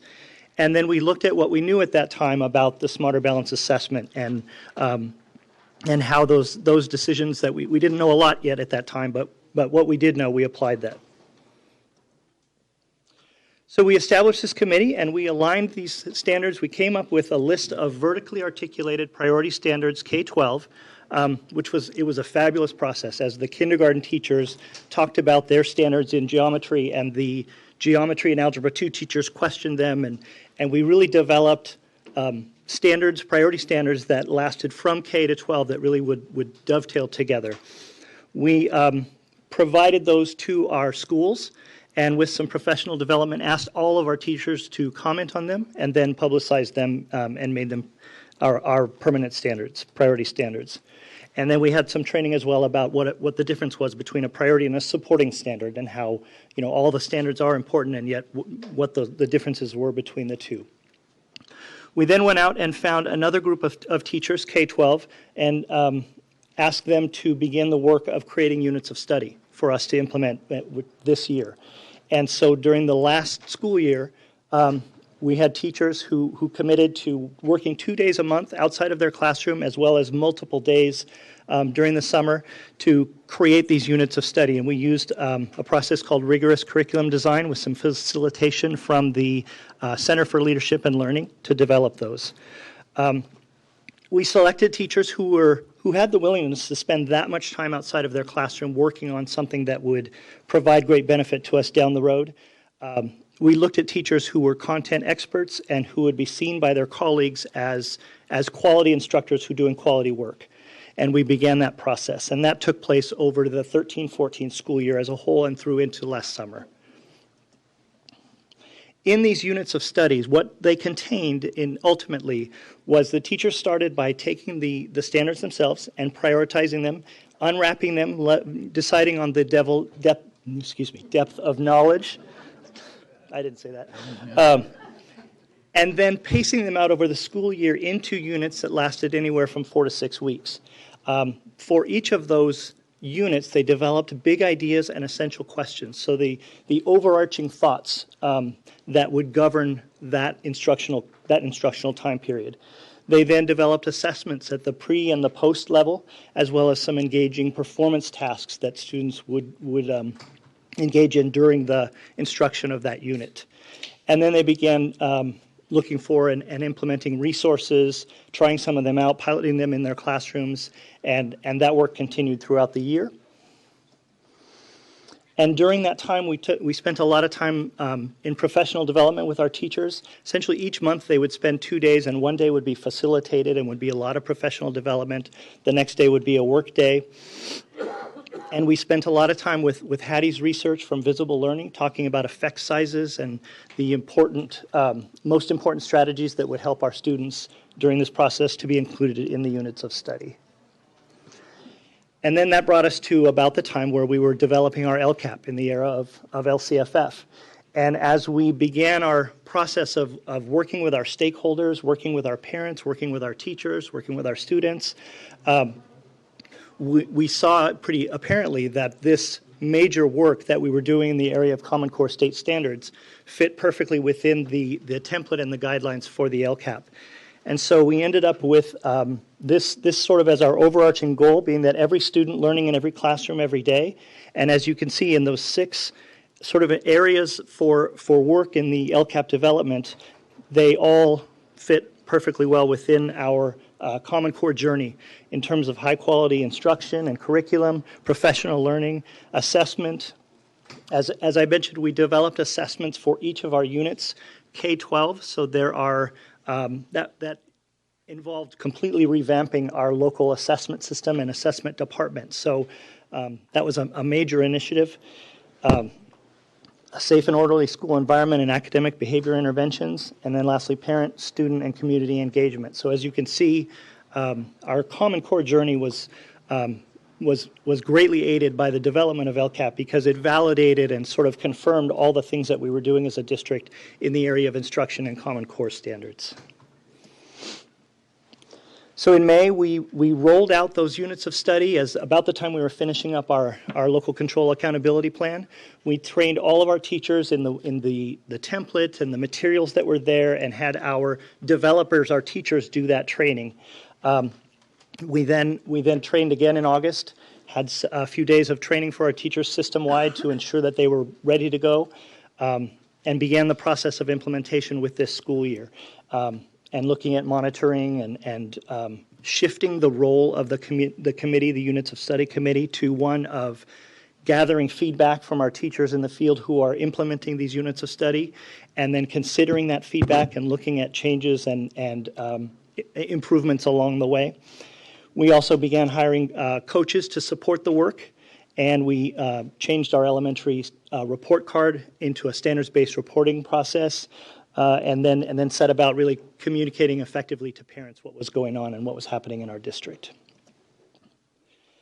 We set up a digital platform for our teachers for the units of study, which also included the units of study feedback. So what our teachers can do as they meet as grade level or subject teams at a school, they can provide feedback around those units about whether it's the assessment, whether it's the curriculum, whether it's the standard pacing, and provide that to the Units of Study Committee members who meet quarterly then to consider that feedback and make revisions along the way. And in that digital platform now, all of the templates, the assessments, they're found so the teachers can have the most up-to-date version in one central location. With that, there's also a place for discussion, a forum where teachers can come in and talk about their struggles or their successes with a particular standard or performance task or activity. And there's a coach's corner where they can ask questions of our coaches and receive some information from them as well. And as we began to hire coaches, we ended up with a very different setup for our coaches than we had in the past. In recognizing that all of our teachers, we're all going through this together and we're all new at it. And so we don't have any long-term veteran Common Core instruction experts in our district. So in recognizing that and in knowing that we wanted them to continue that work of implementing, trying out, piloting, learning, we developed a 50% coaching model where at the secondary level, our teachers will teach 2 to 3 periods of their day in the classroom, and then we'll be coaching the remainder of their day. And at the elementary, we have 2 instructional coaches who share a classroom at most of our grade levels, who then will spend 1, 2, 3 weeks teaching, and then we'll trade with their partner, and we'll spend the remainder of their time coaching and supporting our teachers as they do the work. And the benefit we've seen to that as well has been now we have these demonstration site classrooms across the district with highly expert teachers who are serving as coaches throughout the district, who also then can bring teachers back and demonstrate and show them what's going on in their classroom. And they have the respect of our teachers because they're in it as well. They're not seen as someone who's now moved to the district office and is less connected to the work that's going on a daily basis. So this leads us to now where we're at in our year of implementation. Our teachers would tell you that every single one of them is working harder than they've ever worked in their career. It's a frustrating and difficult process, but it's also very exciting and engaging in that we see successes, we see struggles, but we're very excited about the future and the outcome for our students as they continue this process and we get better and better at it. So, That was my story. Okay, thank you. I think maybe we ought to hear the next presentation, then we can combine the questions. How soon do you have to leave? I think we're okay. Okay, so we'll hear the second presentation and then do questions about the two presentations. Before I forget, I'd like you to send to me and the board members your LCAP. I'd like to see how you fit all this in and put it into the LCAP. I'd be happy to do that. And the PowerPoint. Yeah, your PowerPoint too. But okay. All right.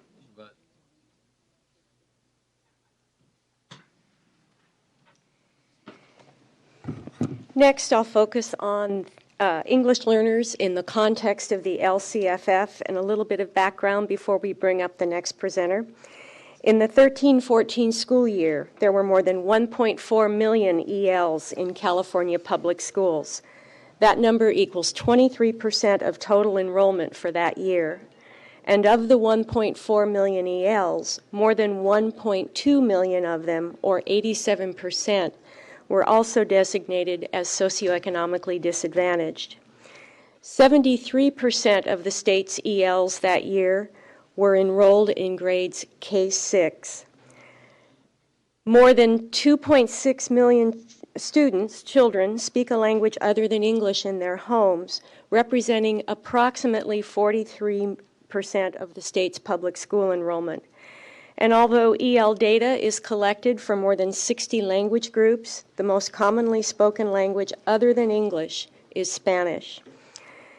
The state has long established goals for English learners. The first, to ensure that English learners acquire full proficiency in English as rapidly and effectively as possible.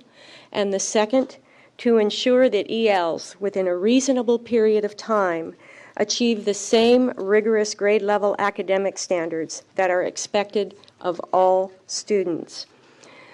By designating ELs as one of the 3 student groups for whom districts receive supplemental and concentration grants under the LCFF, the state has again emphasized its commitment to ensuring the academic success of this group of students. The CDE continues to provide guidance to LEAs, as it has for decades, to assist them in implementing programs and services that are effective in meeting the needs of ELs. And these services are outlined in more depth in the item. More recently, because of the number and breadth of the state priorities which must be addressed in the LCAP, including implementation of the ELD standards adopted by the SBE 2 years ago, the CDE's technical assistance has expanded to include resources to assist LEAs to develop goals, actions, and services in the planning process that are targeted to the needs of ELs. These include development of the ELD standards that I mentioned a minute ago to align with the state's English language arts standards, and development of the California ELD Standards Implementation Plan, which addresses literacy skills needed to succeed in all content areas, including math, science, history, social science, and the technical subjects. To support these 2 developments, the CDE is hosting ELD standards launch events. The first of these occurred in San Diego in December and featured Libya Gill, Assistant Deputy Secretary and Director of the Office of English Language Acquisition from the U.S. Department of Education. She recognized California as the first state to develop an ELD, ELA framework. And Superintendent Torlikson's remarks included a video by U.S. Secretary of Education Arne Duncan, who noted the importance and uniqueness of this framework. The 2 remaining launch events are scheduled next week in Redwood City and in February in Fresno. In addition to the more recently developed tools and resources described above, the CDE provides technical assistance to districts and charters to support compliance with all state and federal requirements for serving ELs. With the advent of the LCFF, this includes guidance in determining allowable uses of Title III funds in conjunction with LCFF funds. In the next segment, we have invited Chula Vista Elementary School District, an LEA with a successful history of meeting the needs of ELs, to talk about how it incorporated EL goals in the 2014 LCAP. Here from Chula Vista Elementary School District is Emma Sanchez, Executive Director of Operations and Instructional Support.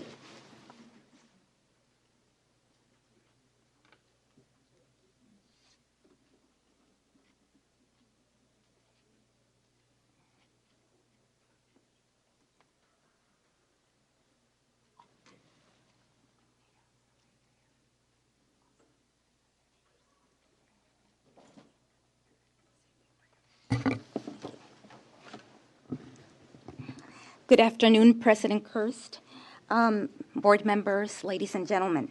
I'm Emma Sanchez, and I'm the Executive Director for Language and Instruction in the Chula Vista School District. It's an honor to be here to share our district's experiences in implementing our district's LCAP, as well as we are underway in this process, and certainly learning to make it better.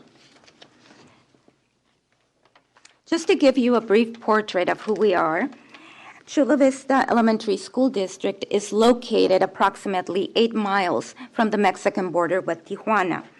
It is the largest K-6 district in the state of California, with close to 30,000 students, 45 schools, 7 of which are charter schools, 4 alternative bilingual education programs. We have 19 schools that have established the dual language immersion program in Spanish. We have 68% of our students Hispanic, 36% population English learners, 56% free and reduced lunch, and our 59% unduplicated count on our LCFF. Let me begin to mention a very noteworthy accomplishment. Way back in 1995, we overhauled our district's vision and values under the enlightened leadership of Dr. Livia Gill. During this process, all stakeholders engaged in profound inquiry that helped shape our strategic goals for student achievement. Long before LCAP emerged, the district had already established systems of accountability at all levels of the organization, spanning from our board members, the board level, all the way down to the student level. So really, the manifestation of the LCAP validated the systems of instruction, leadership, and accountability we had in place.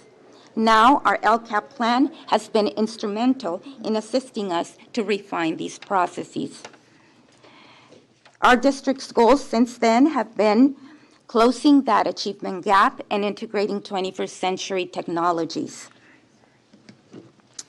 In this graphic, you see the alignment of systems for accountability and student success. This graphic represents a focus on that alignment of all of our plans that explicitly state the goals, actions, and strategies, and funding for student achievement at the district and site level. Included in the district's 2014-15 LCAP is approximately $4.9 million in supplemental and concentration grant funds as calculated through the district's 2014-15 local control funding formula calculation. In addition, the San Diego County Office of Education required our district to include some non-supplemental and concentration grant funds, such as federal Title I, II, and III, in the 2014-15 LCAP that was submitted in June 2014. Both state and federal funding, as aligned in our plans, are designated to improve student achievement with explicit support for our neediest students. I do want to point out that while this alignment is critical in ensuring that the district and school sites are synchronized in moving towards the ultimate goal of student success, in a highly decentralized system such as ours, schools have the autonomy to implement the plan based on the needs of their school community. Our local control accountability plan is fueled by the many voices in our community, all unified in a common purpose, and that is student achievement. This has been an endeavor of time and commitment to build parent and community capacity to engage as meaningful and knowledgeable partners in the education of their children. The parent on the video clip that you are about to view captures and exemplifies the level of parent engagement and leadership in our district.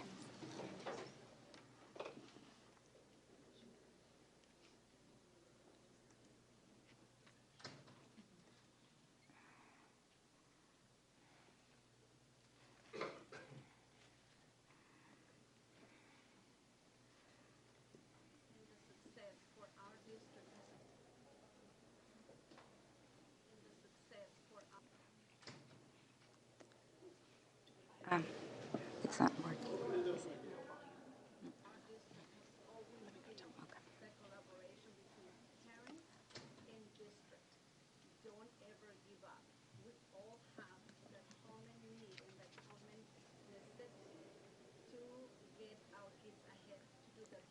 I guess it's up. They're working on it. Sorry, excuse that. They can't turn it up anymore. Oh, they can't turn it up. Okay. Well, this is one of our parents, and basically her messaging is about that partnership that exists between the district and the parents. We have invested a lot of time with our parents, building their capacity, their leadership. We meet with our DAC-DLACs, our ELACs, really building them so that there is that meaningful partnership. And so Lourdes here, this parent really exemplifies that knowledge and leadership of the many parents in our district. This heightened level of parent engagement, again, is the result of the time that the district has invested with our parents. And though she was coming from a parent's perspective in her message about really pushing each other, because our parents engage with us, but it really is about asking those tough questions and really wanting to be engaged partners with us in what's happening at the district and at the school sites. So she captures that perspective beautifully in her comment. Bottom line, it's all about unity of purpose. So that's basically the message that she relays there. And I'm going to go back to my PowerPoint. And, okay.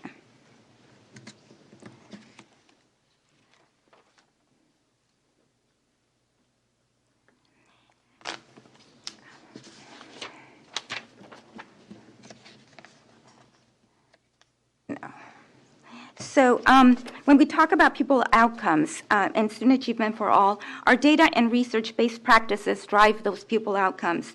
They are constantly evolving and undergoing fine-tuning to meet the needs of our students. Through our LCAP, we are hiring highly qualified resource teachers to provide support to our classroom teachers, to our administrators at every school site. We use data to identify students in kindergarten through 6th grade who participate in our 12-week extended day program district-wide.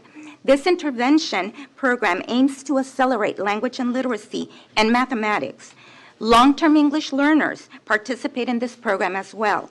And the ratio of that group of teacher to student is 1 per 6 students. This is an example of our English learner dashboard. Seen here, it gives us a comprehensive picture of our English learner progress for our district, and it is shared with our instructional community, including our parents. A quick view of this dashboard indicates an increase of English learner enrollment in our district for the past 4 years. 68% of our students met and exceeded the state target goal for making annual progress in English language development, or our MAAO1. For our MAAO2, we have exceeded the state target goal for attaining English language proficiency for our students in cohorts less than 5 years and 5 years or more in program. In the final year of the former California Standards Test, our English learners API was 818, which was higher than the overall score for some school districts in California. In English language arts, that gap in proficiency had narrowed to 12 percentage points. And in mathematics, it was down to single digits, 7 percentage points. This continues our English Learner Dashboard, and you can see that there's been a 27% decrease in the number of students as identified as long-term English learners for the past 4 years, and a 30% decrease when compared to 5 years ago. There continues to be a 9 to 10 annual increase of students reclassified as fluent English proficient. As a collaborative effort among all stakeholders, the district developed its Common Core Aligned Report Card, which was implemented this year. Included was the Dual Language Immersion Report Card that is aligned to the Common Core in Espanol, and the ELD Report Card aligned to the new ELD standards. So long before the advent of Common Core, we have always endorsed in our district the rigor and high expectations for all as they pertain to hiring practices, instruction, assessment, and accountability for results yielding student success. The district's rigorous local measures assessments in reading, writing, and math were breaking ground even before Common Core and SBAC were launched. So as we implement our local control accountability plan, the question is, how do we monitor it? How do we know it's working? And how do we know it's being implemented? So the district has created an LCAP depository on Edmodo with 16 folders for each of our 16 goals, where administrators and district staff upload evidence of their actions. Our district LCAP advisory committee, which is made up of a cross-section of stakeholders in our district, including our bargaining members, have viewing access to the evidence that is collected. This is one way we uphold transparency, accountability, and involve our community in the plan. This is an example of our English learner LCAP goals and monitoring tool. And of course, uploading evidence is all too familiar to us in Chula Vista because last year our district was reviewed through the federal program monitoring process, and we're pleased to report that our English learner program had no findings. The English learner local control accountability plan goals and monitoring tool that you see here is an example of one EL goal that lists the types of evidence that we will be collecting and uploading on Edmodo. This tool serves to ensure that evidence is collected for the goals we established to improve student achievement. So reflecting and refining and acting. As we reflect on this first year of our implementation of LCAP, we acknowledge that work what has worked so far, and the challenges we still encounter. Certainly, the timeline to submit our plans and the formatting of the template to make it comprehensible to parents and our educational community was a challenge. We needed to learn it and to be able to make it comprehensible to our school community. But moving forward, we will continue to refine and strengthen local collaboration and stakeholder input, including investing time for parents and the community to understand how the allocation of funds will improve outcomes for our neediest students. The LCAP creates a unique opportunity to ensure that student success becomes everyone's business. It is about creating those optimal conditions for learning and fostering a culture of engagement that yield positive pupil outcomes. To quote our superintendent, Dr. Escobedo, "We are very proud of our efforts so far, but we won't be satisfied until we close that gap entirely." Thank you. Thank you. So we're ready for questions from the board members on either of these presentations. Pardon? Yeah, okay, So go ahead. first, I just want to thank both the representatives from Harupa and from Chula Vista for this reflects just an amazing amount of complex hard work over time. And I think it kind of reminds us about the implementation of policies like this and what it really takes, all the complex, and the fact that you're thinking about it system-wide rather than just little pieces, and that there's a huge amount of data and investment in professional development to change the practice for kids. So thank you both for, first of all, taking the time from what is, I'm sure, a very busy responsibility in these days, but also for the work that this reflects and will continue to reflect. And I just want to comment, I was at the English Language Arts, English Language Development rollout in December. It was fabulous. We had over 700 people at that training. And my understanding is the one in Redwood City is already sold out and that people are already looking to Fresno. So it's clearly a need that we need to look at the training for literacy across the state, and this is a really good opportunity. And I appreciated that you made the comment on that. But I just think you offer an incredible model and resource. And I think in this work, it's just nice to be able to call colleagues and find out how people are doing. Appreciate the comments about the coach and the part-time release that you're doing in your model in Harupa. I think that's one that many people have seen as successful in just trying to, how do you invest the dollars to get the goals you want? So thank you very much. Board Member Rucker. I also want to add my praise to what Board Member Strauss has already said concerning the work that you've done. What was a very clear thread that emerged for me as you were talking is that the planning and the work that you did moved beyond writing a document simply for compliance monitoring to looking at creating a more unified conversation that links all of the other plans that you currently have a mandate to address. I also appreciate that you looked at the fact that these plans are going to have to be not only developed incrementally and improved, but also you looked at how your relationship is going to change with your stakeholders with each successive conversation you have about the plan. I was particularly interested in the Chula Vista plan and how you particularly called out the IIUSP plan as well as your school program improvement plan so that all of your school sites then felt that they had a specific and particular link. Even the single plan for student achievement from your school site councils, they had a particular stake in what was articulated in your LCAPs and what their role was in implementing a district-wide vision and a district-wide program through the plans that they had specific responsibility for. So I thought that was a very, very unique explanation, so I really appreciate that.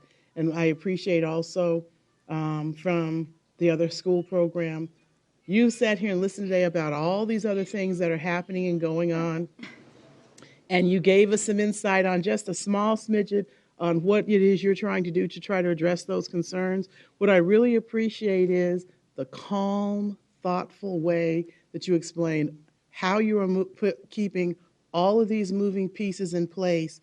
And while the confusion may be something that you are trying to manage, you are not passing that, you're making the effort not to pass that confusion down to the levels where the implementation happens. So I really appreciate the way you explained what your approaches were on that. So thank you very much. Other board comments? On Harupa, when you did the, how do you feel that the LCAP helped you with Common Core implementation? Was it more you wanted to do Common Core implementation and you translated it into the LCAP, or was the LCAP of use to you in resource allocation to accomplish what you were trying to do in Common Core? So how did the resource allocation part tie into all the educational strategies that you indicated? I think first and foremost, just the flexibility that LCFF provided us enabled us to really allocate the resources we needed to support that work because it was so system-wide.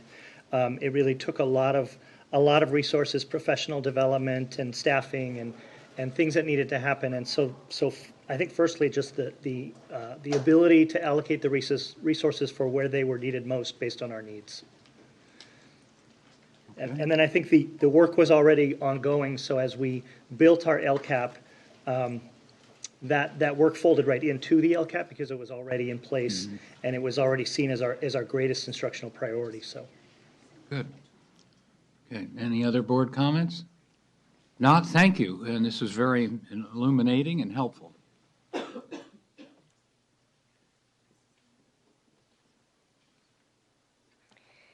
Next, I'm going to provide a brief update on the development of the electronic LCAP template. Over the past year, and especially since the SBE adopted permanent regulations, including the LCAP template, program and technology services staff have continued work on the development of an electronic LCAP template. Staff have created mock-ups of data entry screens, review and approval process screens, user account management, and search and display screens to display a final copy of the LCAP to the public in the template format. Development is currently in the coding phase where these elements are being programmed into a cohesive system.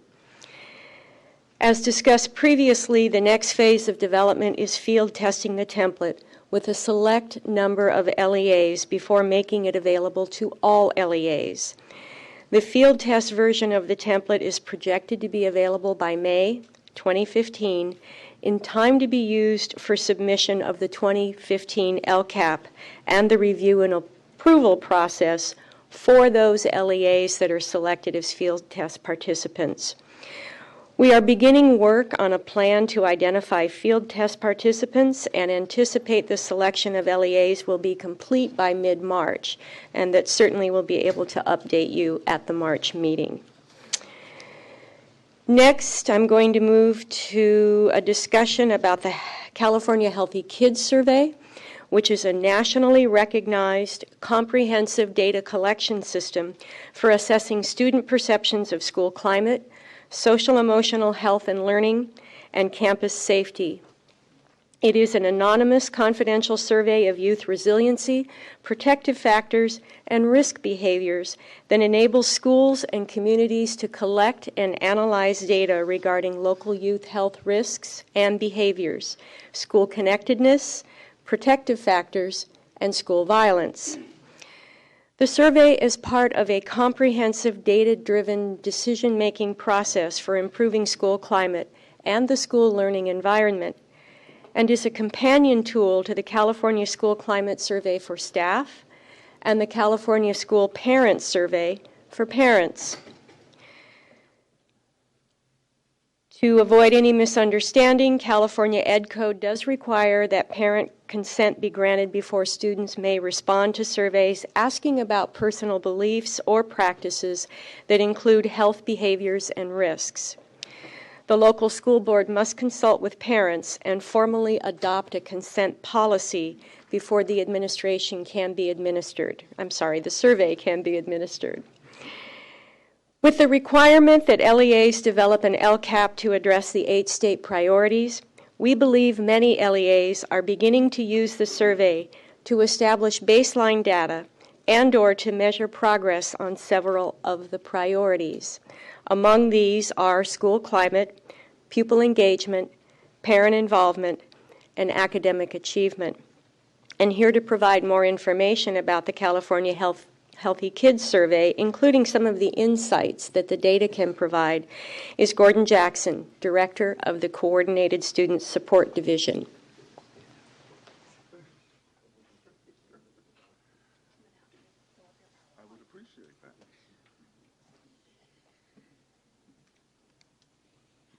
Welcome. Kurz. Well, thank you, President Kurz, Chief Deputy Superintendent Zeigler, and everyone else, board members. It's a great pleasure to be here this afternoon. I'll share some information with you in moments about the California Healthy Kids Survey. I think it's important to note that not so long ago, in the mid-2000s, the Johns Hopkins Center for the Prevention of Youth Violence pulled together a research brief that provided just a great amount of information about the significance of school climate on academic success. We understand that, we know that, and yet perhaps it's talked about heavily in my division as a Coordinated Student Support Division, primarily because those things that are beyond academics are indeed an important thrust for us moving forward. So to that end, I wanted to share that that school climate and student engagement is that foundation and incredibly important when we start thinking about what it is that we want our students to do, to be able to do as they move forward. So looking at this PowerPoint presentation and looking at the X there, I'll zip through this very quickly. I just wanted to share that One of the things that I think is incredibly important, that we believe is incredibly important for educational leaders, is to be able to have a sense of and to know where students are in terms of their relationship with their school, in terms of their safety, in terms of the level of harassment or bullying or things that they might be impacted by. So the survey provides that information. And looking at this did you know slide, about 1/3 report being bullied or harassed at school. 40% do not feel safe at school. 24% experience cyberbullying. So the more that educational leaders and administrator and other folks in the district office have a sense of what is going on, at least through the lens of their students, those students' perceptions, the more that they can be responsive in terms of gearing their programs, working with staff, and moving forward in a variety of ways to support students. Also shares that 1/3 cannot report at least one caring adult at school. 1/3 report no teacher or adult at school believes that they will be a success, that low expectations piece. So this survey is proving to be a wonderful vehicle, as we start looking at just all the resources that are made available, of course, listening to the two districts that just spoke about their experiences and, of course, what they pulled in to make the difference for those districts. We see this as yet another opportunity for district leaders to gather important information. We know, and looking forward to the reality that this provides some comparable data across schools and districts throughout the state to get a sense of just what is going on statewide. We know that that matters. It can be customized. There are available modules, and there's a core piece, and there are available modules to really customize if a school district feels that it needs to know more about its students in a certain area. A little bit about survey participation, and I'll talk about perhaps that this report card is something that's made available for secondary schools so that they can get this information. It can be disaggregated for them so that there's a real clear sense of where the students are. And there's a real clear sense, and I think that's equally important, where the staff are relative to how they feel about their learning environment. Some of the things that can be learned through this process is just the school connectedness piece, the academic rigor, academic mindset, perceived safety, violence and victimization, respect for diversity and equity, physical environment, parent involvement, and all of these pieces that just cannot be minimized, of course, when it comes to looking at the whole picture, looking at the whole student, and looking at what matters most, especially in terms of really building a success of LCAP. So the survey, there are secondary pieces. I am going to be back later this year in May talking about chronic absence and providing some information about some efforts that we're doing in that area. At that time, just looking at the clock and being mindful of time, if there is a desire to dive even further into the survey, to share more information about it and the impact or other anecdotal information that I can share, I will do so at that time. But I have been reminded that time is incredibly precious. But I did think that it was important that, as this is becoming all the more utilized by schools and districts looking for those resources, that I think it's just important that you have some knowledge of this tool and you're able to articulate a little bit about it, because I think it's useful, and I think it's something that's going to gain in prominence as we move forward. Okay, thank you. Any questions? Board Member Shimazaki. Yes, I can't stress the significance enough of LEAs having this data available to them to be able to look at school culture. I mean, that's a huge component of the LCAP, is looking at school culture and how we can direct funding to make those improvements. And without this hard data, I think it becomes very difficult for schools to be able to measure in terms of long-term how this directed funding is going to affect the outcome of students and all of that. So I'm a huge supporter of the California Healthy Kids Survey and just the resources it provides to LEAs. And one thing I read in the agenda item that if you could expand on a little bit is the ability for LEAs to modify questions that maybe are specific needs or interest or a significant issue within their own, culture of their community. And if you have any data on, do a large percentage of LEAs tend to modify questions, how ease of access for these LEAs to modify questions, and just if you could kind of comment on that. Sure. We work closely with a contract with West Ed, and so that is who helps us to administer. We have to be very mindful that the survey, either online or on paper, we really want the survey to be able to be completed during a 50-minute period. So consequently, we're very cautious and concerned about the desire to just add a variety of questions. So, and we work closely with, and staff of West Ed works closely with those leaders and lead contacts at the districts about helping to shape their question to really fully understand what is it that they're trying to get. So I don't necessarily have a percentage of how many districts opt to customize. There are a few, and it is something that's made available to them. It's particularly if they've had a recent event, perhaps the year before, about bullying in such a fashion that they really want to be very direct about a certain question that's going to shape how they respond and what they do differently. So we do advertise that as we talk about the survey and talk about this very valuable tool. We do make it well known that there is that piece, and we think that that's a valuable piece.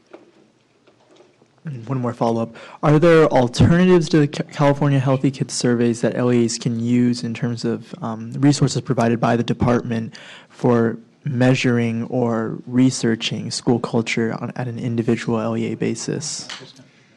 This is the only tool that we have access to that provides statewide data. There are other mechanisms throughout the state, and other vendors, other folks who have things that they believe would be helpful. Of course, these are, again, it's all about resources and that can be provided. But this is unique in that, and which is one thing that's critically important about sustaining this piece, because we don't want this to go away, because then we would in fact lose some of that statewide data opportunity. But this is the only one that captures that statewide. Sure. Board member. Excuse me. I probably missed this, but this is high school only? No, it's grades 5, 9, and 11, I believe. So when you summarize the data, you disaggregate it by grade? Yes. And I'm really curious, the change in the world in terms of the availability of cell phones and internet and what can be done to torment other people with those. I'm really curious about whether the people at West Ed are kind of tracking that to look to see whether certain areas are increasing more than other areas in terms of the various things that are, whether or not, for example, issues around bullying because you're gay may be decreasing while other kinds of cyberbullying or sexual harassment may be increasing. I'd be really curious to know whether or not they're tracking it in that kind of a way. Or maybe even the issues related to cyberbullying is coming down and showing up at the 5th grade level more than it did. Do you know? I don't know. I do know that there's kind of an exchange as West Ed works with schools and districts and looks at shaping their questions and having those conversations, that through that process, they're learning a lot about what's going on in the state and what's going on, in California relative to cyberbullying, relative to harassment, a variety of things. That is a question that I could ask. I don't know if they in fact have some way of either documenting or charting or looking at what is trending, in those areas while they're having those conversations. But I think that it would be helpful to know. I would be interested in that if you wouldn't mind, reaching out to me with that information. I'd also like to see a copy of the survey. Okay. And I'd like to know what division in West Ed is working on it. I'm interested in this. Great. I can make that available to you. Thank you. Yes. Board member Rucker.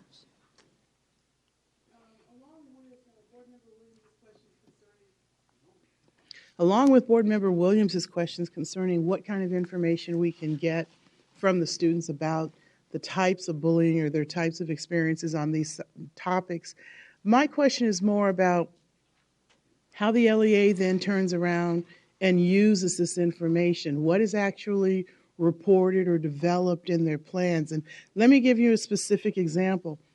I know that districts have some limits, or at least in some ways are limited on how or when they can intervene on cyberbullying.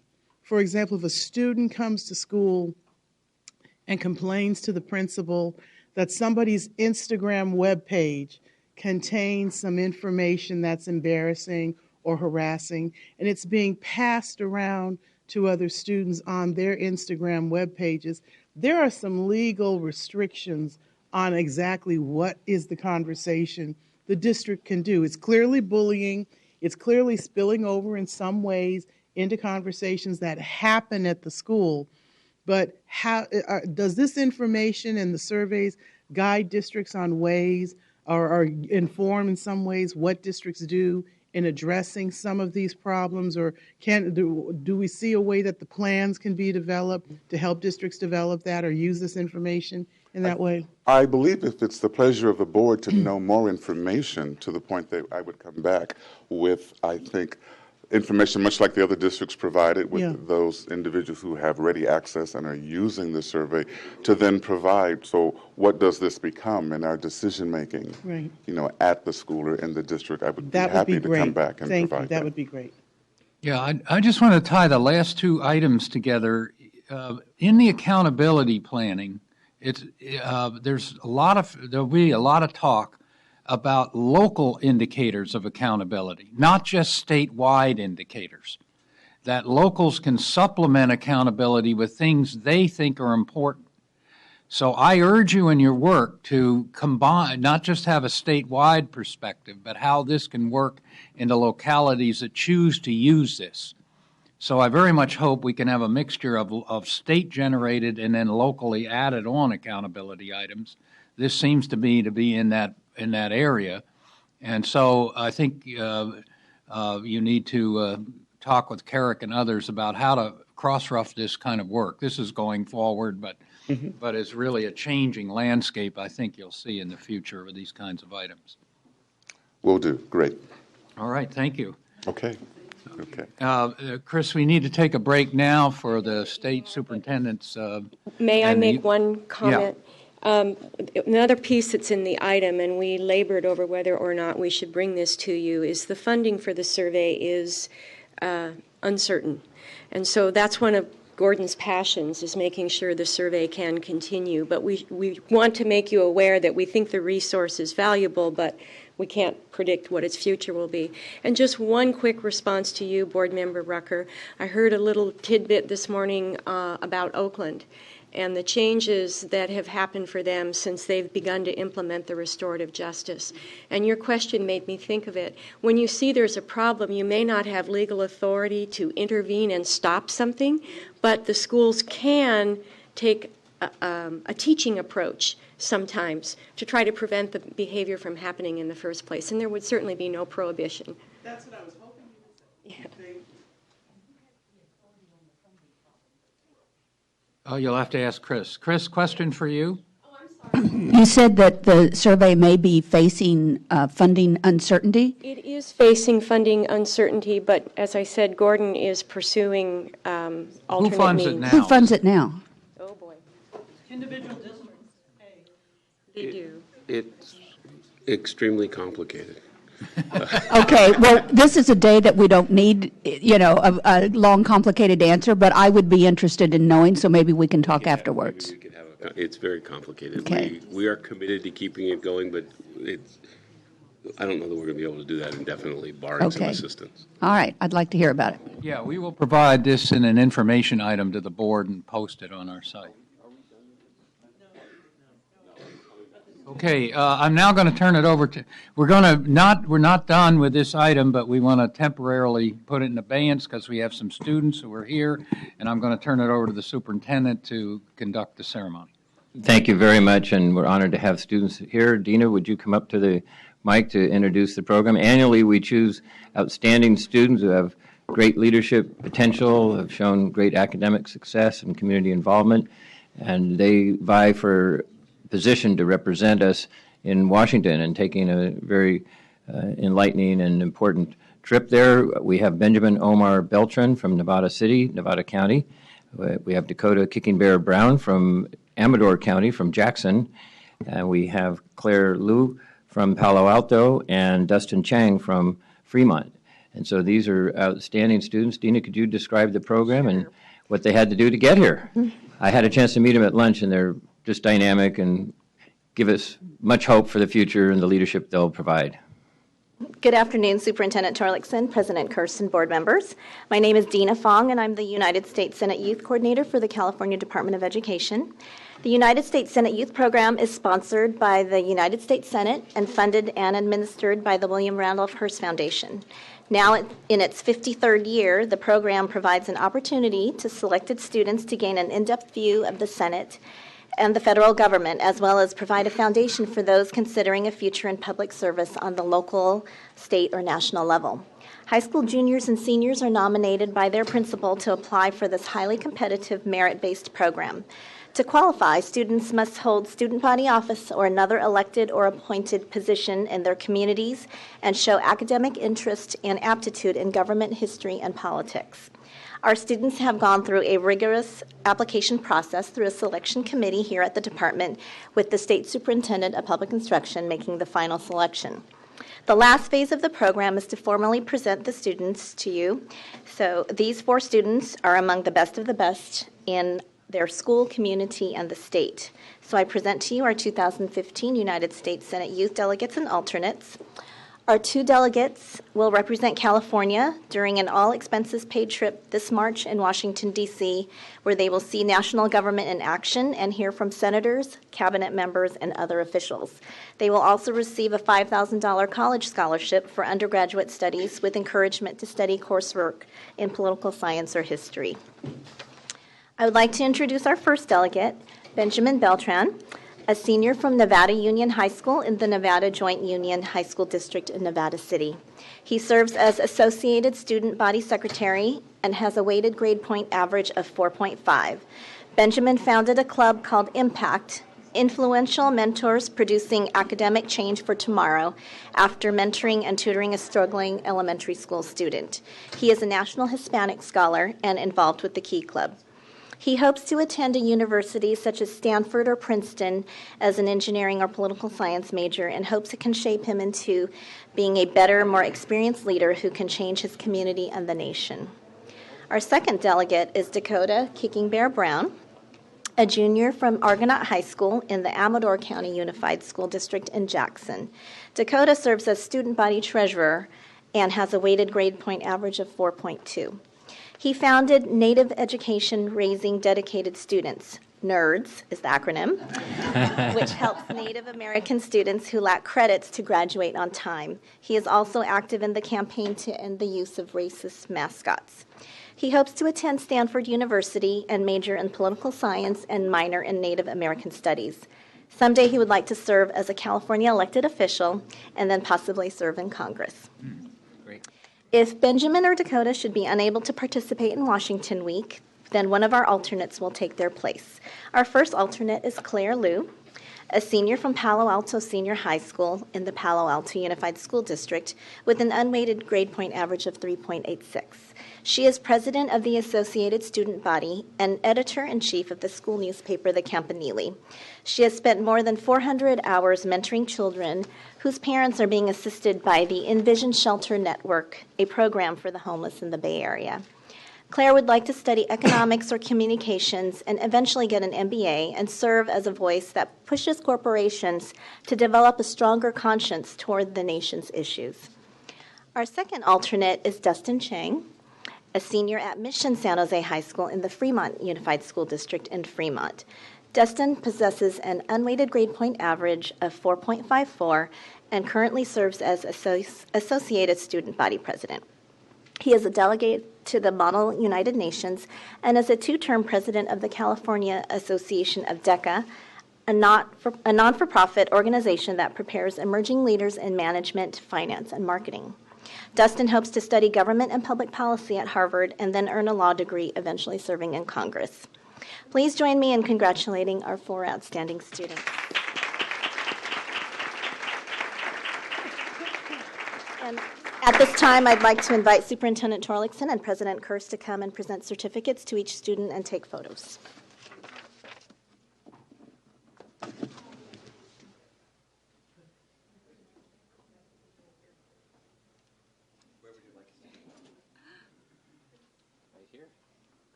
With the best and the brightest, right? Congratulations. Again. Congratulations. Congratulations. All right, good. We have certificates. Do we have certificates to hand out?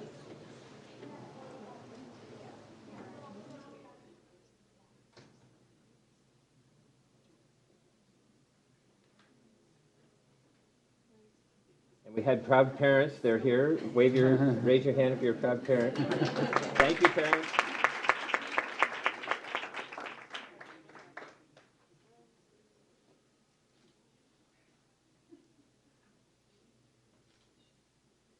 Great. And certificates? Yes. Mike, you want to give the suspension? We can do it together. Yeah, okay.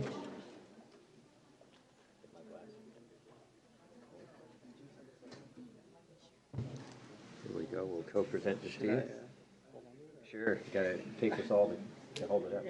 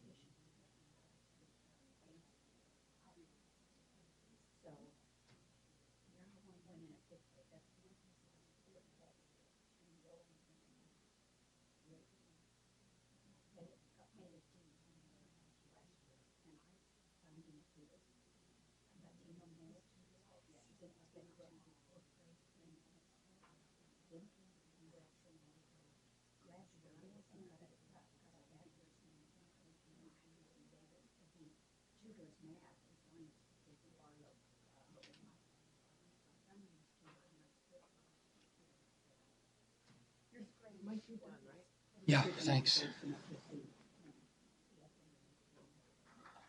Thank you.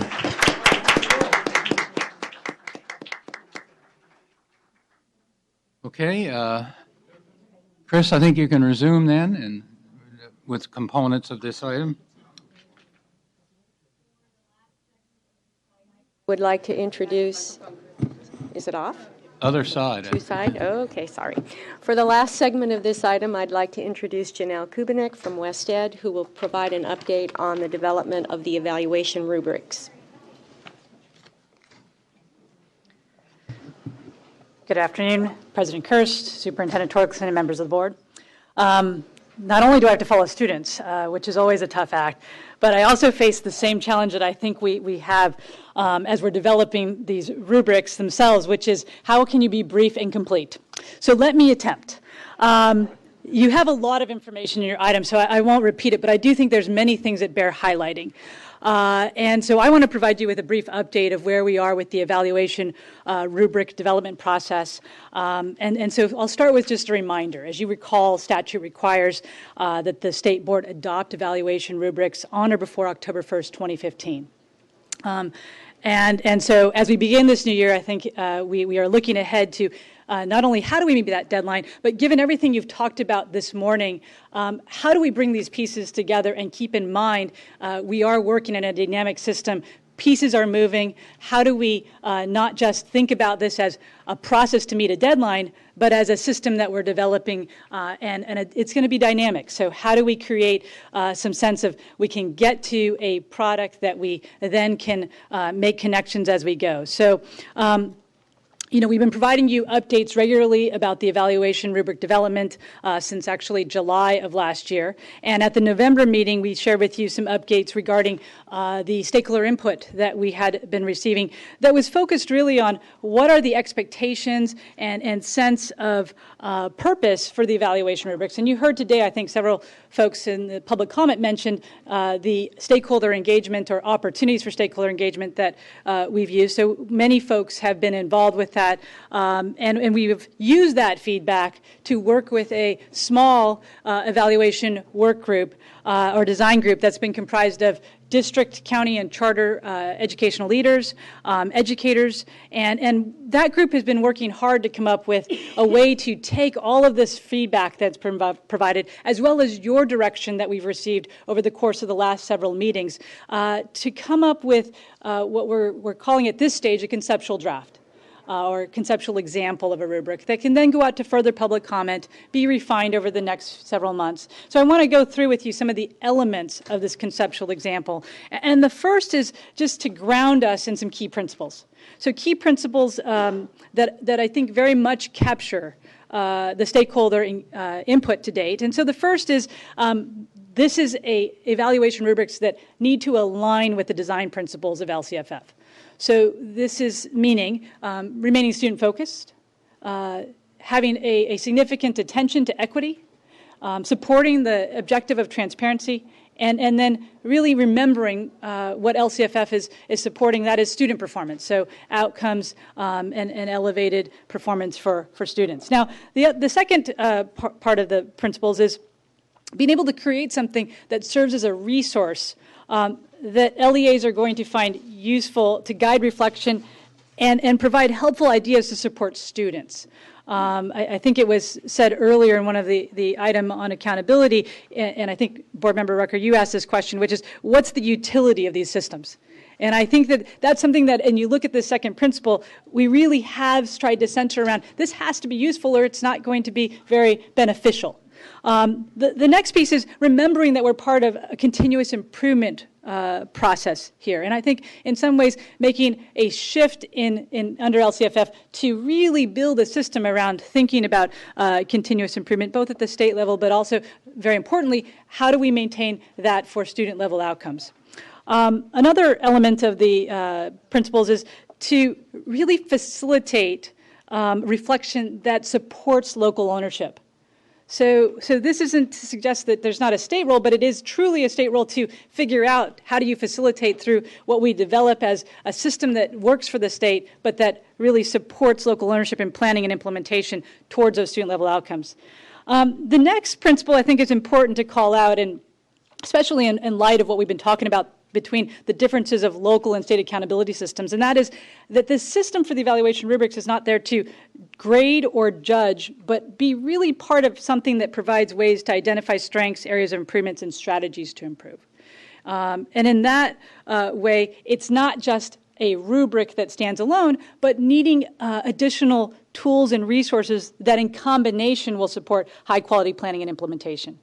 And then finally, recognizing that this isn't exclusively about LCAPs, that what we're dealing with the evaluation rubrics is extending to all strategic planning and implementation efforts, so that the evaluation rubrics should be useful for the larger purpose of planning, the larger purpose of implementation. So what you have in your materials today, again, is more of what the evaluation rubric design group has created. And one of the early pieces that this group determined was we have to be clear about what it is that is expected for LEAs as a result of the rubric. So you'll see in your materials there's some vision description, and some of that includes thinking about what would be the ways that LEAs would interact with the rubric. And so there's two dimensions of that. One is in the development of plans, so we're talking specifically about our districts, charter schools, and county offices. And you'll see some key terms that are related to the use with this purpose in mind, which is as a tool and resource to review data, to reflect on areas of strengths, areas in need of improvement based on growth and progressive improvement in results for students that are part of an LEA. The other, additionally, is the rubric should give LEAs feedback about areas in their planning that can be strengthened, with some relationship to ideas or materials that will support changing in practices to support outcomes. And we would expect that in development of plans that LEAs may minimally refer to the evaluation rubric for their development, but hopefully recall them or go back to them as they assess their progress and supporting communication. The other important function of the rubrics is related to the reviewers or the reviews of plans, as well as provision of technical assistance. And so in this regard, the evaluation rubric should function to help provide diagnosis of strengths and areas in need of improvement. Also be a tool that our technical assistance providers and reviewers can use to engage in dialogue about those areas and support providing very productive technical assistance and feedback. So as we look ahead to what's occurring next for the evaluation rubric is feedback. So we have the beginnings of this conceptual draft. We feel it's really important to take these ideas and present them back to stakeholders, and that would be including but not limited to our educational leaders, our teachers, parents, students, similar to the round of input that we did this fall. And really, in this regard, giving an idea, so something tangible that people can respond to, react to, so that we can formulate a draft from the feedback and then present that to you when we come back again in March. You know, and I do think that there were several things that were in the earlier item on accountability that, as I was reading through that item, it really struck me that have a connection to what we're going forward with regard to this concept. And you know, in the findings that were highlighted in the EPIC report, it highlighted actually there's several trade-offs that are considered when you're creating what they called a comprehensive system that I would say withstands the test of practical use. And so a couple of the things that jumped out as I was reviewing that report is that there are some statements about the fact that all measures have value, but can be limited when applied in a uniform fashion. And I think that's one of the challenges and opportunities that we have, is that we have some very clear metrics identified affiliated with the 8 state priorities.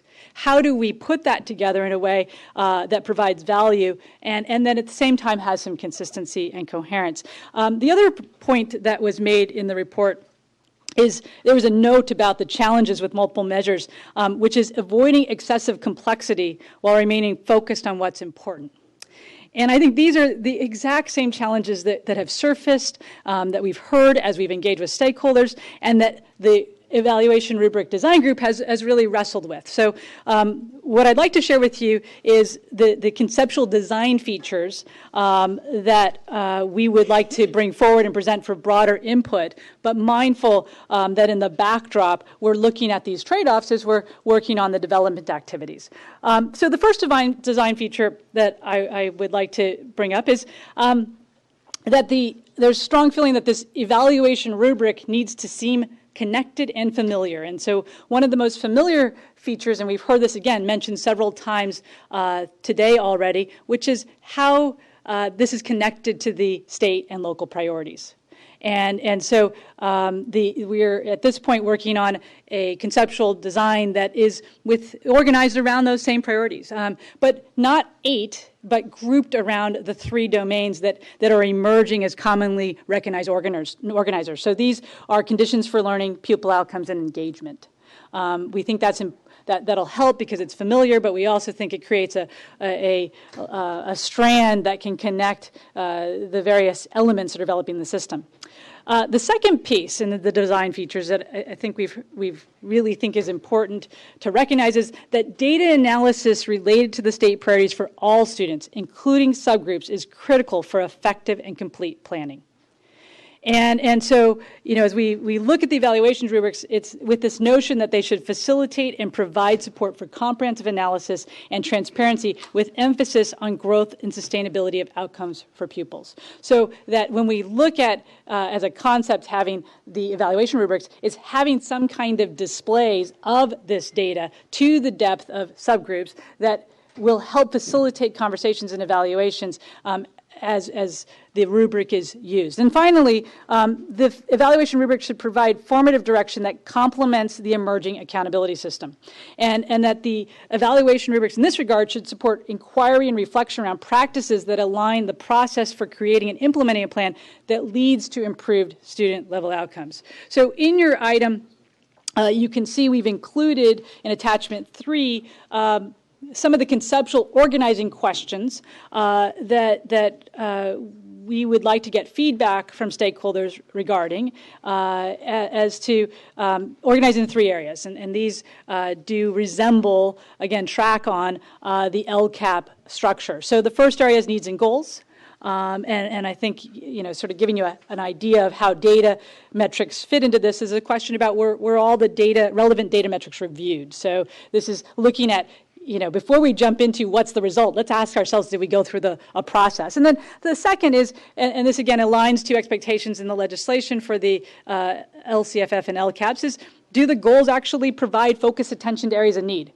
And so do we have evidence of that being apparent in the process? And then with regards to actions and services, an example question is there evidence or research base to support the actions or goals, the actions and services to address needs and goals? Another question is, are there sufficient staff to fully implement the identified actions and services? A third question is there sufficient funding? So this gets to the question of resource alignment and its impact, but sufficient funding to implement the identified actions and services. And finally, with regards to actions and services, is there a clear timeline and expectations to fully implement the identified actions and services?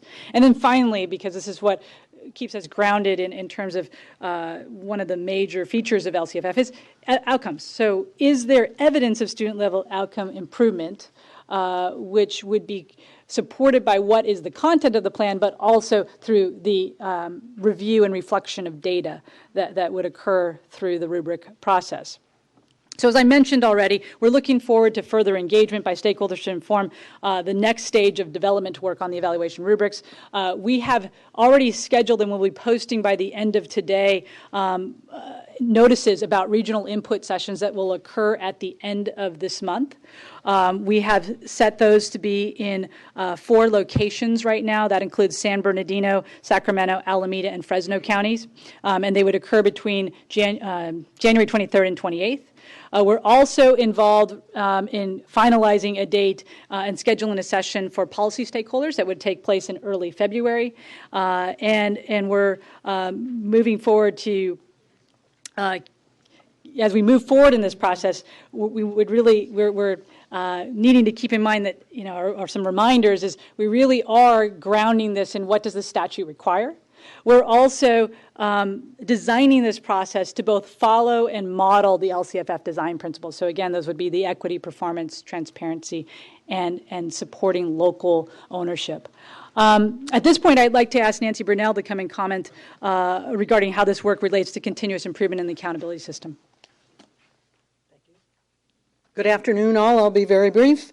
I think the reflection of this particular item sort of is a good example of the long and winding road that we are on and have been on for some time. So clearly the conversation from board and from the public related to these 4 items, I think are reflective of some of the dimensions, obviously, of the next phase of the work that needs to be really quite long-term, as many of you indicated in your comments. We are trying to build a new innovative accountability system through the foundations of the state priorities and the beginning implementation work related to LCFF and the evidence of LCAPs that districts are reflecting on. In listening to the two districts that were here who I think provided really some great context, but also it's all about learning. We're in this just huge context of learning for all of us.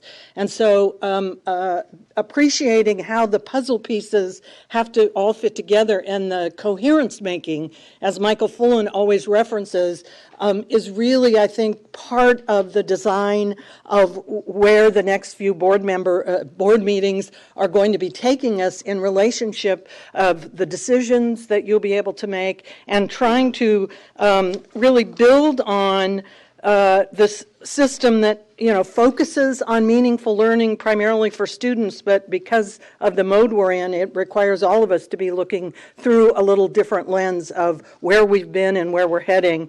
That's enabled by professionally ready teachers and administrators to deliver on this promise that we've really made to the public, and adequately resourced through the mechanisms of LCFF. So in thinking about a new continuous improvement accountability system, all of these pieces ultimately will need to be able to fit together in a coherent way, as many people have mentioned, and that we are probably in the midst of looking at the specifics that may need to be changed in legislation, as was mentioned. Clearly, the work of the PSAA was focused particularly around a very precise set of expectations in the 1458 legislation that have changed quite dramatically. And so while that work is very important and I think will help determine some good ideas, the considerations for this larger context of engagement with our stakeholders is really a part of this next phase of work in the learning from what occurred with LCFF, the evolution and development of the evaluation rubrics, the role that the collaborative will be playing as it convenes at the end of February. And so presumably some of the items that will be coming to you in the board meetings will really be intended to map out some of these very clear directions, and these will be ongoing conversations, as President Kirst mentioned and others, that we're in it for the long haul here, and in really trying to determine collective accountability and responsibility, we have to be thoughtful and intentional about the way that it's presented to the field. So I think, again, this was a perfect example in item 4, as well as the other 3 items, that we have a lot of work to do. We have some pieces in play. They're going to continue to evolve, and it's going to take all of us to move forward to really have a whole different lens on what we really mean about accountability, that it isn't about punishment and sanctions and intentional interventions and firing the principal. It's really about continuous improvement and capacity building for everybody. And so I think we're all looking forward to those opportunities, and all of us involved in this item are happy to take additional questions. Okay, that completes our presentation, so we're ready for board member comments before we take some public comment. Board Member Rucker. I have a question for Janelle Kubinek. Janelle, I'm looking at, in attachment 3 on page 4 or 5, the sample questions that you have for looking at and identifying practice. And while these yes/no questions I think are really, really good, and there's a good, and as a frame, it's really good to be able to adapt them to each of the other groupings. My concern is how are the LEAs and the stakeholders who are going to be going through this rubric going to be asked to consider the quality of the evidence that they're looking at? So under needs and goals, was data for all relevant metrics reviewed? Yeah. What was the quality of that review, and how, what did that review actually look like? And, it's kind of like, how do you know when things are going to get better if all you did was say, yeah, we reviewed some data. So I have a question, a concern there. So I would say what we're needing, so in the stakeholder pieces, to present some questions to get the sense of, are we headed down the right area of focus? But in terms of how then do you take responses, what we would propose as a discussion piece is we don't imagine binary answers of yes, no would be that helpful, and that some description of practice around when you say yes, there could be yes, sort of, there could be yes, totally, there could be yes, maybe. But how could you describe that practice? So this gets to... where's that? And so that's some of what we want to present is how would we then come back to you with some of those statements. So let's get some feedback about what those statements would be useful in a practical way to say it's not just yes, no. We do know we have to have some description of practice, but let's get some feedback about what are some ways to capture practice. Okay. Thank you very much. And I just need to share this comment. I really appreciate when you come and give us these updates and explain where your thinking is and what is evolving in this conversation. But I have to tell you, I struggle to anchor my understanding about what this, to create a mental model about not only what this is going to look like, but how it's actually going to operate. And so I have a concern that there needs to be some considerations. Listening to what people said earlier today, particularly I heard what Eric Premack talked about, and I was really surprised by what he said. Are there some differences that should be considered in this rubric when the program were based on the student population or the grade that is being served, the grades that are being served in this LCAP? So would these questions be answered differently or even be considered differently for high schools because the metrics that they're being held, the numerical information that they're being held accountable for looks a little different than the metrics that they're being held accountable for K-8 programs? Is there a way to consider that or to look at what those differences might be? So I'll say that's been a reoccurring question as we've been going through this. And I think where we've settled is if we start with the exceptions, we never get to the base. Right. So we're trying to create the base to then say, how do we provide appropriate accommodations to those things that seem to be exceptional but common cases? I was hoping you would say that. Thank you very much. Okay, public comment. No, Sue Burr. Well, I just wanted to thank Janelle again on for all of her work with especially with the design work group so far. It hasn't been easy, appropriate to Member Rucker's comments. So I think we made a lot of progress, and we really are at the place now where we need to seek additional public input. I want to just make a plug, Janelle didn't, that remember that we have an LCFF channel. We have tons of resources that are available on the WestEd website to help people understand. So make sure people are looking at that and going to that. Yeah, new one today, lots of webinars, new information about the LCAP template that just got approved. We heard the regulations in the template were approved. So lots of learning opportunities for folks out there as we move forward. The other thing I just wanted to mention, not wanting to be redundant of our conversation we had this morning, but I really do hope that folks will take a look at the last couple of paragraphs at the bottom of page 4 on attachment 3 and the top of page 5, which is really what Nancy aptly summarized about how we move forward in a coherent way. And then I make one request, again, at the risk of having Judy be really mad at me, but we need to discuss this in a coherent way. Because I feel like when we have item this on this and item 2 on this and item, we're like, whoa, which way is up? And it's hard for the public to engage us because they're trying to direct comments at testing or they're trying to direct them to API. Or this is a big system problem. As Michael Fullen talks about, we have to be mindful of systemness. That must be a new word. But I think it's really hard for the board it's hard for me to wrap my head around all of this if we can't talk about it in a coherent way, that all of these pieces fit together and how are we going to make sense of them going forward. Recognizing it's a multiple meeting conversation, but that just would be my request for us to think about this and make a presentation and have discussions in a coherent manner while still being mindful of Bagley-Keene. Thank you. Okay, public comment on this item. We have 5 public commenters: Annie Lee, Deborah Brown, Edgar Campos, John Affelt, and Martha Diaz. Please line up. Good morning. My name is Annie Lee, and I'm from Foster Ed, which is an initiative of the National Center for Youth Law, and I'm here on behalf of a coalition of foster youth advocates. I'd like to build on the comments from Janelle at West Ed and highlight some key parts of a letter sent by some coalition advocates last week. The letter was sent by the Alliance for Children's Rights, as well as the ACLU, Children Now, the National Center for Youth Law, and Public Counsel.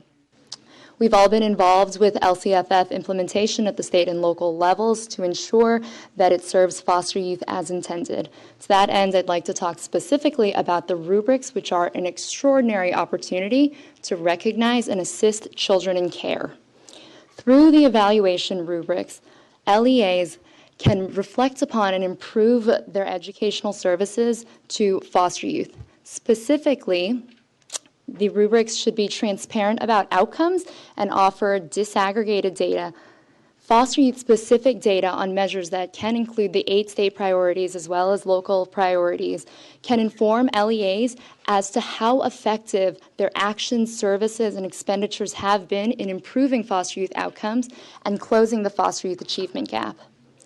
Additionally, the evaluation rubrics can serve as a way to help LEAs seek relevant support and guidance from their County Office of Education, the California Collaborative for Educational Excellence, as well as other resources should the rubric indicate areas of needed improvement.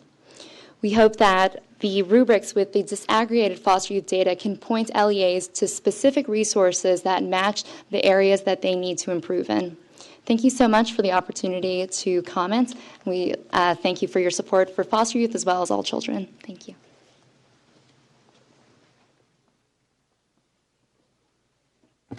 Good afternoon. Deborah Brown with Children Now. I'd like to align myself with the comments of Ms. Lee regarding foster youth and particularly the need for disaggregated data.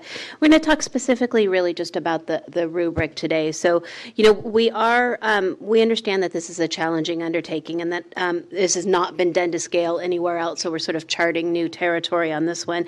And the challenge of being comprehensive yet simple and accessible to the public, especially when there are the 20 unique metrics, we need to be mindful of that. We'll see the rubric will need to set standards for metric standardization statewide and those locally determined. So most of the metrics identified in the state priorities have a logical metric that could be standardized statewide and thus can have similar performance and improvement statewide, improvement standards statewide as well. These include graduation rates, college and career readiness indicators. Other metrics will be locally identified, Common Core implementation, for example, and thus the state will need to provide flexibility in how performance and improvement standards are set for those metrics. And we suggest that the board will need to approach these two groups of metrics independently. We also want to ensure that parents are able to access the results of the rubric and consider the development of support materials when we do have the rubric developed. Also, the concept of an electronic dashboard with varying levels of detail, such as a dashboard that would have layers that allow for people to focus just over an overall sense of how well a school is doing, while others might want to dive deeper, and having that flexibility in the information would be good. We also see this as a tool to drive improvement, and so the rubric should focus on the outcome measures of the state priorities and focus where the school and district currently is and how that compares to recent performance.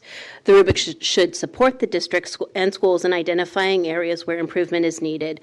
Schools and districts will need additional support tools to help them move from identifying an area of need, in need of improvement, and figuring out what to do that is likely to lead to such improvement. And so we encourage the board in collaboration with the collaborative to develop a plan for how to build a support, assistance and collaboration to support that transition. Thank you.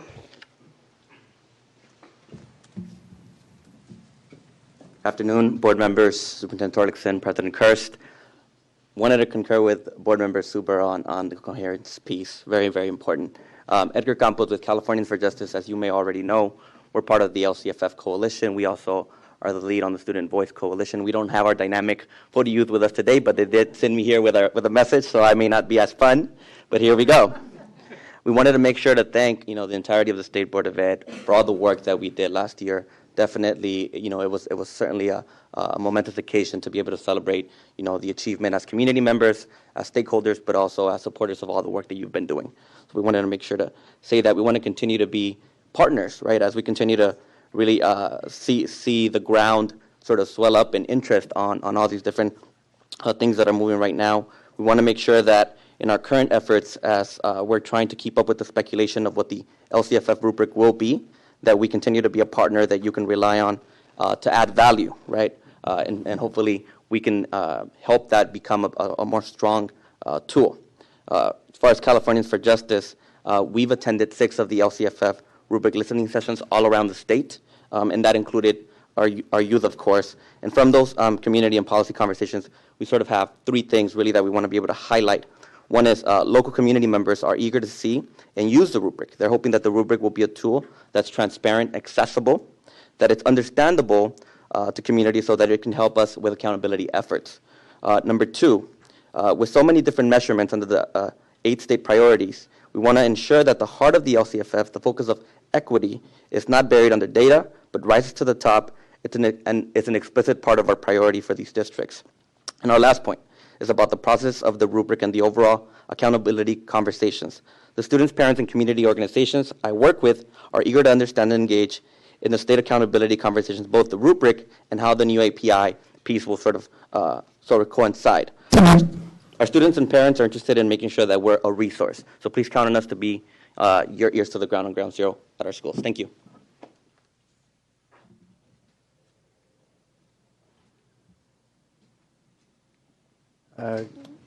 Good afternoon, President Kurst, members of the board, John Affel from Public Advocates.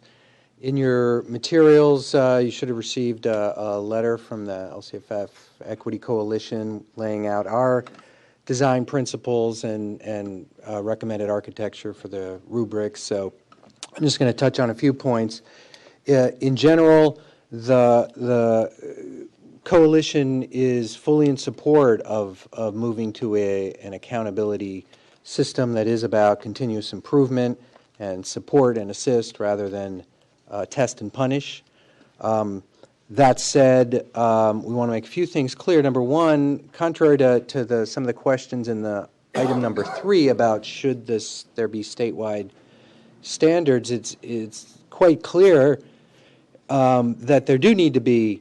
This board does need to establish state standards in each of the priority areas, all 8 priority areas that are in the evaluation rubrics against which schools and districts are compared. And those are standards for both performance and standards for expectation for improvement. And that fits with the model that the rubric is being used both to see how you can do self-assessment and self-improvement, which districts need county or other assistance, technical assistance for improvement, and which are the sort of the end of the bell curve that really needs some more stringent directive intervention. So given that you need some directive intervention, it is the case that there will need to be scoring and judgment or some kind of, maybe not ranking, but these rubrics are required by statute to be used for scoring and improvement. Also, we say in your letter, we think there is a way to integrate the API, President Kurst, with the multiple measures model, and that's because the rubrics and the template require many outcome measures, not just the API. It's just one among many. Thank you.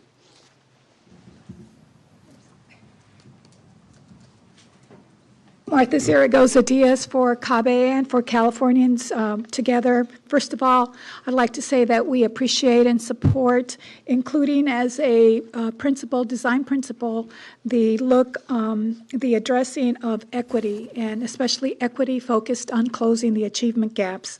So to that, we would hope that the rubrics would ensure that performance targets and improvement targets include an element focused on closing the achievement gaps, and that differing levels of expectation for improvement should be set for the unduplicated student groups and other numerically significant subgroups in order to lead to the closing of the achievement gap.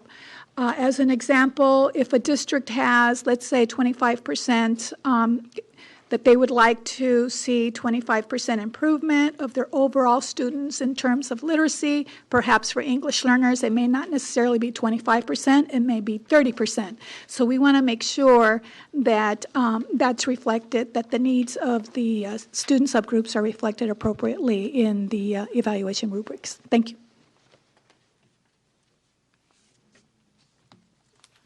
Good afternoon, David Sapp from the ACLU of California. I have 2 points about the LCFF rubrics, and the first one is actually just the name LCFF evaluation rubric and what that means as distinct from an LCAP evaluation rubric. And just want to emphasize the importance of, from our perspective, that this is an LCFF evaluation rubric rather than evaluating the effectiveness of the LCAP, because those are distinct concepts. One would be measuring what are the performance and improvement standards on the identified 8 state priority areas. What's working? Is it working? If not, why? And certainly the immediate next step would often be looking to the LCAP to understand what's working and why not on those 8 state priority areas. But that's a different undertaking from, and I just wanted to raise it because in Janelle's presentation, she was talking about looking at the LCAP as what this is looking at. That should be happening in the annual review process from county offices of education about the completeness and appropriateness of the LCAP itself. And so I just want to underscore the importance of the value of keeping it at looking at performance and improvement outcomes and standards in the 8 state priority areas, as opposed to just looking at the LCAP. And that relates to the second point, which is the importance of uniformity in those performance and evaluation standards. I just want to tie together some of the broader accountability conversation, agree 100% that the LCAP evaluation rubrics need to be aligned with and frankly mutually reinforcing and supporting the broader state accountability system. But what I heard earlier today was, I believe it was Board Member Rucker talked about in the state accountability system ensuring that there's fairness in how that's set up, making sure there's comparability across districts, that it's a similar standard. And I think it was Board Member Shimazaka in talking about the reports that are sent to families to understand the test score results, making sure that we can understand how does this fit in across what's happening statewide. And the same concept even in the Healthy Kids Survey discussion about the importance of statewide data for comparability.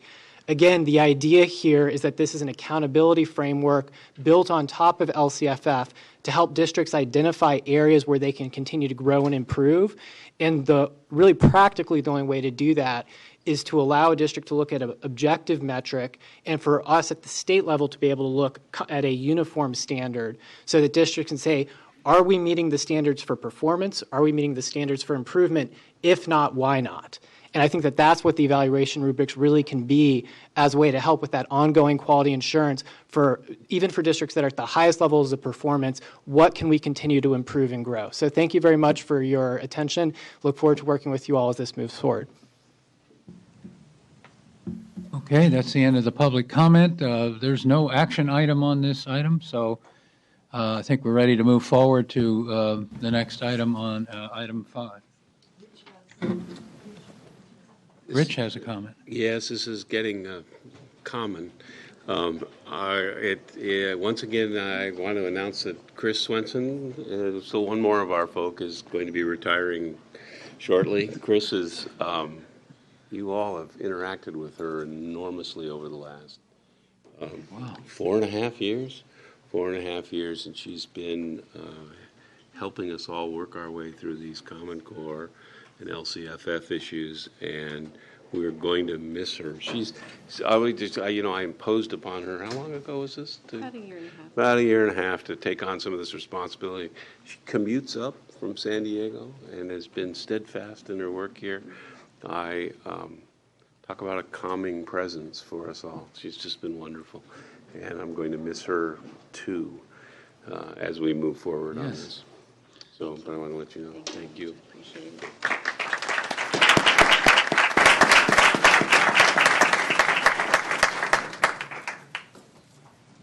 Okay, I'm shocked. We just met yesterday. I didn't know.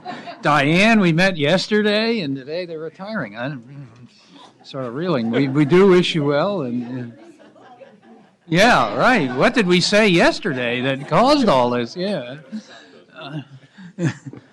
Okay, we're ready for item 5. Okay. Good afternoon. My name is Brooks Allen, Deputy Policy Director and Assistant Legal Counsel for the State Board of Education, and I'm here to present item 5. Cognizant of your time, I'll be quick as I go page by page through our report. But I do want to say that this report comes to you because one of last year's budget trailer bills, Senate Bill 859, requires that the State Board of Education, in collaboration with the California Department of Education, report to the legislature no later than February 1st of this year regarding the status of the implementation of the local control funding formula. Statute requires that this report include a description of the state board's long-term vision for the LCFF, a description of the various implementation roles and responsibilities, a description of the implementation challenges and efforts to address them, and observations of the board about the first year, or from the board about the first year. The report outlines the substantial progress that has been made in the first year of LCFF implementation and highlights the extremely hard work done in county offices of education, school districts, and charter schools across the state, as well as the collaborative efforts of education stakeholders in the first year of implementation. The report also highlights, as you all know very well, the State Board of Education's efforts to conduct a transparent and responsive process for feedback during the first year of implementation, and of course the development of the expenditure regulations and the LCAP template.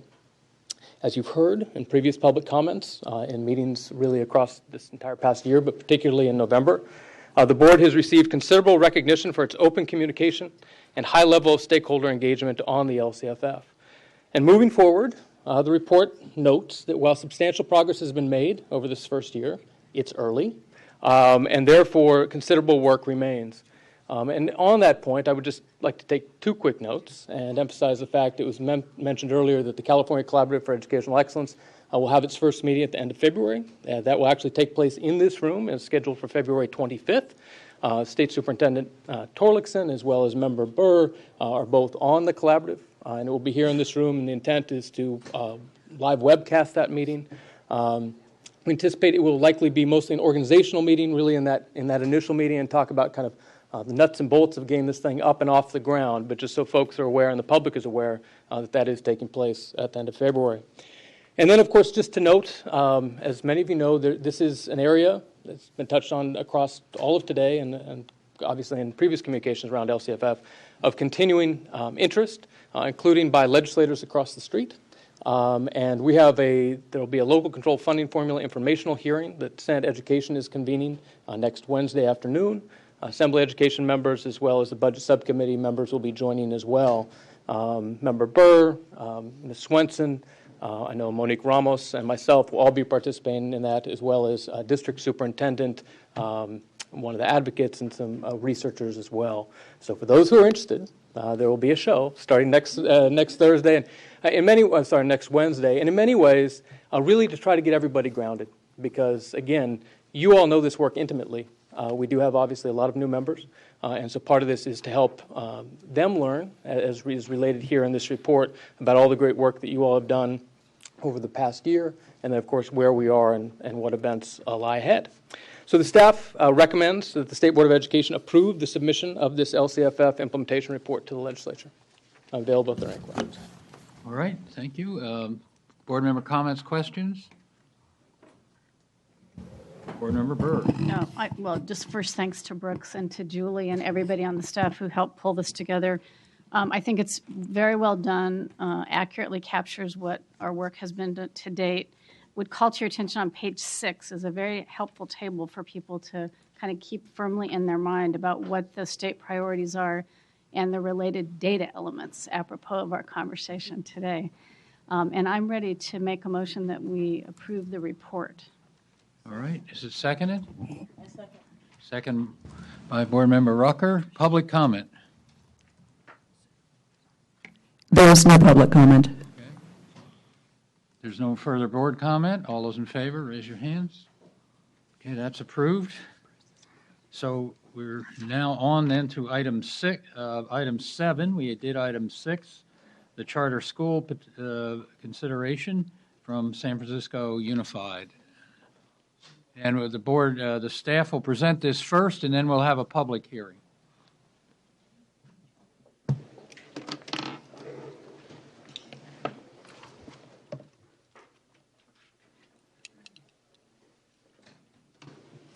Go ahead. Good afternoon, Board President Kerr, Superintendent Torlickson, and members of the board.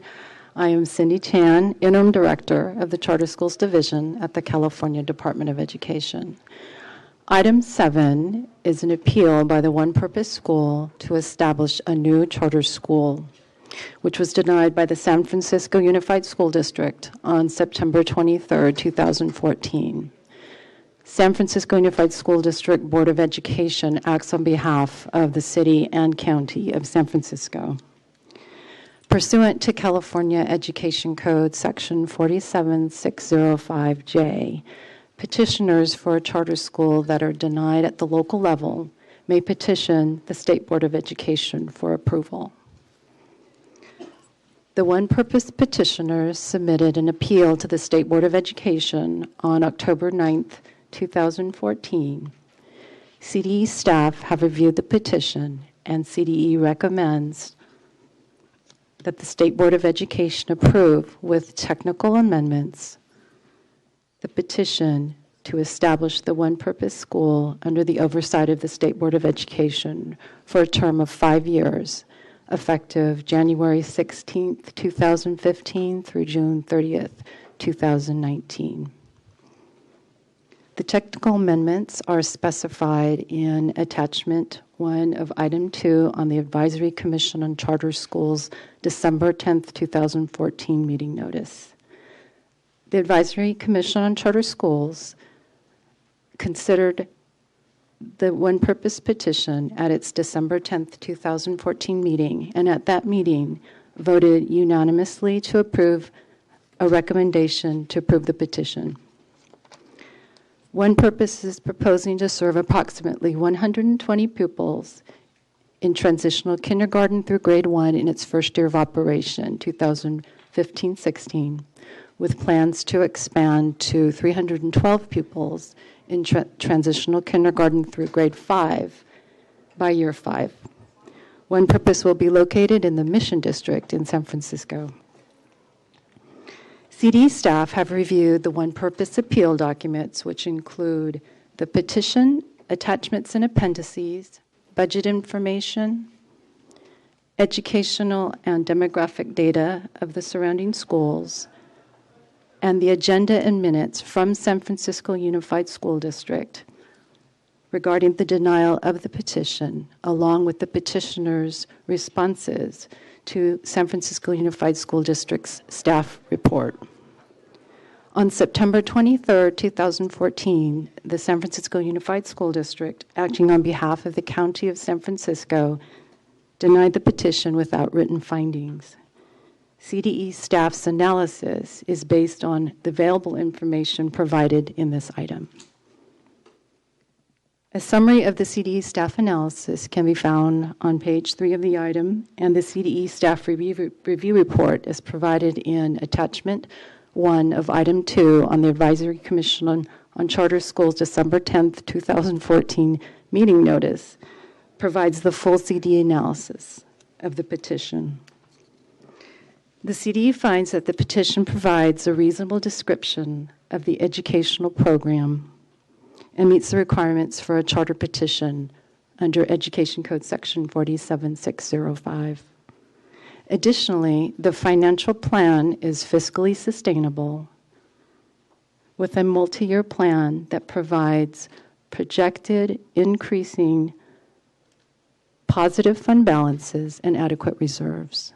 Projected enrollment with average daily attendance also appears reasonable. Based on the CDE staff review, the petitioners are demonstrably likely to implement the petition, the program in the petition. As such, the CDE is recommending that the State Board of Education approve the One Purpose petition. Staff are available to answer any questions, and I believe the One Purpose petitioners are here to address the board as well. Okay, board member comments at this point, or would you rather have the public hearing? We'll have the public hearing, okay. So I now declare the public hearing open. Those proponents and the opponents each have 10 minutes each. So I'll start with the proponents, and please come forward and present your case.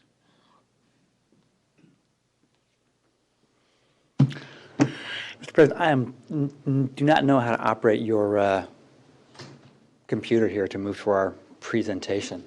I'd love to get some assistance from the CDE staff, please. Okay.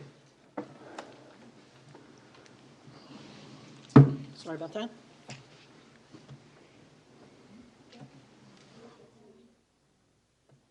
I'm not sure it's loaded on here, so. Did you send it in advance? Way.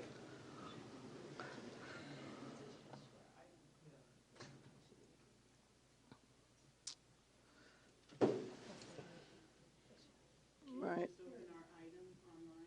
Yeah. Oh, good.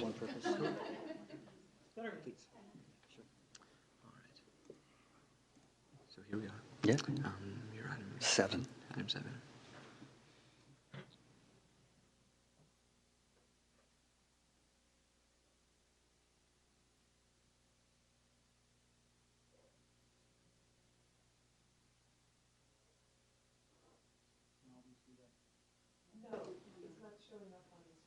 Okay. It should momentarily.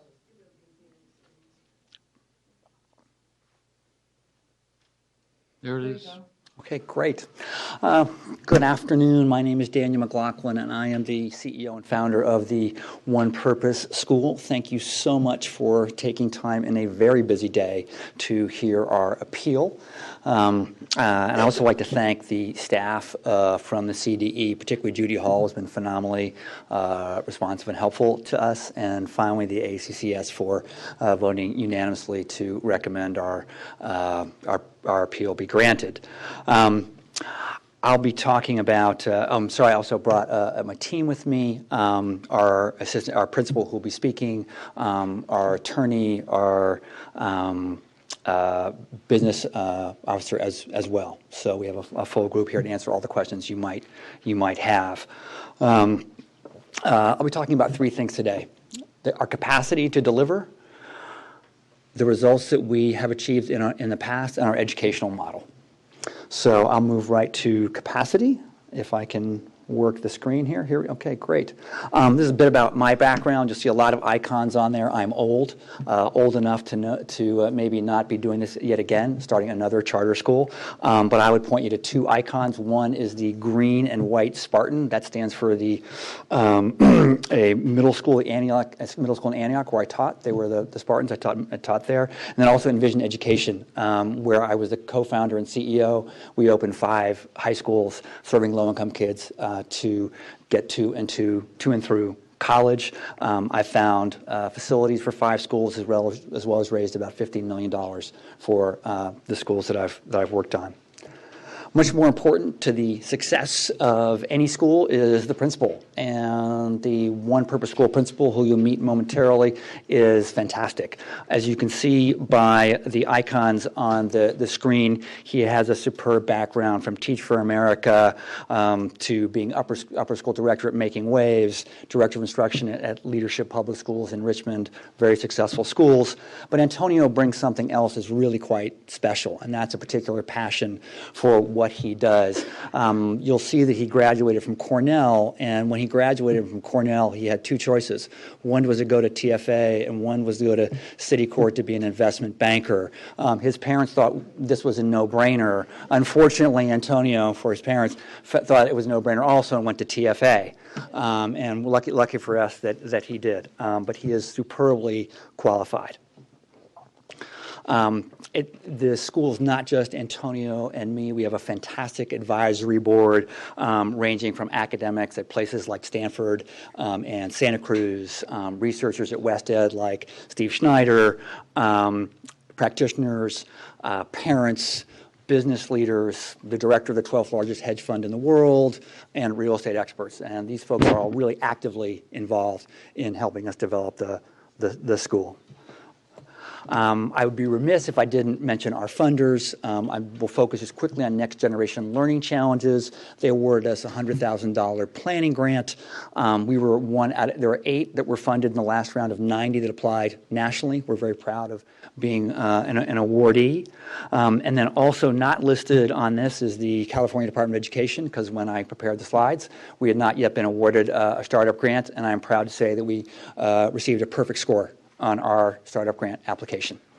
So that's enough about me and Antonio and our capacity, and I'll turn it over to Antonio to talk about our education model.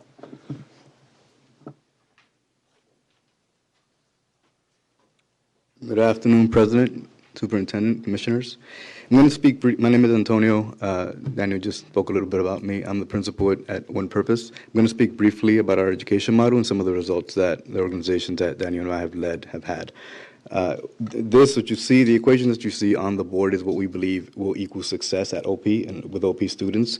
These are all elements that, honestly, other than 21st century skills, have been determinants for success for individuals for many, many, many, many years. So we believe putting these components together and really thoughtfully intentionally adding 21st century skills is going to equal success for our students when they graduate from us and when they move into college.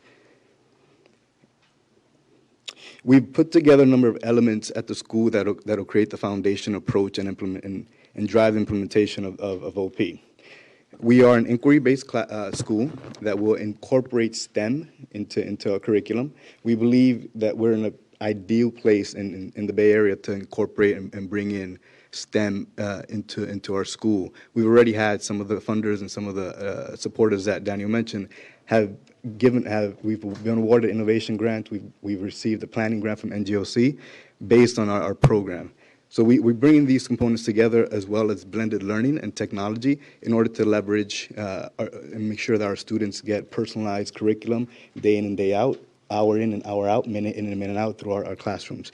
Another thing that we believe deeply is that academic rigor drives deep learning. So we're looking throughout to ensure that our teachers and our faculty are of the highest quality. We also know that for all students, but mostly and especially for younger students, close relationships is a key factor in terms of them feeling safe and feeling that they can trust the adults that work with them. So we are part of our big important component of our charter, a key component of our charter is family relationships. And over the last maybe a year and a half or 2 years, we've incorporated and gone out to the communities, and we've already received over 175 applications for the opening year.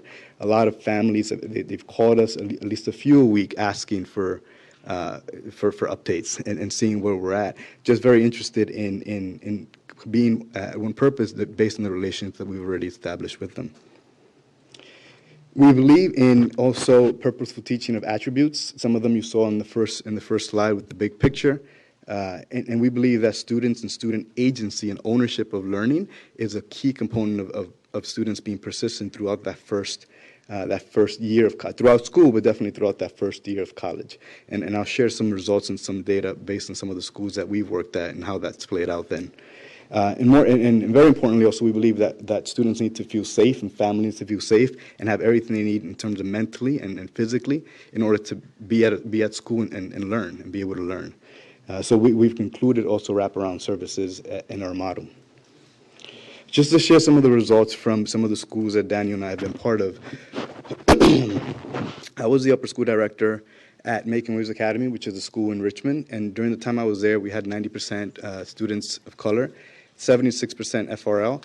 And during the time I was the director at the school, at least 90% of the students passed the KC, both ELA and math. And just as importantly, we met all subgroups for African American students, Latino, socioeconomically disadvantaged, and ELs. Daniel co-founded the network of Envision schools some 10, 12 years ago. And as you see on the left column are the national averages for these particular components. And Envision schools pretty much blow percentages out of the water. High school grads attending college at Envision schools, which serve usually underrepresented, underserved students, are at 90%. 60% of those are first generation. And at the last data point at the bottom, whereas only just a little over half of students nationally persist through that very difficult first year of college, 85% of students from Envision schools do. So the data in many ways speaks for itself. And I think I speak for Daniel as well, but as excited as I was at Making Waves and some of the organizations I've been part of, and as excited as he was at Envision and as much work and great work he did there, and I feel I put in some good work, I think, at the schools I've been as well. We couldn't be more excited at the possibilities and potential impact of OP. Our mission is really to disrupt the cycle of poverty in San Francisco, and we truly believe we're well poised to do that. So thank you very much.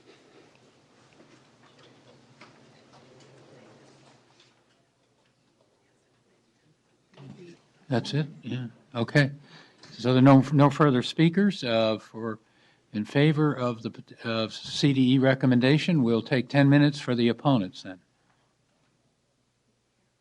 We have no list of opponents? Okay. We'll take 2 minutes then for members of the audience who wish to speak with regard to this charter petition. 2 minutes. Each member of the audience will have 2 minutes who wishes to speak. Michelle Lowe, who signed up to speak. Okay.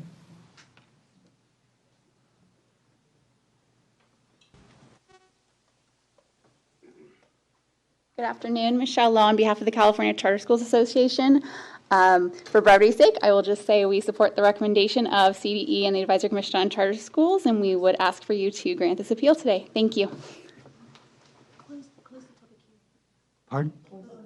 Yeah, I know. Okay, I now declare the public hearing closed if there's no further speakers from the audience, and we're now ready for, I think, board deliberation. Board Member Holliday, do you want to start? Sure. I attended the ACCS meeting where this petition was presented, or the appeal was presented, and the commissioners were most impressed with this petition and most impressed with the petitioners. I think we're looking at here a school that has an amazing group of people coming together to do good work for young people. They have tremendous experience, tremendous success in other schools and other locations. The CDE has only technical amendment recommendations, which is pretty typical for these sorts of things. They are in support of this appeal. The ACCS voted 6-0 to approve this appeal. There really doesn't seem to be any practical reason to consider anything other than granting this appeal for One Purpose Charter School. Board Member Williams. I missed my first ACCS meeting in 4 years, but given that I had pneumonia and I was on federal jury duty service, I was interested in going because I've heard so much about the school, the operators. When I saw the list of board members, I thought, really? This is incredible. The caliber and the expertise and the depth of experience of the people that you've drawn actually from other charter schools to serve on your board is really very, very impressive. And I've heard nothing but good things before you came to the ACCS as well as since you came to the ACCS. So I agree with Member Holliday that I would recommend that we approve this charter school when you have finished discussion and Member Holliday is ready to make a motion. Okay, any further board discussion? I move that we, the staff recommendation. Any public comment on the motion? No. I have a comment that I think 3 or 4 years ago began to look at the performance assessments done by Envision Schools, and they are really interesting, and at some point it would be interesting to get some feedback on how they do. You didn't present anything on that, but I'd appreciate some information. So if we're no further comment, let's all, those in favor, please raise your hands. That's unanimous. Thank you for coming. Okay, so we're on now to the item 8 of the SES providers.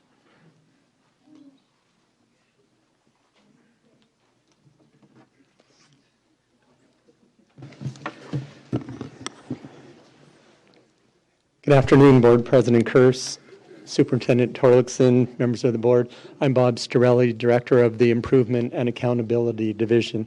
I'm here today for item 8. Item 8 is an item that we annually bring not item 8 itself, but the substance is something that we bring before the state board every year. It is the recommendation of termination of SES providers who have not completed the SES accountability report. Every year in August 1st, the report is due. We've worked with various providers trying to send out multiple notices to let them know, hey, these reports are incomplete. As it turns out, we have 19 providers which are identified on attachment 1 that we're asking the board to approve our recommendation for removal. Of the 19, there are none that are LEA providers. At this time, we have 15 that failed to submit the report completely. One didn't demonstrate that there was any growth in the students that they were tutoring, and 3 submitted incomplete applications. So at this time, I'm asking for the board to consider our recommendation. Okay, any board member comments? I have a comment that Board Member Molina and I have been talking about the SES providers. It occurs to, and I'm the federal government liaison with Board Member Cohn, that we're under NCLB. We will be under it for the foreseeable future. We will have lots of these SES providers. This is a lot of money that they get under Title I. It's a 20% set aside. And so we've been exploring what we can do to, under the law, and along with the staff at CDE giving us information, to improve this review process. And so I know you're going to be thinking about this and maybe bringing us some thoughts in the future? Yes, we have been working on this, and we are almost prepared to bring something to you for the March board. So we'll be having some discussions with you and the board before then. Yeah, what these discussions have brought out is that the state role to improve this is somewhat limited. As I read the federal requirements, the local school districts have really pretty strong legal backing and administrative backing for reviewing these SES providers very carefully. There's a lot of criteria. I was impressed with the federal law. The question is, how much are the locals doing this oversight, and how much are they really taking a hard look at these providers and looking for the best ones that could be found in a very broad and open market? So maybe Board Member Molina, you can talk about that. You know, I appreciate that we're going to be working on this piece, and I know that I think there's a bit of confusion or miscommunication in terms of the access that LEAs have in order to really determine whether these agencies are doing well or not because of lack of perhaps, I shouldn't say the lack of, but not access to the actual information that these companies send to you.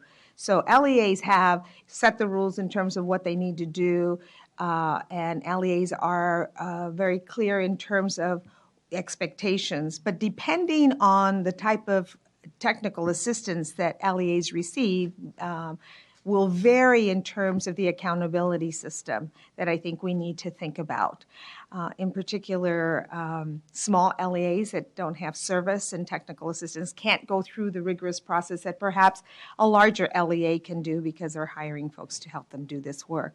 So I am looking forward to determining how we're doing this work, and also the type of access that LEAs have to know the evaluation reports, because I think that's weak.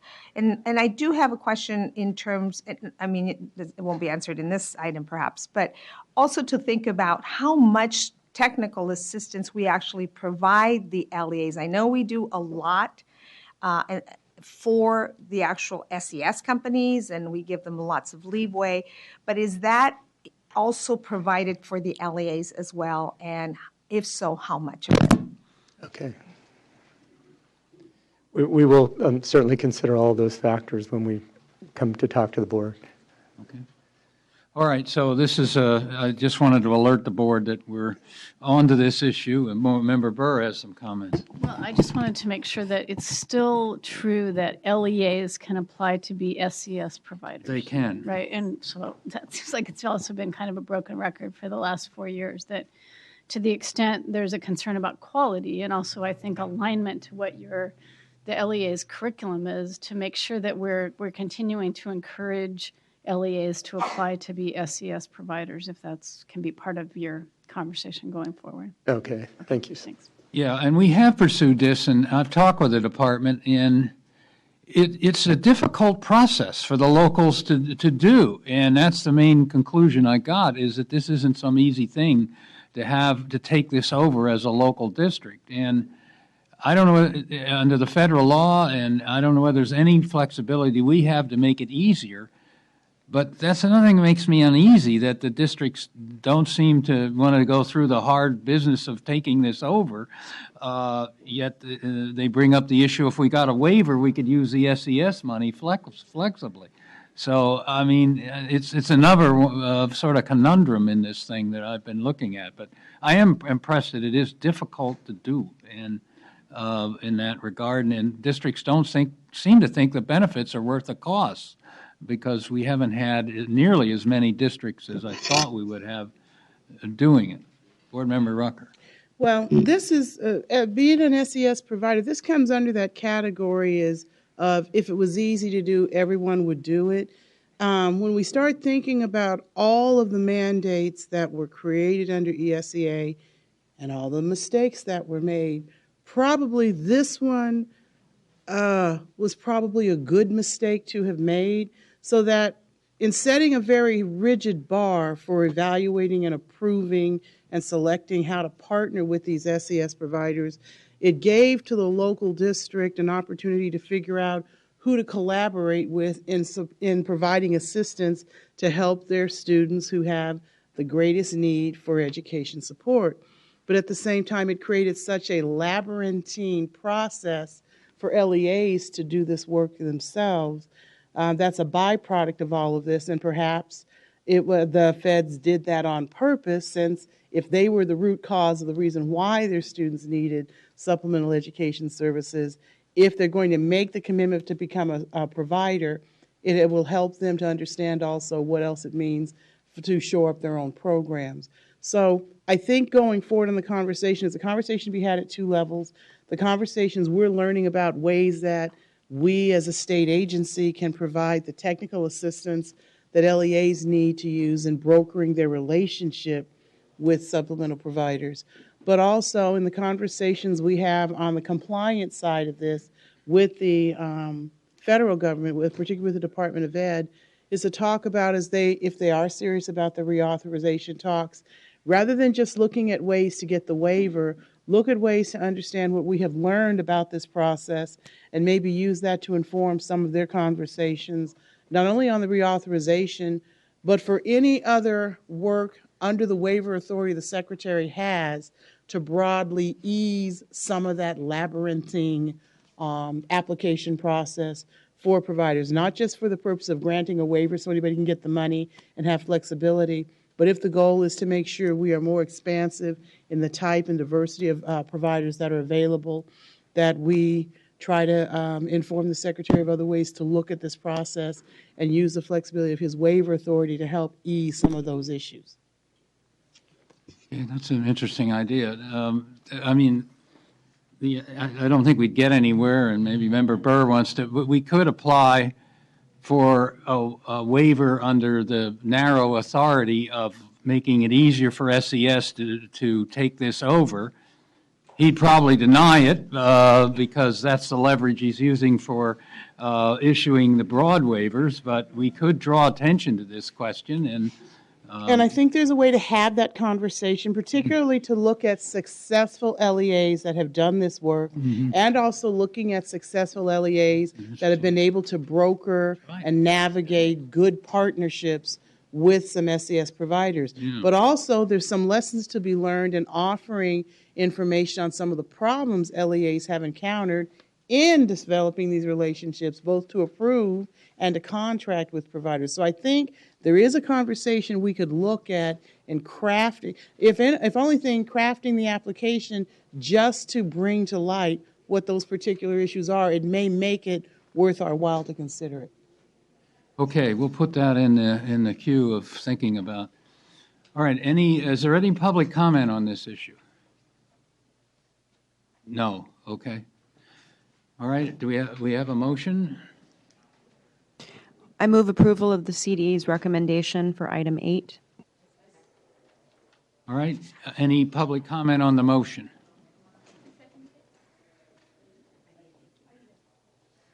Okay, assuming there's no further board discussion, all those in favor, raise your hands. Okay, we are. Thank you. Thank you. Now on to item 9 on the State Board guidelines for piloting textbooks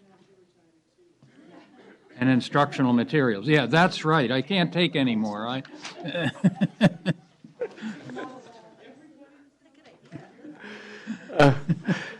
Good afternoon, President Kurst, members of the State Board, State Superintendent Torlakson. I'm Tom Adams, Director of Curriculum Frameworks and Instructional Resources. And for consideration today is a proposed revision to the State Board of Education's policy document, Guidelines for Piloting Textbooks and Instructional Materials. The State Board first adopted this document in 1989 and subsequently revised it in 1995 and 2001. The revision before you today was developed by the CDE staff and the Instructional Quality Commission's Subject Matter Committee on the implementation of the Common Core state standards. Public comment further informed its revision. The current SBE-approved version of this document is posted on the CDE's website, and we often refer districts to it as a starting point for their own local processes. The information provided is general by design, conveying and it's intended for a broad and diverse audience. This document then sets forth a general methodology for ensuring districts conduct a thorough and thoughtful process for determining what instructional materials are best for their own population. This revision, though, incorporates recent changes to law, including the fact that districts may now conduct their own local instructional materials reviews. It stresses ensuring equitable access to the curriculum for all students, and it stresses the importance that both the initial instructional material selection process and the piloting process should include representation from all populations in the districts, including teachers, administrators, parents, English learner programs, and programs to support students with special needs. So in November, the Commission approved this draft revision unanimously, voting to forward it to you for consideration for the adoption. In conclusion, I ask for your approval, and just so you're not to allay any fears, I do not plan on retiring at the end of this item either.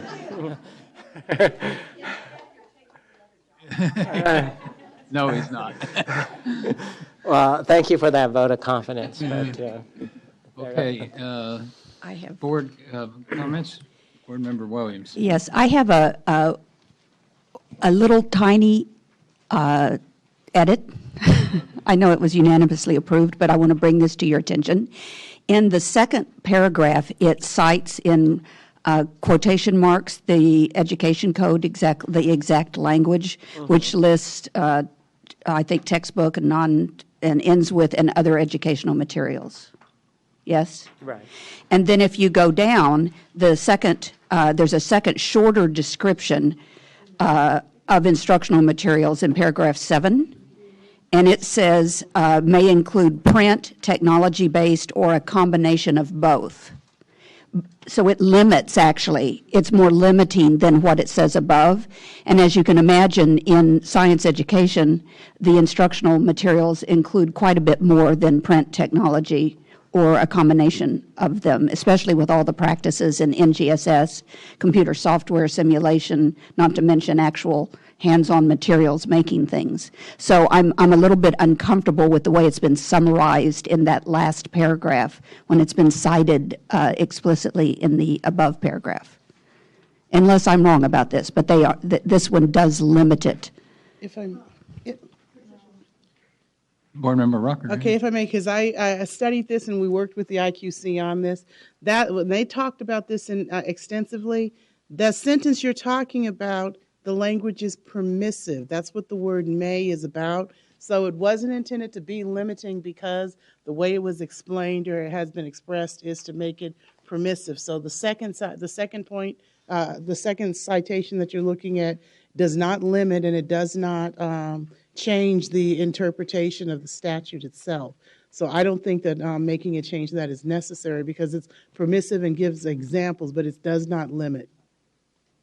So that's the same thing as may include but not be limited to. That's what may means. Right. It was still just a surprise and a little bit unexpected that it would be cited one way more comprehensively and then summarized where it sounds more limited. So I would want to make sure that it couldn't possibly be misinterpreted as being that limited.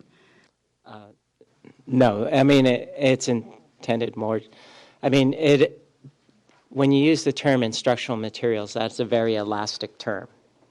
And to actually think that and that's why most of the time I have to say to people I work with instructional materials or instructional resources, and they get a quizzical look, and I say, well, you probably understand them as textbooks, but it's a broader world than that. Yeah, so. If you're not concerned about it, Okay. Is there any public comment on this item? Okay. Any more board member discussion? If not, we can have a motion. I'll move approval. All right. Any? Oh, okay. We'll take public comment on the motion. You know, we do public comment anyway on the motion. So. Sorry. Jessica Sacco. Jessica Sacco with California Science Teachers Association. I appreciate the discussion that just took place about that small, short paragraph and permissive versus required. Sorry, Jessica Sacco, California Science Teachers Association. Can't remember I said that. Okay. However, I guess I just don't get its purpose. The instructional materials were defined in item 2.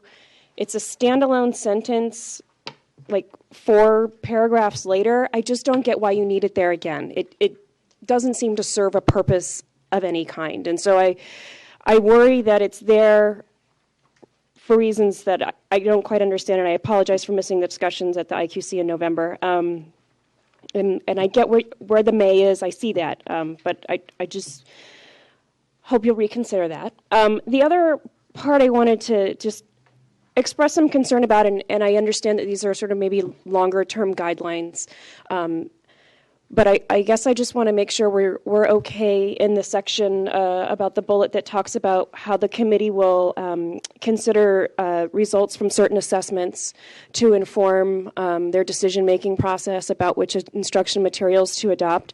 And I know that there's some, trying to be some careful wording in there.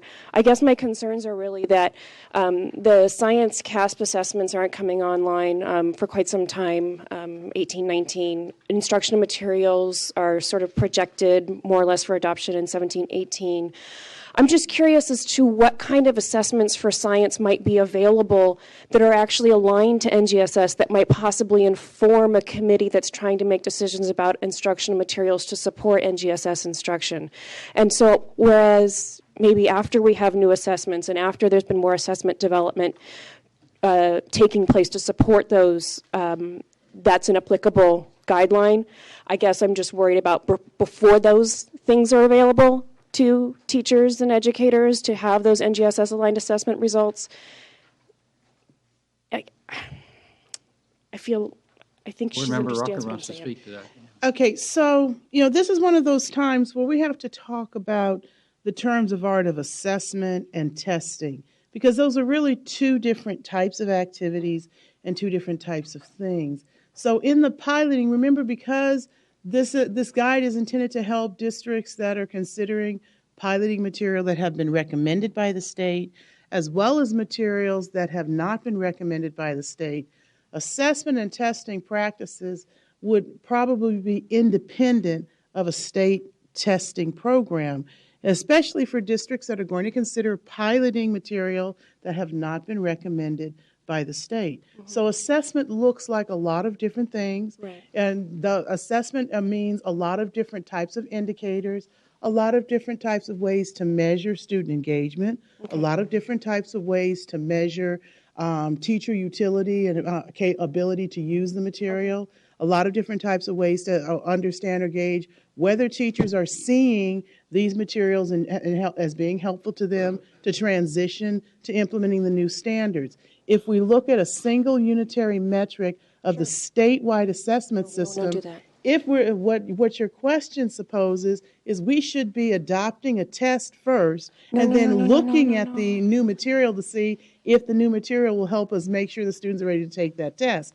But if that's not what you're asking, it would be impossible to look solely at a unitary statewide assessment to figure out whether or not the material works. So assessment and testing really are two different types of activities, and it talks about all the different ways that districts consider how well this material will fit with what their intended purposes are for why they're considering that curriculum.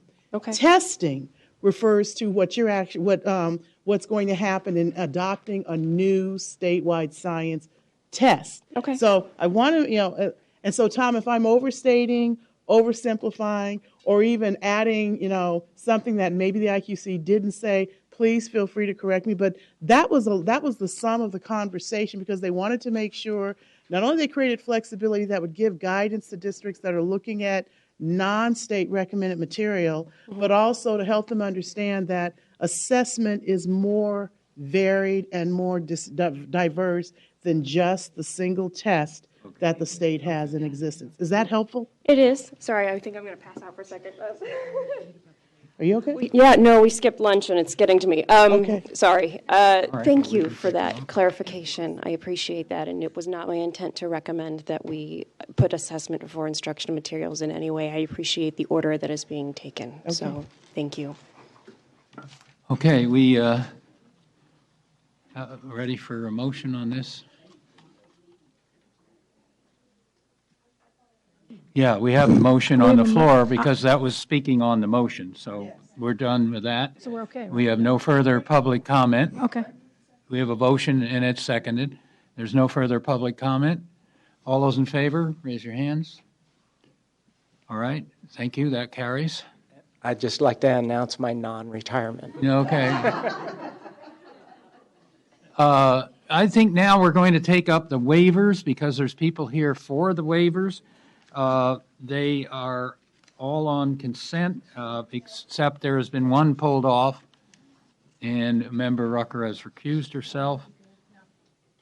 No, it does not have to. No recuse, okay. Okay, so the waivers on consent are W1 through W4 and W6 through W15.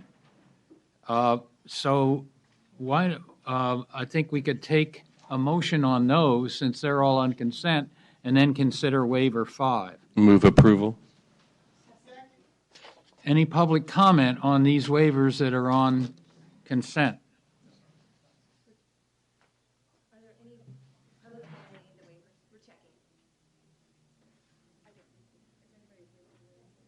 Let me find out. Okay, yes, we're going to wait until the sheet is retrieved for the people that have signed up. There's no way our staff could know that, so. Yeah, are there any public comments on this? It's W1 through W4 and W6 through W15. Not seeing any public comments, then I'm ready for a motion. You have it? We made a motion, okay? Comments on the motion?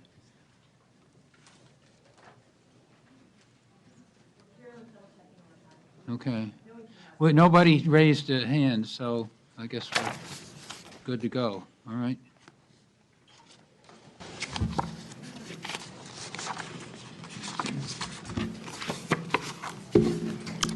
There are comments on waiver 5. Yeah, we pulled that off. That's on, that's the one we're going to hear. Okay, hearing nothing, then All those in favor, raise your hands. Okay, that carries. Thank you. Okay, now we're ready for waiver 5, and the department will present on waiver 5.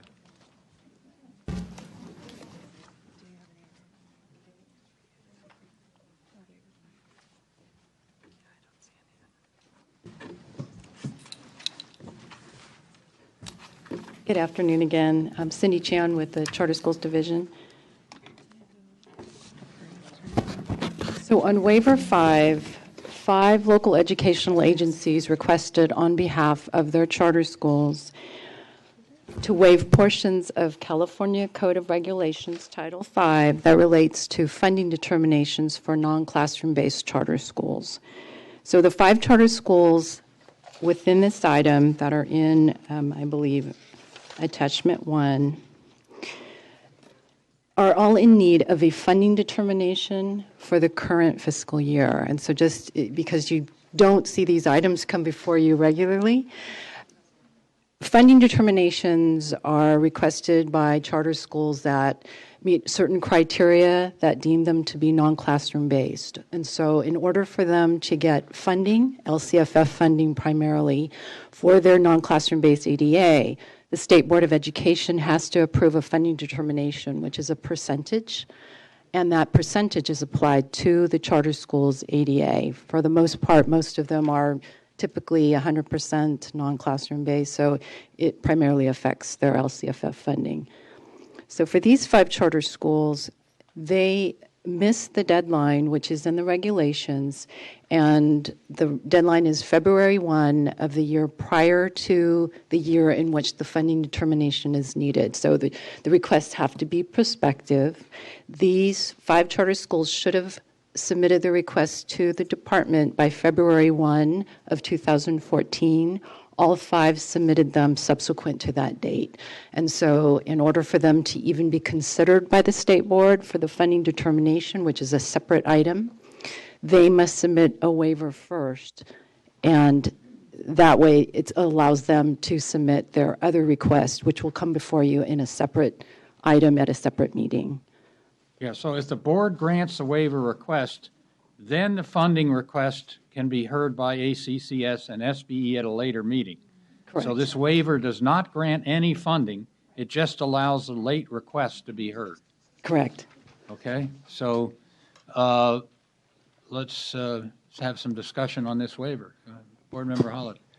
The CDE has done a very good job of trying to disseminate the timeline for charter schools to submit promptly. It is a burden on the CDE and all of us when charter schools do not meet the deadline. However, the consequences in this situation are drastic for the charter schools if we do not pass this waiver in terms of funding.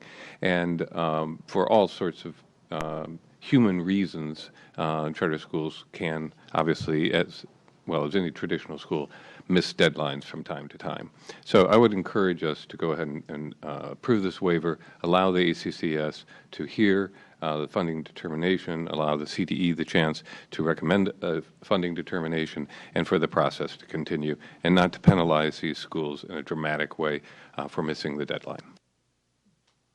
Okay, and are there any public comments on this waiver? Yes. Sheila Whitley, Keith Moden, and Jen Schillen. Please line up. Hello, my name is Sheila Whitley, and I'm one of the CTA liaisons. I'm a math teacher at El Capitan High School in Merced County. We are not opposed to this, but we would like to give you some comments on this that we felt like were very appropriate at this time. And I'd like to introduce Keith Madame, who is one of our new CTA staff people who is much more educated on this than I am. And could I please yield a minute of my time to him? Okay, go ahead. Thank you. Good afternoon to the board. Thanks for taking the time this afternoon. So my name is Keith Madame, and I'm a researcher with CTA. And I'm here to talk about the waivers submitted on behalf of CAVA at Los Angeles, CAVA at Kings, and CAVA at San Mateo, as Sheila said, we're not opposed to the waivers, but we just want to provide some context about their funding determinations that we believe is important for the board to know as we move forward and consider their actual applications. For the past year, CTA has been working with educators and parents at the California Virtual Academies, also known as CAVA, to ensure that public resources are used inside the classroom, educating students. And so all three of the CAVA sites that are requesting waivers today are doing so because they failed to submit their funding determinations by the required deadline. And although the requests before you are coming from the authorizing districts, CAVA is the one that's ultimately responsible for these applications. And so we want to talk a little bit about the funding determinations themselves, because we believe this failure to meet the deadline kind of raises issues that are connected to their funding determination. Our own research shows that we believe that some of their funding determination requirements are not being met. And our understanding is this will be considered at the next board meeting in February, and we plan to do some education with the board on this issue. But our research shows that according to education code and the California regulations, they're required to spend 40% of public revenue on certificated staff in order to meet the requirements for 100% per pupil funding. And they've been receiving 100% funding, but when we looked at their own internal audits, it appears in many locations that that 40% threshold is not being met, even though they're receiving the full funding. And in particular, we're concerned that over the past 2 years, this is true at Cava Kings and Cava San Mateo, that they failed to meet the 40% threshold that's stipulated in their own funding determinations. And so we're not here today to oppose these waivers. We think they should be granted. But given that granting the waivers is going to allow them to apply for full funding at we believe, the next meeting in February, we believe it's imperative for the board to take, just one more minute, to take a close look at these funding determinations and make sure that they're in full compliance. And then just lastly, I'll mention that in addition to our concerns about the funding determinations, for the past year, teachers at CAVA, and you're going to hear from one in a moment, have been sounding the alarm about issues inside the school, from poor student performance to taxpayer dollars being sent out of state to CAVA's corporate parent, which is K-12 Inc. And we're going to be educating the board about these issues in the coming weeks. And so we believe that these problems, when considered alongside the funding determinations, raise serious questions about CAVA's commitment to California students and its stewardship of public resources, and that it requires greater oversight from entities like the State Board. So we look forward to talking to you in the future about this, and thank you for your time today. All right, thank you. Yeah, for the record, I let him run over because you should have 2 minutes as a separate speaker, I think, so rather than a minute on somebody else's. So thank you for that. You. All right. Appreciate it. Hello, thank you so much for this wonderful meeting time today. My name is Jennifer Shilen. I am a high school teacher of social science at California Virtual Academies. I serve students in 8 of our 11 charters, known collectively as CAVA.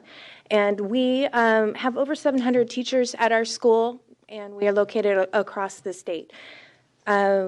As Heath mentioned, we did vote to join CTA last year. Unfortunately, our employer has been engaged in some legal maneuvers that are causing a delay in the official recognition of us as full-fledged union members. But I just did want to point out that Heath is here at the invitation of teachers at CAVA because we have concerns. And so this waiver is before you today because of a failure to file paperwork in a timely manner. And we think that might be reflective of some larger problems at our school. Like I said, I serve students in 8 of the 11 charters. I'm also a member of the school site council in those 8 charters, and including the 3 charters that are impacted by the waiver before you today. So yes, we would agree that the waiver should be approved, that this issue deserves a closer look. Thousands of students impacted in these 3 charters do need their schooling. But also the opportunities before you to take a closer look at this and other issues, perhaps providing a bit more oversight of the operations at CAVA. So thank you very much for your time and attention.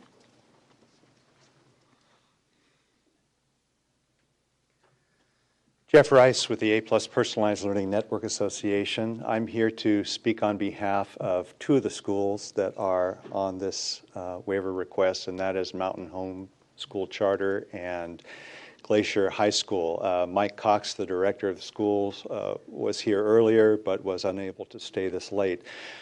So I wanted to give you an idea of the confusing nature of the funding determinations at this time, which led to the delay in on-time submission. Back in 2006-2007, regulation was changed to say that any determination of funding request approved by the state board for an existing non-classroom-based charter from the 2006-2007 fiscal year forward shall be prospective, not for the current year. Yet when the funding determinations were approved, they were approved in at the May 5th through 7th, 2010 meeting, and the first year of the 5-year determinations for both these schools was 2009-2010 instead of 2010-2011, in other words, the following year, which would have then been the prospective year. So when they did their count, they were doing their count from 2010-2011 as being year one, when in fact it was 2009-2010. So they thought they still had one more year remaining before they needed to submit their funding determination. The second part of the confusing element was, for years it was the Charter Schools Division practice to give schools a heads up when their funding determination was to be submitted for that current year. And a lot of schools in the field relied on the Charter Schools Division to let them know. At some point that policy changed. They never received a phone call. So they went on believing that they had one more year until they then received a phone call and were told, hey, you're late. So as a matter of kind of chaotic circumstances, it led to this confusion. And these two schools are exemplary programs, and I do recommend that you approve them. Thank you. Eric Premack, Charter Schools Development Center. We're in support. We also thank the department for clarifying. They've changed the notification procedure to help folks make sure we meet these deadlines, and we're working very hard to make sure our members stick to them, and we'll be sending out a notice in a week or two here letting folks know of the upcoming February 1 deadline. So thank you. That ends the public comment. So, Board Member Holliday. Once again, we're not talking about making a decision about the money. We're not talking about making a decision about the funding determination. We're just allowing these schools to have that opportunity to be heard by the ACCS and be evaluated by the CDE. Thank you. Board Member Williams. And I want to clarify for the CTA researcher that this, if this is approved, that this item will come. Will be taken up by CDE staff first for analysis and looking at the issues, and then we'll go to the ACCS for a hearing in February before it comes to the state board. That's the process that we use. It'll come to the state board. It would come to the state board in March. ACCS in February. Oh, okay. Yes. It has to go to the ACCS first, is what I'm trying to say. That may be February, or it may be that it doesn't get on the agenda in February. It's the next time, but it will then come to the state board after it's been analyzed by CDE staff and then heard by the ACCS. That's the process. Okay. I move approval of the waivers. Is there any public comment on the motion? Hearing none. Board members ready to vote? All those in favor, raise your hands. Okay. So now we will go to the information item 10, presentation on my digital chalkboard. Good afternoon, President Kirst and Superintendent Torlakson and members of the board. Cindy Kazanas, Director of Educational Data Management. With me today presenting this item is Steve Smith, who's an Education Programs Consultant in my office, and Karen Holst, who's an Education Technology Fellow, again, in the Education Data Management Division. This item is per your request. When you talked about the digital library in November, there was a request from both, I think, a couple of different members on what kind of resources do we have that are publicly available. So this is our ongoing response to that. And so what we're going to do is do a very high-level overview of this. We're going to walk you through a couple of the resources, and then we'd like to spend some time responding to questions. This is a pretty short presentation, again, to allow you for interaction on questions you may have regarding this resource. So just a quick history. This resource was actually launched in 2008 as Brokers of Expertise. The official launch of the actual website, I think, was actually 2010. So it's been in operation for about 5 years. The reason it's in my division is because it's part of the grant from the K-12 high-speed network. So they're the ones that actually staff this resource on a daily basis, the maintenance of it, accepting users, helping upload resources, and so on.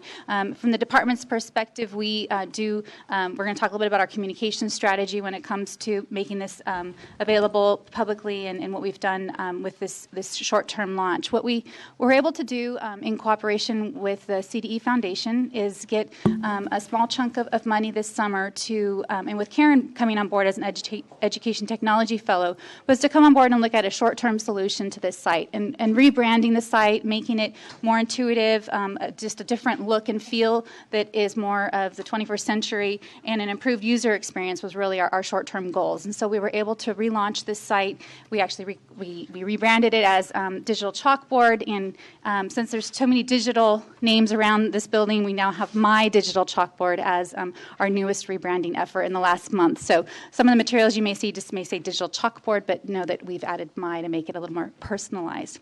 So with that, I'm going to turn it over to Steve to walk through some of the demographics. Thank you, Cindy. I'm Steve Smith, an education programs consultant here in the Educational Data Management Division. And I'm going to cover some of the site statistics and also talk about users and groups. And then Karen will talk about the resources, and then we have a brief walkthrough. We have approximately 20,000 registered users for the site. There are over 4,000 groups that have come together to collaborate. And I'll talk in a minute about what those groups, who those groups are, some of the examples. We have approximately 70,000 California educator contributed and our featured content provider contributed resources in My Digital Chalkboard. And then with the relaunch this fall, we've also added over 360,000 national resources from the Learning Registry. And so we're going to talk a little bit about those here in a minute.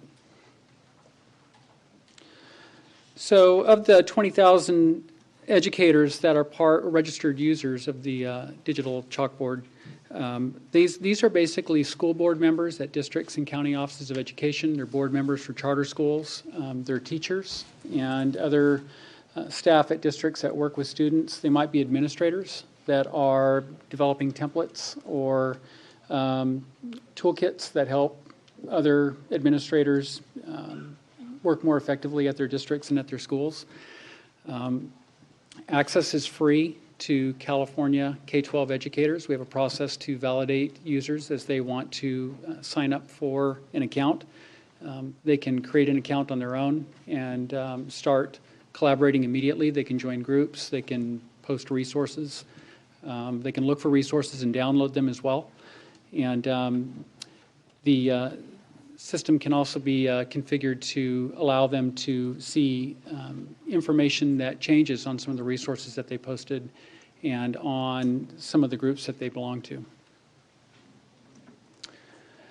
For the groups, we have, as I mentioned earlier, about 4,000 groups, and some of those educator groups are the California Common Core State Standards group. Recently, they used My Digital Chalkboard for sharing information on the ELA-ELD framework launch. They use it to share information and exchange resources amongst each other.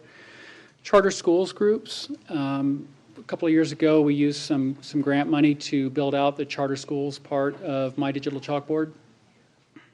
And there are 4 main groups there. Authorizers are districts and county offices of ed. There is a toolkit in there for authorizers that are looking maybe at a charter school petition for the first time. Maybe they haven't authorized a charter school. They're collaborating with each other to help each other across districts to understand what it takes to review a charter petition If they authorize a charter school, they're also collaborating on oversight activities. There are also groups for charter school leadership. These are local board members. These are charter school administrators that if they have a new startup or if they maybe have an issue that they're dealing with, they can collaborate with each other. There's a leadership, not a leadership group, but a practitioners group. These are teachers and student services staff that work with kids that can exchange resources. Maybe they develop something at their charter school. They think it's a good practice and they want to post that information up to share with all public schools throughout California, charter and non-charter public schools. And then we also have the best practices dissemination grantees. They are taking their practices as part of their grant and they're posting them up to share broadly with all public schools throughout California. So those groups are active in My Digital Chalkboard. We've also had a number of other groups that are more specific, like the Foster Youth Coordinators group. They're looking at using this to share resources and collaborate amongst the different foster youth coordinators throughout the state. I was talking recently with our colleagues here at the department that are overseeing the STEM work and the next generation science standards work, and they are talking about developing groups in My Digital Chalkboard to collaborate, share information about upcoming events, and get information to folks. So those are basically the types of groups that are operating. These are grassroots groups. Members of schools or districts can create a group, invite other users, post resources, and share information about meetings. So that's the way they're using it now as far as groups. So now I'm going to turn it over to Karen, who's going to talk about resources. Good afternoon. I'm Karen Holst. I'm Education Technology Fellow with the department. In looking at the resources available through My Digital Chalkboard, there are two main types to highlight. One is professional development resources and learning modules, and the other is digital resources for planning or use in the classroom. The professional development resources on the site are meant to give educators the tools that they need to assist in improving student learning and teaching effectiveness. As an example, there are many Common Core state standards professional development resources available on the website, and they're uploaded by the Professional Learning Support Division. The information on the website provides framework launch event presentations and support materials, and also provides videos that help communities understand the framework, helping teachers with specific implementation needs, such as how the Common Core can be used in English learner instruction. While there are many professional development resources available on My Digital Chalkboard, the focus on the website to date has been to give educators free digital resources to use in the classroom and provide LEA administrators help in planning. There are 70,000 digital resources available on My Digital Chalkboard that come from either trusted content providers like the California Academy of Sciences, Edutopia, KQED, or some of the content is also uploaded and posted through logged-in California educators. As Steve mentioned, there's an addition in the launch of the Learning Registry. Adding the Learning Registry application widget on the front page increased the number of resources available to educators. So for educators that cannot find the digital resources or professional development that they're looking for through My Digital Chalkboard database, we added the opportunity to search other collections using the Learning Registry widget. This widget is available on the front page and was developed in 2010 by the Advanced Distributed Learning Initiative in collaboration with the U.S. Department of Education and Office of Educational Technology. The Learning Registry was driven by a call for increased openness, sharing, and use of learning resources, as both described in the National Education Technology Plan and National Broadband Plan. The Learning Registry widget provides access to other state agencies' digital resources and provides over 300,000 digital resources to California educators. So next I'm going to give a demo of the website, walking through how the site works when you're not logged in and then as a general member as well. So we'll pull that up. And before I dive into the website, I want to highlight what outreach we've done to help educators and administrators and LEAs learn about My Digital Chalkboard. Thank you. So Steve is going to pass out some flyers that we've used to inform educators of the tool by highlighting how to use the site and what the content they'll find on the website.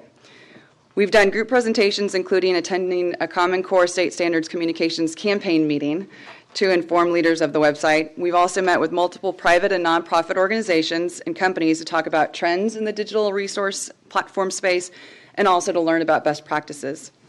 We've spent one-on-one time with educators and have met with different county, district, and school leaders to better understand their needs and receive feedback on the website. We've also attended multiple conferences and given training sessions to groups on My Digital Chalkboard, including charter school conferences, the California Education Technology Professionals Association, the Fall Computer Using Educators Conference, Foster Youth Coordinator statewide meeting, and many, many other teacher-attended conferences. So on the front page, if you visit www.mydigitalchalkboard.org, you'll find the landing page, homepage for this resource. And before logging in, I just want to highlight what you can find on the front page and mention that even as a non-logged in user, as a member of the public, you can search for resources. There's different entrance points into the site depending on what you're looking for. Up at the top, you can see that there's a quick search box. On the green bar, you can bounce around to your homepage, specific resources, professional development you might be looking for. There's a calendar and community groups, and a breakdown on standards.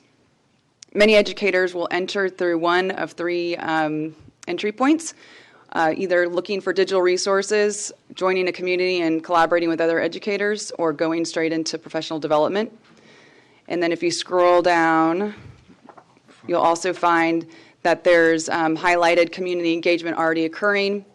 There's LCFF student support resources like the ELL resources and the foster youth related resources. And then we have a whole section on how to use the website. You can find the similar handout that was given to you about how to use My Digital Chalkboard. And you can also find a resources video that walks through the different components of registering, how to use the site. And so having this live in one place for educators to come allows them to get started today. But that also allows them to go and educate other educators about how to use this and how it works. Also on the front page, I just want to highlight the Learning Registry. I won't go into the details on actually demoing that part, but you can see that it's embedded there on the front page. If I'm not able to find what I'm looking for on My Digital Chalkboard, I can do a search here, and it goes into the broader resources that other state agencies have made available through the Learning Registry. So I'm going to go ahead and log in, and if you're not a member and you want to request an account, you click the Request Account. And we look for first name, last name, and we ask that you educators try to register with the email address associated with their school or district. We have a white list of approved email addresses, URLs that they can register through. And if they are not registering with one of those, they can go into a queue and request access. In addition to that, we also ask what institution they're an educator at, what subjects they might be teaching, the grades, and if there are any other specifics. This just helps us in surfacing up relevant content for them. It's not a requirement that they actually fill that part out. So I'm going to go ahead and log in with Steve's account and give you a quick demo of how the site works.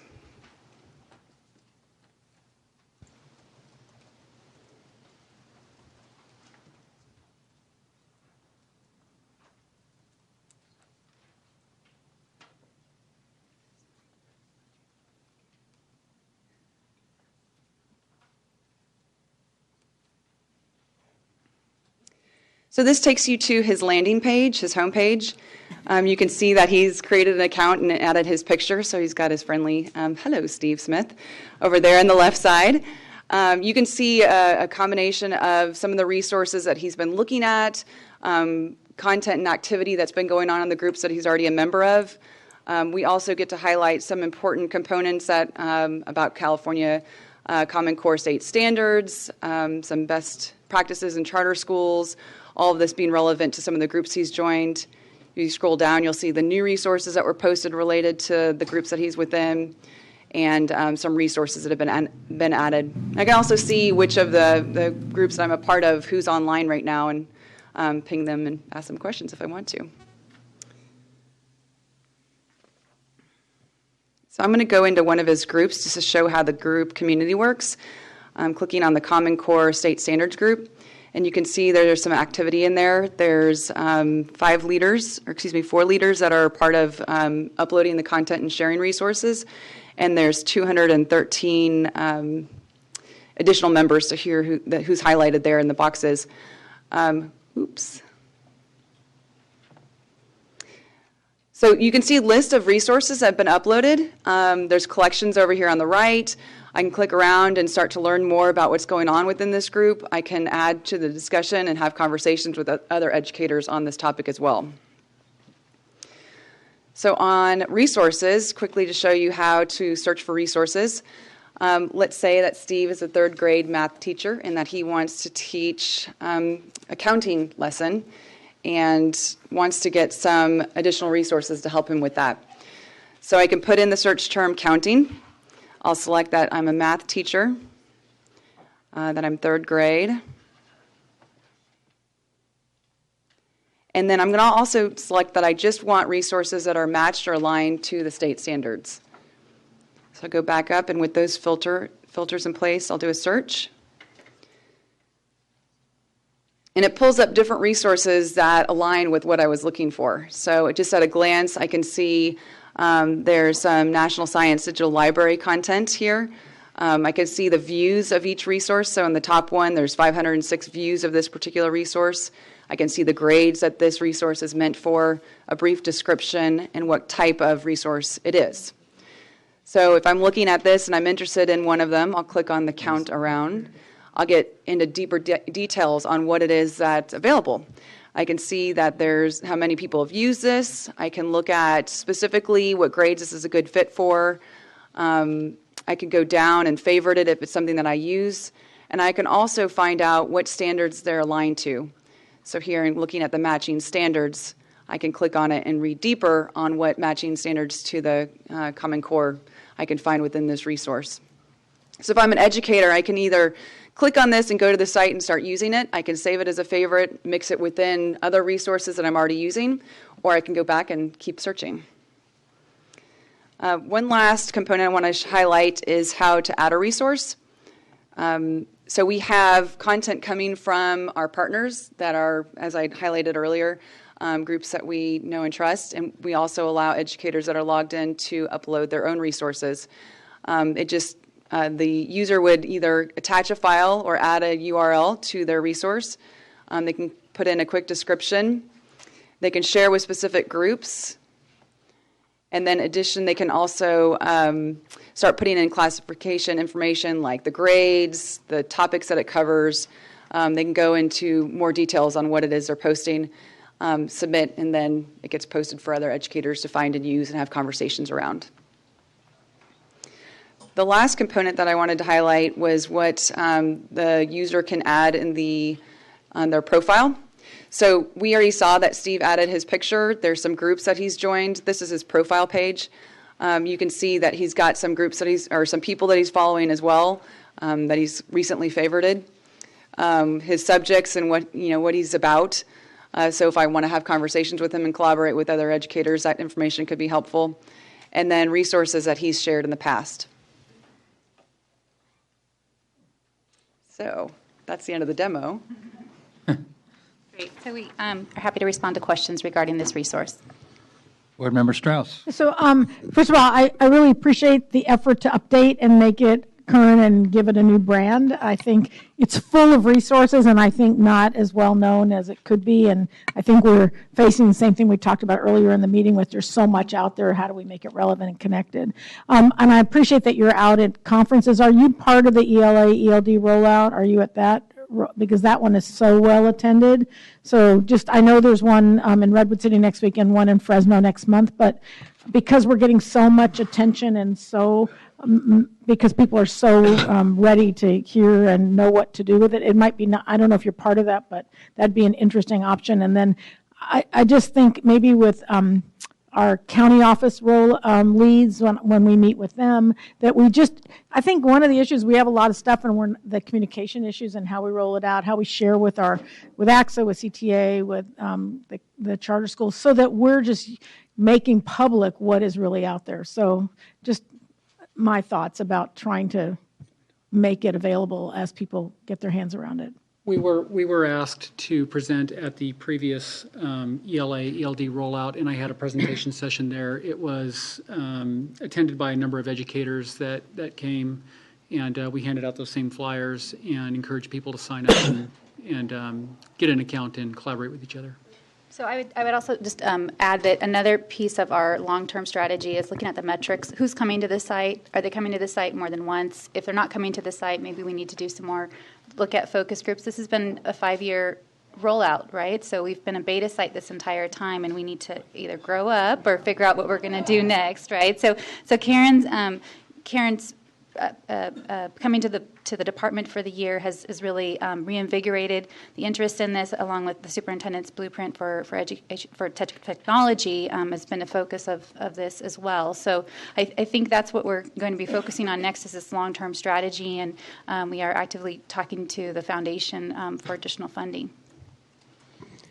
Great, and if I can just add, I appreciate your comments, Member Strauss, and I know you are reaching out to a lot of groups. I believe you're going to the Q conference coming up, and they usually have thousands and thousands. I think they have a membership of 15,000. So I just wanted to thank Cindy again here, has pulled together a very strong team with Steve and Karen. It's a significant, important update, modernization. Karen comes to us, by the way, if you hadn't met her before, from the Fuse Corps program as executive or entrepreneur on loan. She had a successful career in the private sector and has joined us for a year and is doing outstanding things with the team that Cindy has assembled, and appreciate the really good work that's going forward. Okay, Board Member Rucker?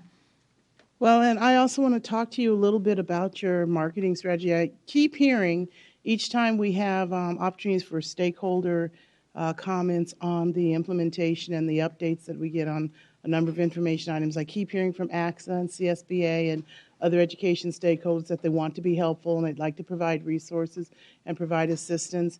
At the risk to the superintendent, and Sue is worried about Judy throwing a brick at her. I'm worried about Tom throwing a brick at me. But all of these organizations have statewide conferences. They have a lot of different meetings and gatherings and events. And I think that one of the ways of collaborating with them and taking them up on their offer to be helpful is to look at ways that they can provide you vendor space with interactive displays or give you sessions that would be included in their conference grid, but that doesn't include travel and all those other things. And so that would probably mean instead create a cohort of people inside of each of those organizations who would take the responsibility to do the displays and to make the presentations, so that would be another way of creating some pathways and branching out and maximizing some capacity with other resources and other people to do this as well, rather than just the two of you. Sure. Well, I agree with you, and we've taken some of that approach in the past. For 2 years prior, when I was in the Charter Schools Division, I attended and presented at the Charter Schools Development Center and the CCSA conferences. I had both presentations, and we had vendor floor space with our colleagues, our partners in Imperial County Office of Ed, to make sure we did some outreach with them. We also invited A+, CCSA, and CSDC to come to the department and make sure that before we built out the charter schools part of this, that we made sure we had the terminology right, and that when we built these, we built the terminology in here that teachers would understand what we mean, administrators, board members would understand what we mean. And so we had some brainstorming sessions with them to make sure we got it right from the beginning before we started architecting and building it out. So we did some grassroots work on that in the beginning. And then Karen's done some design thinking work. We've brought educators, we've brought administrators and teachers in to brainstorm with them and make sure we're solving the right problems, and we're designing this appropriately, and we're not trying to solve the wrong problems. So I think we're aligned with you in that approach. And I think Member Rucker is also suggesting that cloning your expertise and knowledge of the system and training others who could then be missionaries to get the word out to other groups. And I know you've started that process, but I think that's a very good suggestion to amplify. And I think we're seeing that like with programs like the foster youth coming on board, career and technical education is putting together some resources as well. And so when the program takes ownership of the resources that they've developed, that they're posting on this site, we are able to clone ourselves in a different way. And it always, I think, sounds better coming from those that prepared a resource as opposed to the rest of us who do, are more generalists when it comes to education technology. Okay, Board Member Burr. Just relevant to our conversation this morning, is there a link or somehow a way to direct people to the digital library for SBAC? There's not a direct way, but based on the conversation this morning, I think there's probably no stone we could uncover that we need to unturn every stone rather to make sure that we're doing whatever we can to make sure folks have appropriate access. I think with digital. With my digital chalkboard, it's the onus is on the teacher. And when you have the digital library having an access from the top down, it just creates something very different. But we should, if anything, we can definitely link to the public resources that are now available on our website about the digital library. And we'll also put our minds together to figure out anything else we can do to highlight that in an appropriate manner on our resource as well. One of the first times we heard about this, and Board Member Molina, maybe you can help me, there was complaints from teachers about, I think, how slow this came in, and they loved the EL modules, but it took forever to work with them, and where are we on that? It's faster, and it's great. A big part of the overhaul that we did was look at the search functionality and how long it takes to surface up information, but also the right information. So that was a big part of the relaunch as well. So, but it is faster as I'm in there doing something. Yes. It's moving faster than before. That was a live demo, and you saw how quick that was. And we're hearing from the educators that this has all been turned around for them. Ask again how many clicks. I know before it was many clicks. How many clicks now as you were doing the presentation? You can, in one click, if you know what word you're looking up, go right into it. If you want to go into the resources and start doing some filters, because you know something more specific, I only want high school related materials, you can just go in there and click those filters, and again, one click to search for it. Okay, all right. Is there any public comment on this? There is not. No, there's not. Okay. So thank you for that. That was encouraging. So I'd like now to take the proposed consent items so we can get them done. They are items 14 through 21. Do I hear a motion on I move approval. Second. Is there any public comment on proposed consent items 14 through 21? No, okay, no. With that, we have a motion and we're ready to go. All those in favor, raise your hands. Okay. And now we're back to, do we have item 2 yet? Back from, or do we can take CTE? We still have that? Okay, if they're not here, we'll take the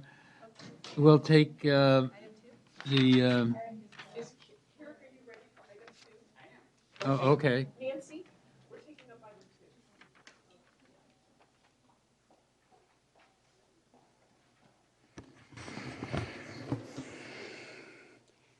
2. Eric Ashley, Interim Deputy Superintendent for District School Innovation Branch. What's being handed out to you is a revised motion that I'm hoping someone is willing to make. I can't make it. That clarifies that what we're talking about here is participation rates. One of the things that's important that hopefully we can take action today is that since we haven't heard back from the Department of Education from our phone conversations, we're hoping that getting something to them in writing may spur some quicker action from them. And of course, if we never hear back from them, then we'll assume it's approval and we'll move forward.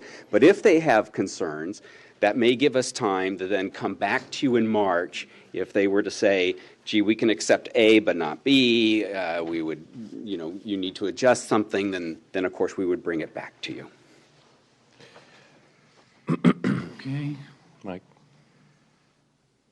We all have the language. Board Member Holliday. This is exactly what I was going to move a Before. few hours ago. But then again, I thought maybe there was something I was missing. But yes, I'd be more than happy to make this motion. And would you like to do it? I'll second. Is there a second? Okay. Do I need to read it aloud for record or anything like that? I don't, I think they want some discussion. Yep. yeah, Board Member Rucker, but it was seconded. Go ahead. All right, so I have some questions. I went back and opened item 2, and so I'm looking at recommendation 2. So it says here that recommendations 2, 4, and 6 will be amended to clarify that the AYP determinations will be based on participation rates on the Smarter Balanced assessments and not on Smarter Balanced student results. So then it says in the item itself that you're going to replace the assessments in the STAR program with the assessments in the Smarter Balance for grades 3 through 8. How is that going to be changed? Or are you going to say in the narrative paragraph that's under this, the only thing that will be reported is the participation rate and not the results? So that's because that's what I'm not clear on. Right, so In other words, so let me restate my question better. So as it relates to item 2, the proposal you have written here says you're going to replace the STAR assessments with the Smarter Balanced assessments. So in the narrative paragraph that comes under that item, is the statement going to say the only thing that will be reported for purposes of the workbook will be the participation rates for students who took the Smarter Balanced assessments in grades 3 through 8 and grade 11? Is that what that narrative paragraph is going to say? Reported for what purpose or reported to whom? We are obligated to report every student who takes an assessment into a category, in this case, the 4 levels. Or are you referring to reports that we might put on our website or reports that... I'm asking what data point for point number 2 is going to be rewritten in this narrative paragraph right up under point number 2. How is that paragraph going to read? With the change you've made in this language, what gets changed in this paragraph? Because what's written in this paragraph is the reason why I can't vote for the motion right now. I don't know what changes here. And the same thing is true for item number 4 in the narrative and item number 6. Are you still reporting assessment results, or are you just reporting participation? We are just reporting participation for purposes of AYP determinations. So tell me how what this paragraph is going to say.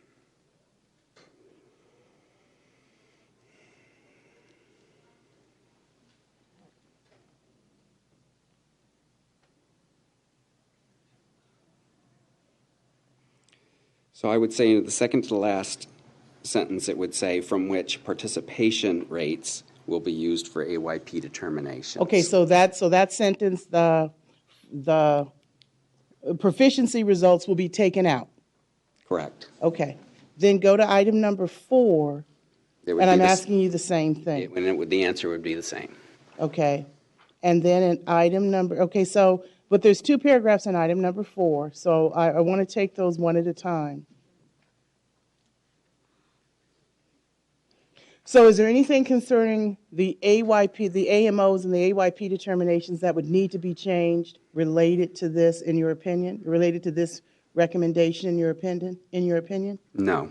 And so then in the second paragraph, beginning with, in 2015, AYP results will be produced using the results of the first operational Smarter Balanced assessments. Is that sentence going to be removed? Or using the participation rates of the first operation.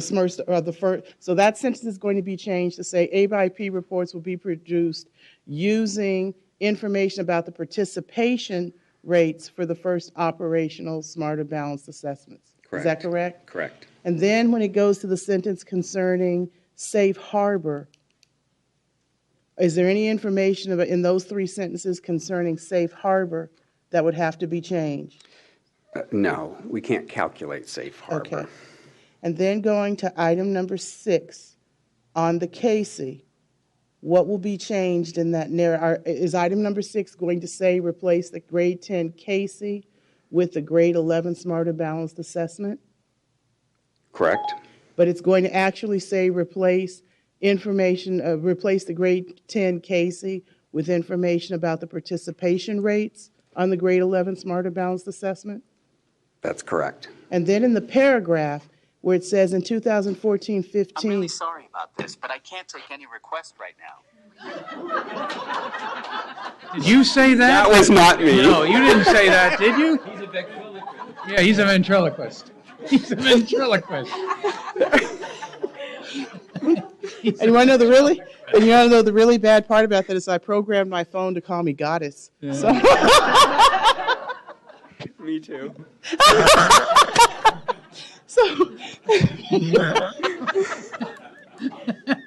So then, all right, so back to this. The sentence that begins with, because all grade 11 students statewide, it says the CDE is proposing to use these results for the reporting. You're actually going to write the sentence to say the CDE is proposing to report participation rates. Correct. Okay, so I wanted to make sure that that's what all the specific amendments that would be made. Okay, I'm done. Well, Board Member Williams is next, and Shim is. No, I'm just making sure that Carrick is making these edits as he goes. I got him. Yeah. Board Member Shimazaki. I have a clarification about Amendment 6 regarding the replacement of the grade 11, or replacement of the grade 10 Casey with the grade 11 Smarter Balanced. Does CDE still report the Casey test results? Because you just mentioned that all statewide testing all statewide assessments. Right. If we were not using it, Casey is a state assessment. Mm-hmm. It's used for federal accountability, or has been in the past. So we in the past we have reported it. If we move away from it, then we would not report it because it's not a requirement. To the U.S. Department of Education, that's correct. Board Member Burr. I should probably clarify too, by making this move, schools are much more likely to meet AYP with participation rates than if we were to use Casey another year. So just a generic question, Carrick, that the federal government, for purposes of NCLB, will be satisfied with participation rates and not results on academic assessments? Well, all I can tell you is that we had the conversation with them on the phone, and would have been pretty simple for them to say no. But they didn't say no. They said, we'll take this to our policy group and get back to you. It's been over a month. We've not heard back a no. So I think by moving forward, we're going to take that silence as, okay, let's submit the proposal and see. So, Carrick, I think you should step back a minute and put this in context of how we're different, California's different than most of the other states in the country, and why you even had that conversation and asked them these questions. Right. Because I don't think most board doesn't have a context for it. Right. So of course, without reauthorization of NCLB or ESEA, the current federal administration chose to go a route with these flexibility waivers. Most states have a flexibility waiver. It's not really a waiver, it's a substitution of one set of requirements for the old set of requirements. And it's not really flexibility. Right? That's correct. A little bit of a misnomer. So as a state, California decided that we weren't ready to accept, nor would we be ready to accept those requirements that the federal government had for a flexibility waiver, which means we remain under the old system, which means that they require of us 100% of students to meet proficiency now, because they haven't changed the goal of 100%, and they haven't reauthorized ESEA. So part of that phone conversation with the federal government was that we were concerned and that we needed their help, and I would think that they would want to help us. California has been a stalwart for Common Core, and moving ahead, 100% field test, they agreed to that, we delivered. right? So we're still firm in the Common Core camp, and we want to move ahead with this assessment. But until they change their federal system, it doesn't matter what the assessment is. We can't make 100%. Think about it, including subgroups. That means one English learner doesn't make proficiency, then you fail. That's the system that we're currently under. Many of the states went the flexibility waiver route. Some have had some level of success with it. Some have regretted it. But here we are stuck with their system. And so what we're trying to do is move toward, slowly, this system. One, we could hope that they'll accept this, that they will, in fact, reauthorize before we actually have to report results. But one of the major concerns, and I'll speak personally, is that we're implementing a new assessment. And if every single school fails, it'll be blamed on the assessment. And in fact, it should be blamed on an accountability system that expects all students and all subgroups to be 100% proficient. Board Member Rucker. Okay, so while I recognize that participation is not the same type of qualitative information as results, there is a reason why participation in this conversation is actually important. We are transitioning to a new assessment system. This reporting the participation rates documents several things. First of all, as one of the largest states implementing any consortium assessment, it documents that the state is all in. So being able to report those numbers and those percentages, the percentages of LEAs, as well as the infrastructure that those participation rates are actually going to document, will substantiate the issue of we are all in on making the transition. It also honors the accountability holiday. Okay, I'm going to say this really carefully so Mike doesn't yell at me. That we did get and create both by state statute and by what was ultimately negotiated with the flexibility waiver. So it honors the transition period that we were granted in creating an accountability holiday. But also it also honors the fact that because we can't compute a growth API, it gives us the time to complete the transition and do the work for the test administration in consecutive years that we need to calculate that growth API and then figure out how to then add that to the reporting system. So it actually provides the kind of documentation they're looking for. It actually gives them the kind of information they're looking for. And as the largest state doing this work, it will prove this can be done. So I think that those are some of the things that have to be made clear in offering this so that they're not seeing a less qualitative indicator of meeting the federal requirements, but it honors both things, the reporting requirement, but also the accountability holiday that they negotiated with us to do all the other assessments, because that was a requirement in the flexibility they gave us, that for those participation rates will document all of those assessments were done, that we met all the conditions of the flexibility waiver we received. All right, but for me personally, what it does, relative to the conversation we had earlier today that required us to table this item, it allows us to table right now a conversation on proficiency determination. And this language is probably, for that reason, the most important reason for us to try to offer and negotiate this issue, because we're not ready to have that conversation today. All right, we have a motion and it's seconded. And Board Member Williams? Oh, okay, you're ready to vote. Is there any public comment on the motion? Hearing none? Nobody wants? That was the original motion this morning. Is that for two? Okay, so then no. Okay. All right, all those in favor, raise your hands. Thank you. I think we've clarified that well. And now we're ready for the report under information item 11 on the expansion of the career pathways, and we're going to have a broader discussion of career tech education after that. CDE is here to present. Russ, welcome. And Thank you. far as I know, the Career Pathways Trust at $500 million over 2 years is by a long shot the largest competitive grant program in the United States. So it's right here. Gosh, if you projected it to the U.S., it'd be like a $4 billion program, a $4.5 billion, $5 billion program. So here we go. Great, thank you.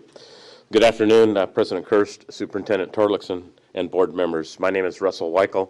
I'm the Division Director for the Career and College Transition Division here at the California Department of Education. I really appreciate this opportunity to speak with the board about career technical education and the important role that CTE can play and does play in the lives of students. I'm here really to provide an update on the state's efforts to expand career pathways approach to preparing more California high school students for both careers and for college. Why should the state board care about career pathways? Well, the state board's adoption of the California Common Core standards has really sharpened the focus on preparing students for both college and careers. The California Pathways programs are intended to prepare students for additional education beyond high school and eventually enable students to pursue entry-level employment in a chosen career field. Career Pathway programs should play an important role in helping local educational agencies and charter schools in achieving particular goals that may include, they may have included in their local control accountability plans. At its March 2008 meeting, the State Board adopted the 2008-2012 California State Plan for Career Technical Education. That plan is put together by the Joint Advisory Committee on Career Technical Education, 3 members from the State Board of Education, 3 members from the Board of Governors. The Chancellor's Office sits on that committee and really provide advice and guidance for that document. We're waiting for Fed's, U.S. government to reauthorize the current Perkins Act. Once they do, we'll be in a position where typically what happens is the Feds will ask us to do a 1-year interim plan to buy us time and give us time to develop a full plan for career technical education. And we'll be bringing together the Joint Advisory Committee once again to work on that plan. What I'm hearing from the federal government is that it's likely that Perkins could be reauthorized this coming year. Yes, before ESEA, yeah. And I think the reason for that is the WEA Act has been really delayed. That was like over 10 years overdue. And I think the focus being on Perkins is to align as closely with the new WEOA Act. And so before they do ESEA, I think we'll see them. Plus, the WEOA Act is for, so WEOA the acronym stands Workforce for Innovations and Opportunity Act. It replaces the Workforce Investment Act, really talking about economic development, particularly in adult populations and getting them into sustainable jobs and so forth. But we do anticipate that Perkins to align with that. And I think the other reason that they'll focus on Perkins is really a bipartisan agreement. The last time Perkins was passed, both the House and Senate, there was 1 dissenting vote. And you don't see any act only receive 1 dissenting vote. So it's really a nonpartisan thing. It's something that I think Congress can come to agreement on. And then in 2013, the State Board adopted the California Career Technical Education Model Curriculum Standards. And if you remember back then, my office made a real effort to align our career technical education model curriculum standards with Common Core standards, not only in English language arts, but in math, the next generation science core ideas, and also the history social science standards. So we've tried to align those as closely as possible. And it's what we're really talking about today is it's really about access and opportunity for all students, to engage them in their own learning and to make the curriculum meaningful and to come alive, make that relevant for them in order for them to reach their full potential. So what does the department currently do to implement the programs provided to students with career and college preparation opportunities?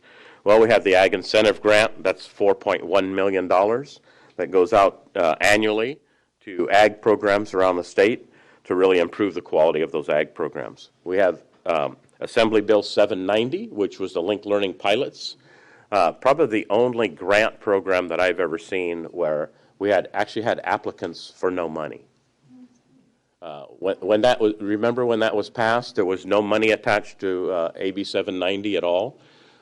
We had applicants apply to be designated as a pilot in hopes of maybe seeing some money in the future.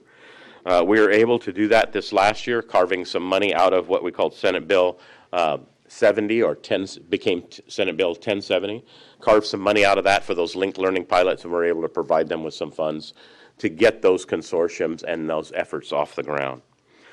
We also have the California Career Resource Network, which is an online career information network that many schools use, not only in their CTE classrooms, but in their career centers, in their counseling offices, to really inform students the opportunities that are available to them as far as careers and so forth.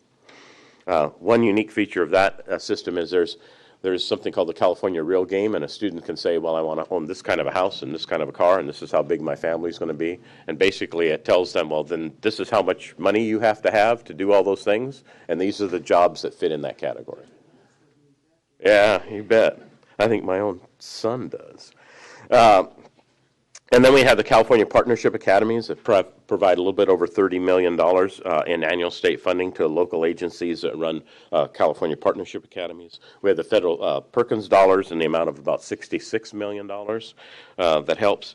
And then we have Senate Bill 1070, as I alluded to, and the California Department of Ed receives about $15 million from that. What has the state superintendent previously recommended to policymakers with respect to high school reform focused on career pathways? In 2010, the department published the Multiple Pathways for Student Success, envisioning the new California high school. And really, that report really set the stage for a lot of the work we've done in recent years with the Linked Learning Initiative, the Partnership Academy, and certainly the Career Pathways Trust. And then also in 2010, the Multiple Pathways report really explored the feasibility of expanding career pathways and transforming California high schools by offering students a combination of rigorous academic coursework aligned with relevant career tech classes. So how's the legislature recently directed the expansion of career pathways? Well, in concert with recommendations contained in our Multiple Pathways report, the legislature in July of 2013 created the California Career Pathways Trust. When I met with Senator Steinberg on the trust, his most important point to me was that we need to think of the California Career Pathways Trust as economic development, but delivered through education. Not only economic development for the local regions, but for the state, and in particular, the individual student. So under the trust, there are one-time competitive grants.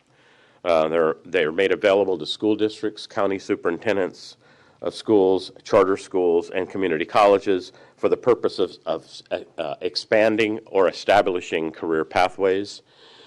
In order to receive those funds, you must form a consortium of at least one secondary partner, one post-secondary partner, and one business partner. And as I have explained it to in many presentations, we really don't ask that secondary schools, post-secondary schools, and businesses come together to be engaged in this effort. We ask them to be married to the effort.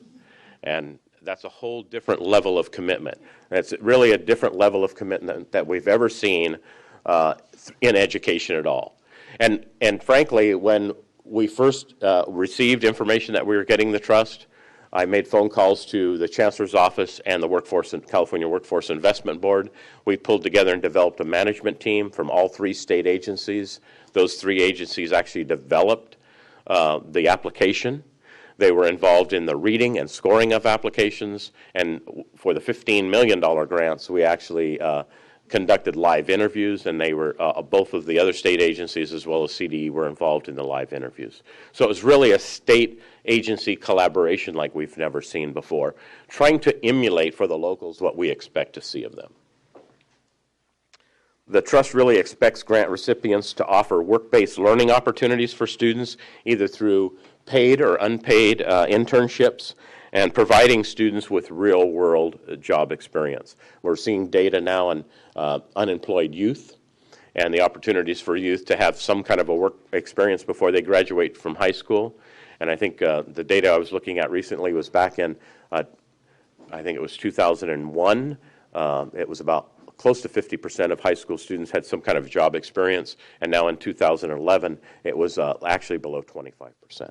So students don't have that opportunity to get out and play a role in the workplace. Part of that is due to the aging workforce and so forth. But in exchange for receiving the trust grant, recipients are required to identify and set aside funding from their own budgets. They were not required to do a 50-50 match, and in fact, since it was a competitive grant, most of these applicants actually matched a higher percentage than 50%. There are some business partners that have thrown in quite a few dollars, in fact, more than the grant itself. And they had to have sufficient funding and could prove that within their grant application that they would be able to sustain these grants over time. In total, the department received 123 eligible grant applications from regional and local partnerships, community colleges, and business organizations seeking $709 million. So there was $250 million available. The ask was $709 million.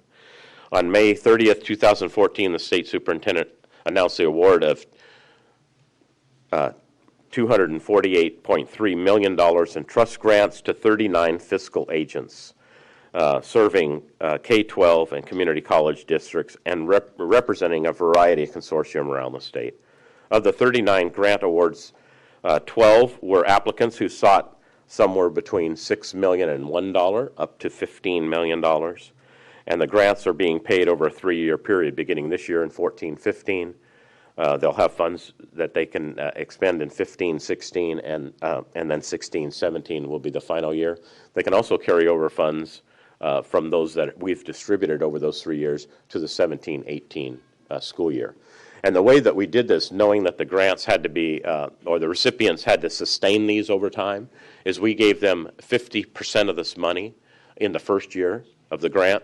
We gave them we planned to give them 35% of the money in the next year, and then 15% of the money the final year. So we wean them off of our money. They can certainly carry over funds from one year to the next, and they have until, like I said, the end of June 30th of 18 to fully expend the funds. We're now in our second round of trust grants, so another $250 million provided by the governor and the legislature. Those grants are now out. They're due.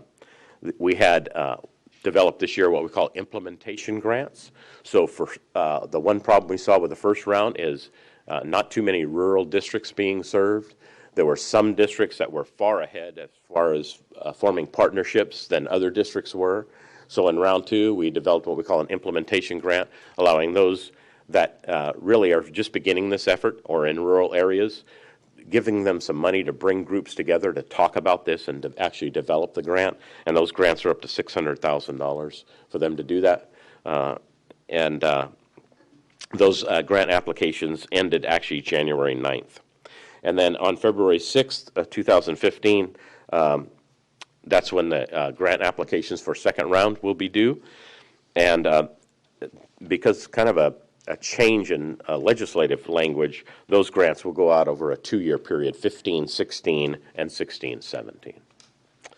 How will the department evaluate the performance of the trust? We're actually allowed to use up to $250,000 for an evaluation of the trust. And you can understand $250,000 doesn't buy you much in the way of an evaluation. But the kinds of things we're looking for is pupil and student academic performance indicators, the number and rate of school and program graduates, attainment of certificates, transfer readiness and post-secondary enrollment, and transitions to the appropriate employment, apprenticeships, or job training. The 2013 Budget Act, the department received a one-time, like I said, $250,000 appropriation that has to go through an LEA. It's Prop 98 money for that assessment. And because of that act, and because of several other requirements on the department as far as doing evaluations, we have to do an evaluation on the AB 790 pilots. That's due in June of 2016. And before December 30th of 2017, we actually have to do a follow-up report to AB 1330. And if you remember, that was where schools had the option to include CTE as a high school graduation credit in lieu of a foreign language or an art class. We have to do an evaluation on that. And we did have some money. We had tried to set aside some SB 70 money of $400,000. Unfortunately, we didn't get approval to use that much for that evaluation, and we were cut back to $200,000. So we've made a determination now to pool our resources and look at that $250,000 from the Career Pathways Trust for the evaluation, the $200,000 for the AB 790 pilot. We carved out some money, I think another $300,000. Is that right, Joe? Another $300,000 from SB 1070 funds for an evaluation. And our plan at this point is to take another look, really 6 years after the Multiple Pathways report, and what recommendations in that report have come to fruition, what recommendations are still relevant today, and what recommendations are not pertinent in today's world. And then include chapters, one on the Pathways Trust, one on 790 pilots, and one on the AB 1330. So that rather than do 3 separate reports, we can provide the board and the legislature with a more comprehensive report focused fully on all these programs and how they mesh together, rather than being layered one on top of the other, how they actually interact and mesh together. And the new report we plan to call Student Success in the 21st Century. Really, like I said, a follow-up report to the Multiple Pathways report. And finally, the department believes this new report will serve as an interim California state plan for career technical education, knowing that Perkins is on the horizon. By doing this report, and typically when we do a state plan, we do a needs assessment around the state. Well, this evaluation report can pretty much serve that purpose. So we tend to save the state some dollars there and really include that and help to inform our new state plan for career technical education. And we're expected to have that report released in the fall of 2016. So that really completes my presentation today. I'm glad to answer. I do take requests. Okay. Board member questions for us on this level? Board Member Strauss, yeah. I just want to comment, Russ, thank you so much for the really thorough presentation. I just think, as a former high school principal, how important this area is for high school to rethink what we do in career tech and the workforce opportunities and preparation. And I really am just delighted to see that we're really moving and trying to coordinate our thoughts around rethinking opportunities prior to graduation for kids and really making it relevant so they have opportunity. I think so much of what we do in high school is really effective, and the other parts, there's kids that are disconnected, this might make so relevant. So I know many districts have got really behind the pathways, and I know some districts who got into the ones with no money and then actually got some funding to do this. And where we're seeing it around the state, it'd be interesting to see as it's developed, because I see districts collaborating with community colleges, with businesses in a way that really brings all the sectors together in that community. And I think really it's a slow process to rethink. I think some of the charters have been able to move a little faster because they didn't have some of the 100 years of tradition.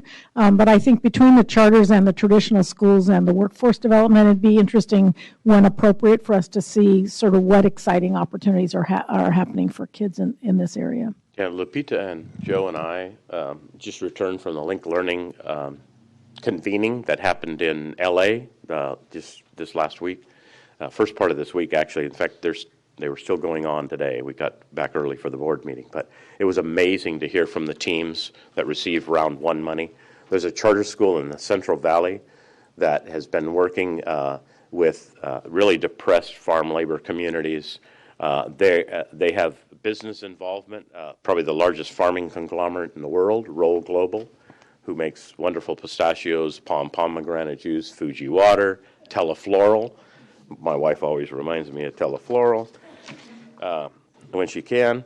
But those students, every student in that program is offered a paid internship.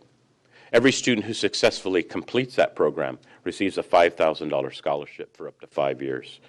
And when they graduate from high school, those students will have earned 53 community college credits. 53.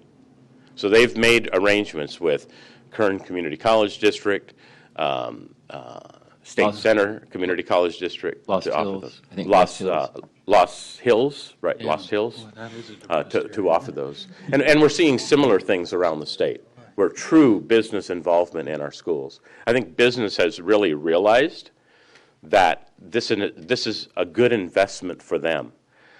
They are not constantly having, if they can create their own pipeline from the local area, their employees will stay longer. They don't have to pay moving expense for those people. Their recruitment costs go down. So in the long run, for businesses, it's really a money saver.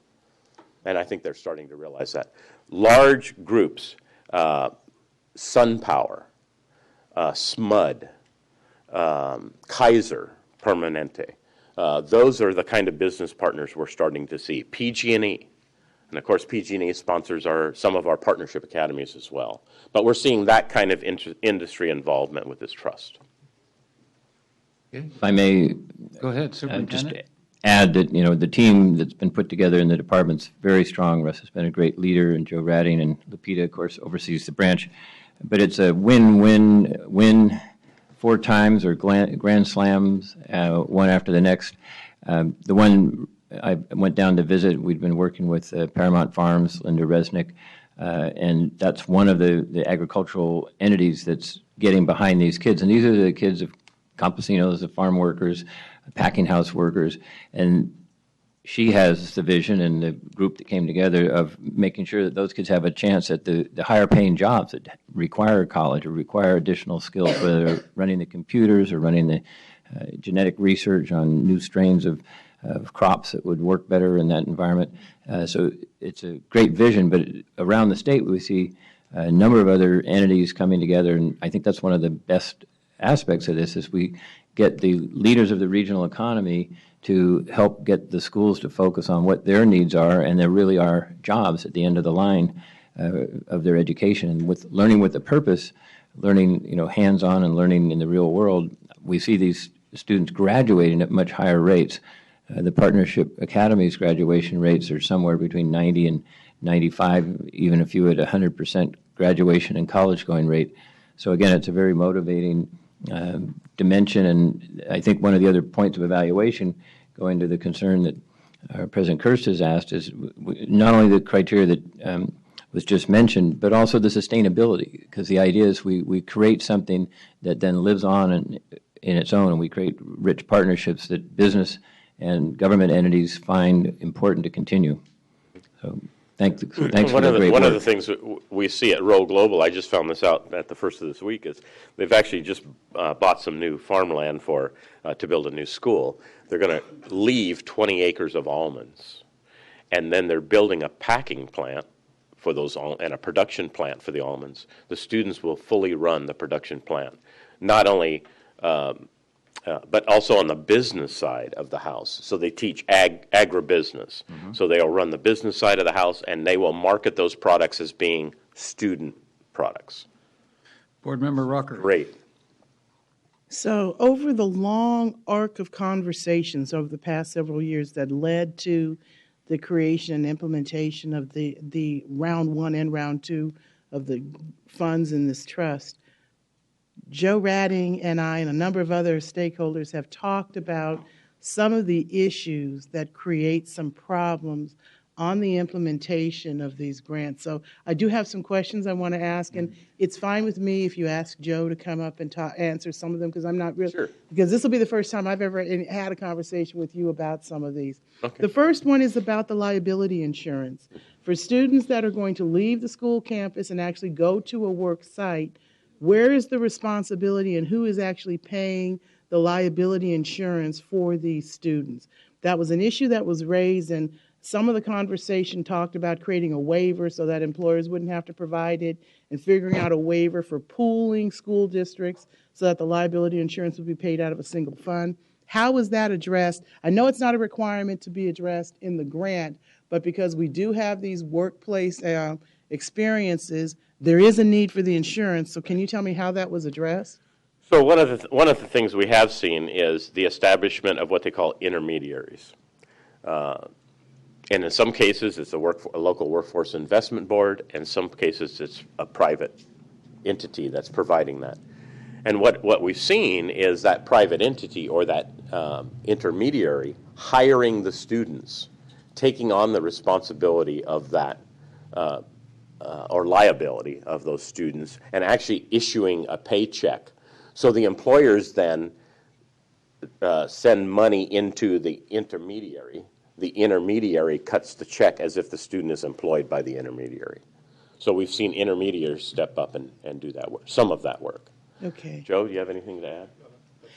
And then as it relates to the career technical core element of this conversation, which is the reason why I asked you about the reauthorization of the Carl Perkins Act. The Carl Perkins Act, by regulation, linked itself to the teacher certification and teacher quality mandates in ESEA. And so my question for the students who are earning credit on these courses, I know that there's not a problem concerning the academic portion of the program the students receive at the school. One of the issues that was raised was how are we going to credit or identify credit for these students, given the kind of confusion about the way that we can certify these courses for Perkins, because Perkins requires a specific type of certification, but also allow this type of blended format that many of these proposals actually were trying to implement. How was the certification issues for those blended courses actually addressed? So one thing we're seeing is obviously many career technical education courses now, there's over 12,000 of them that meet A through G, most of them in the G, but many of them under arts, many under science, especially in the ag area. So we do see that.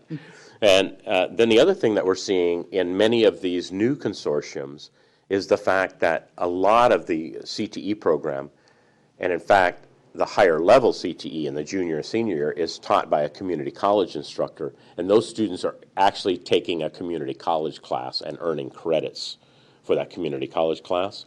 I think what we will see in the next iteration of Perkins is a stronger focus on not only teacher certification, but probably not even allowing funding of courses that don't offer or terminate in some kind of an industry-based certification or credential. Okay, and the current act doesn't do that. That's correct. But I think in the new act, I think that's what we're going to see. Okay, and so you did get to the third question I had, and that was about the concurrent enrollment, because that was a long conversation. So on the issue of the concurrent enrollment, because there are caps locally that are created, and there are issues about the ADA. Right. When the student is off campus, both for the workplace experience as well as for attending the community college course, how I know you can't tell me for all of the grants or for all the programs funded. In general, can you tell me how they addressed the ADA and the concurrent enrollment issue? How was that resolved? Or was there some general principle that they applied in making this work? Well, I think we're seeing different combinations. As I alluded to earlier, community college teachers are coming onto the high school campus. Wait, stop. Okay. Okay. Community college teachers, I want to make sure I heard, and when they come onto the high school campus, the classes they teach, are the students getting college credit or high school credit? In some cases, both. Okay, so but for the those school only gets paid for one. So, but for those community college teachers who are offering a course that the student gets high school credit for, they are required. There's several other overlapping requirements. There's the Williams requirement, and there's the HQT requirement. But there's also, let's not forget, the EL certification requirement for those community college teachers who are doing this on a high school campus. How is that certification being monitored and reported? You want to help? I'll turn to him. I will say this. In those individual cases, I don't know. We're not monitoring that. We haven't had really time nor staff to do that. But I know that what I've heard from many local districts is those community colleges are teachers are not only certified, you only need a master's degree, right? To teach at the community college. Right. You don't have to know about teaching, you just have to have a master's But to degree. give high school credit, Yes, you have to be a need credentialed state teacher, highly certification. qualified, and in many cases, those teachers are seeking those credentials, those So there's a additional waiver credentials. right now. Yeah. Okay, that's all I need to Yeah. hear. And then the other thing we're also seeing is we're seeing, which we prefer, actually. We prefer high school students to go on to the community college campus so they experience what it is to be like at a college environment. And they're taking college classes at the community college, so we're also seeing that. Okay, so then this will be my last question, and Peter, you probably will take this. So for those community college teachers that are going on to a high school campus, teaching a high school class that's giving students high school credit, are they actually replacing the services that would be provided by a credentialed teacher in the district who would be teaching the same class on the master schedule? I don't believe so. What we've been told is that most of the time when they come onto campus, it's because students, there's a transportation issue and students can't get there. It's a little too far away. And generally, they're community college courses because that's the experience that this particular consortium wants to add. In places where they teach a course that they need for high school. It's sometimes in shortage areas, but it's our understanding that they're both credentialed to do that and they're highly qualified. I need to know how that's being monitored. Yeah, that's where Carrie. Well, that's where our other shop would be monitoring that when they're required to make sure that that's happening. Yeah, the only reason why I'm asking that is because we do have this teacher quality report we have to turn in, and that's going to be an issue. I will hold off on this conversation till we get to that item, but I do want to know about that because of that report. Thank you. Many of those are also offered either after school or a zero period. It doesn't matter because if they're still giving them high school credit, they still have to meet those requirements. State Superintendent. I'll just mention, excellent conversation. We'll do some additional follow-up. My own experience is the vast majority of the dual enrollment or getting college credits are done at the community college sites. Right. Just been working with Francisco Rodriguez for the Los Angeles Community College District, and we have, for instance, at Jefferson High School in Los Angeles, 40 students who are assigned to go home to have a course to be at home. Well, we're working on how can we get those 40 students. Actually, there are seats available in the community college system and no fees attached, so they're offering to help students either because they're on a career path get extra courses they need and get a step up on their AA, or if they just need to get more credit and still explore where they want to go career-wise, they can take courses at the community college. This is the first time I had heard that the concurrent enrollment courses were being offered at the high school. In all of the conversations that I've had up to this point, I've only heard that it was either at the work site or at the community college. Right. So this is a horse of a different color on that. Right. So And so that's what's news to me today. So I've worked in two districts as a high school principal and as a assistant sup where we've had an agreement with the local community college to offer dual enrollment courses, which they're offered where the community college instructor comes onto the campus. That's normally an agreement made. It's a board action, and there's a process that goes through. And in those cases, most cases it was offered after school. In one case, because it was close by, the community college professor could come during the school day based on what we needed. And it was usually a hard to fill American Sign Language, different courses that we needed that were kind of hard to fill on site. So, but those are local agreements, and we could look at a couple models to see what they. I understand all that. It's just that that's not what I had heard. Is it related to these programs here? That's the first time I heard that. Okay, I wanted, while Career Pathways Trust is a paradigm shift, the governor proposed a new workforce initiative, and I urge board members to read that section of the budget. It's a separate section. And I'm going to have Patricia DeCas, who is working on the administration state team, along with our CDE colleagues on that state team, to come up and talk a little about this, because most of these discussions in my career have been largely around K-12 and community colleges, and not with the whole workforce infrastructure, and not merging programs like adult ed, special ed, migrant, homeless youth. So Patricia can talk a little bit about what I think is another shift, conceptual shift in this field. Go ahead. Yeah, thank you so much, President Kirsten, members of the board, and State Superintendent Torlakson. I am very pleased about this sort of initial conversation here today to talk about some of the new initiatives and what the administration's proposals are for providing a CTE incentive grant program, as Superintendent indicated in his early remarks this morning, over the course of the next 3 years, to LEAs to partner with other local agencies and offering regional programs. So this proposed investment is important as districts transition to LCFF and recognizes the unique resource needs that CTE programs have over and beyond regular programs. High quality CTE programs are a critical component, as President Kirst indicated, in the administration's workforce preparation strategy, and the budget proposal envisions a comprehensive approach to strengthening workforce by providing credentials that are valued by employers and encouraging careers with opportunities for advancement and promotion of self-sufficiency. So those are important principles in the proposals. And I also wanted to mention a couple of efforts underway that tie the good work being done in K-12 to other education, workforce, and training programs.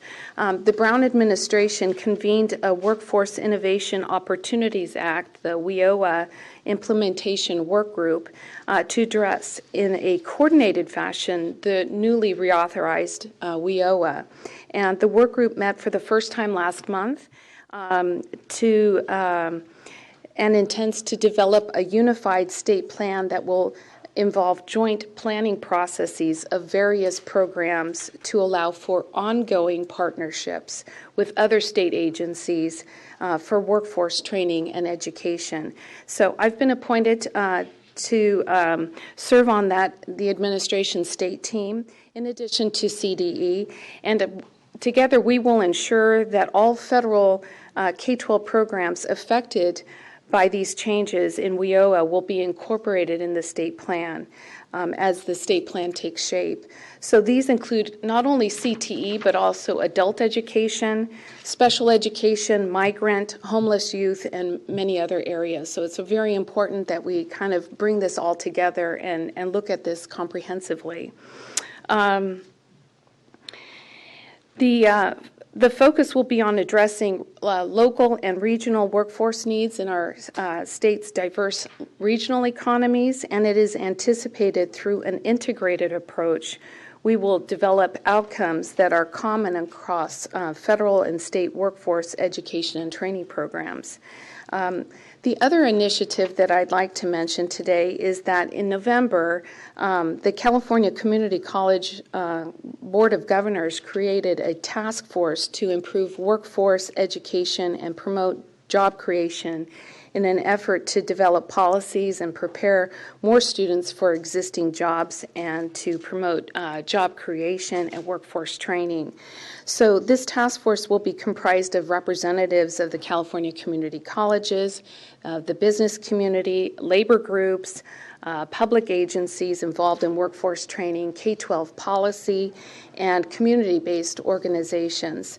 I was also selected to represent K-12 education on this task force, and our first meeting is scheduled for next week on Thursday. So there are 3 phases involved for this task force. There are initial input meetings as well as town hall meetings in regions across the state that will be used to inform the work of the task force. And as we begin to deliberate over that information and the issues that are identified at these regional meetings, we will develop recommendations by the end of this summer and propose for adoption by the Board of Governors of the California Community Colleges. And I'd like to just say that I'll be working closely with President Kirst and on this work, and like to keep you apprised as the work unfolds. I don't know if you have any questions, but we're just initiating this work at this time. Yeah, the governor recommended $1 billion for this program, so, in his budget, so there is some money behind it. So it's something that's to keep our eye on, and we're participating, and it's just beginning, so we wanted to give you a preview. Thank you.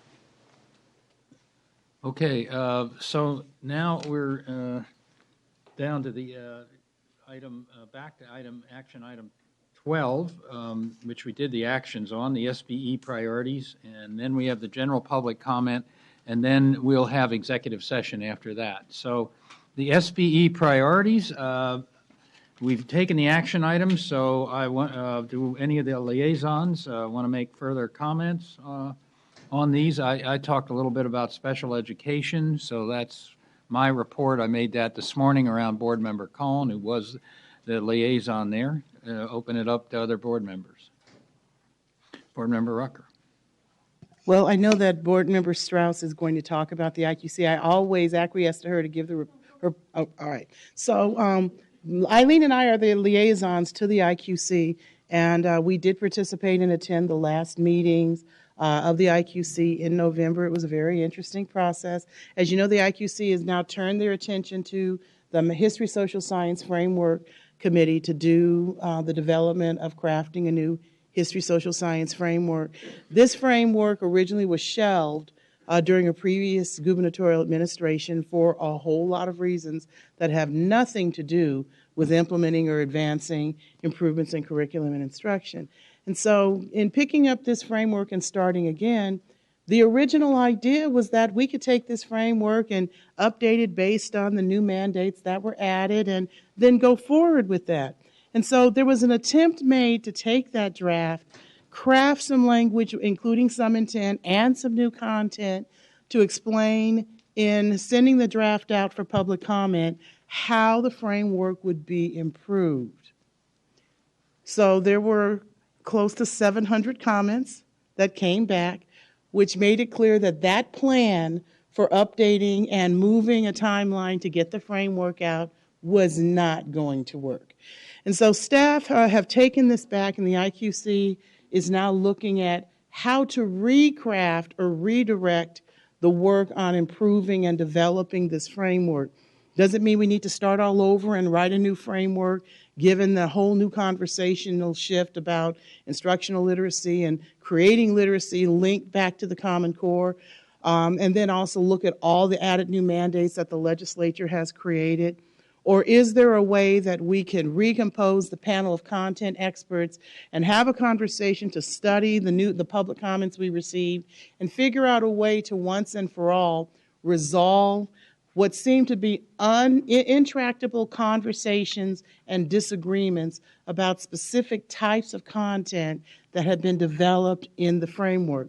I know that we have some people who are here today who are going to talk about some of those issues. I want to applaud and commend the IQC for the effort they have made to make sure that comments and concerns from a lot of communities about the content of the current draft and what their concerns were heard, and there was a lot of time spent on that. But moving beyond that, probably where the conversation probably will go next, and Dr. Honig and I have had this conversation, and Nikki and I have had this conversation with staff. We have to be real clear about what it is we're attempting to do with this framework, what types of issues we're trying to develop and resolve with this framework, and how can we make this framework a document that defines for California what it means to not only create literacy in history, social science, but to make this document have meaning and make meaningful connections to the other initiatives that we have in place for implementing and upgrading our curriculum. And so for me, it's a very personal conversation, not just because I taught this content when I was an elementary school teacher and a high school teacher, but also because, as was very well articulated by many ethnic community representatives, the way the story is told tells the rest of the world how to think about me. And so that is the point that apparently has not been well developed and has not been well addressed and remains a real concern. And so this will be a controversy that continues to be discussed and continues to be of great concern. But the IQC has made a commitment to be thoughtful, and to try to do this well. And so without going into details about, the myriad of issues that Nikki and I have already talked to the staff about, I think that there is a plan for how to take this back, extend the timeline, and really take the time to study the comments and figure out how to craft and develop a draft that can go out again for a different public comment. So the timeline that had originally been presented to this board concerning the framework is going to change. And when the IQC is going to meet again in February to review that decision and figure out how that timeline will look and what it is we will bring back to the board, but you will hear more information about that probably in March. But I do think it's very important for us as a policy body to understand, probably more than what happened with math, and I was a liaison for the math framework, and probably more than English language development. If we continue with the idea that history is a story that's supposed to be well told, it's not whether or not we try to be inclusive in who we tell the story about, but we have to satisfy the people about whom the story is being told. And I don't mean satisfy them so they write it, but make it clear that we have a balance in the presentation of the story. And that's currently what is one fatal flaw that is characteristic of the framework. It's not balanced in its presentation on very controversial issues. Something as simple as the major causes of the Civil War to understanding what our evolving relationship and understanding about citizenship actually is. It is not a balance of presentation. And what is shocking is that this is the 21st century, and we haven't changed that narrative very much since the framework was originally crafted in the state. And that is what was reflected in a lot of the conversations, a lot of the ire, and a lot of the disappointment about what the draft actually looked like. So we may not ever get the story fully vetted and fully correct, but if we make the effort to establish balance, and we make the effort to balance perspectives about what students should understand and what students should understand about other communities and other people, we may have taken a step forward in improving and crafting a document that will satisfy a lot of the concerns that frankly have gone unanswered, unaddressed, and simply ignored. Okay, Board Member Strauss, do you want to follow up on IQC? Just so you know, we have an IQC meeting on the 5th and 6th, and so I think we're going to be talking some about that. But I think as far as the history, I think Member Sandoval and Rucker did an amazing job reading every page of that draft and giving very specific feedback. And I know Patricia DeCosta, our Deputy Executive Director, they put hours and hours into it. So really, it's a commitment. My understanding from everybody involved is they're committing to getting the history social science framework right. And if it takes time, it's going to take time, but we really want to get it right. So I will look forward to continuing that process. I just had a couple things I wanted to report on. Monday, just a couple days ago, in Los Angeles, the Southern California grant makers had a session on next generation science standards. So both myself and Gerald Solomon, who runs the Orange County STEM Network, we had like 27 local foundation representatives, and they were so excited. I mean, I think it continues the excitement around next generation science that everyone's been ready, and they talked a lot about the ways they could get involved in both during regular, what kind of districts, what would be indications of good investment, what could they do in after-school programs. So really, really exciting, and it was a nice team and really great energy on the runs in the LA area. So I look forward to continuing that momentum. So that was exciting. And then actually next week there's a concurrence commission. That's a meeting that meets twice. Lupita and I go to Oakland twice a year. But really it's for the California subject matter projects, and it's about their budgets and their professional development around Common Core and what they're doing. So next week they're actually going to look at an evaluation process of what effect the professional development is actually having on teachers' growth in the area of in the Common Core. So that actually hopefully will be a good use of our time, Lupita, right? We're hoping so. So anyway, and that again, that's they have an evaluation system as well, and it's a requirement as legislature that the state board's represented there. But in this case, it's really linked to the work we've been talking about with the Common Core. Other than that, I think the beginning of February, we're going to be part of PSAA again, and Nancy and I are going to work a little bit and try to follow up with the work we've been doing so that we get a good follow-up meeting on that.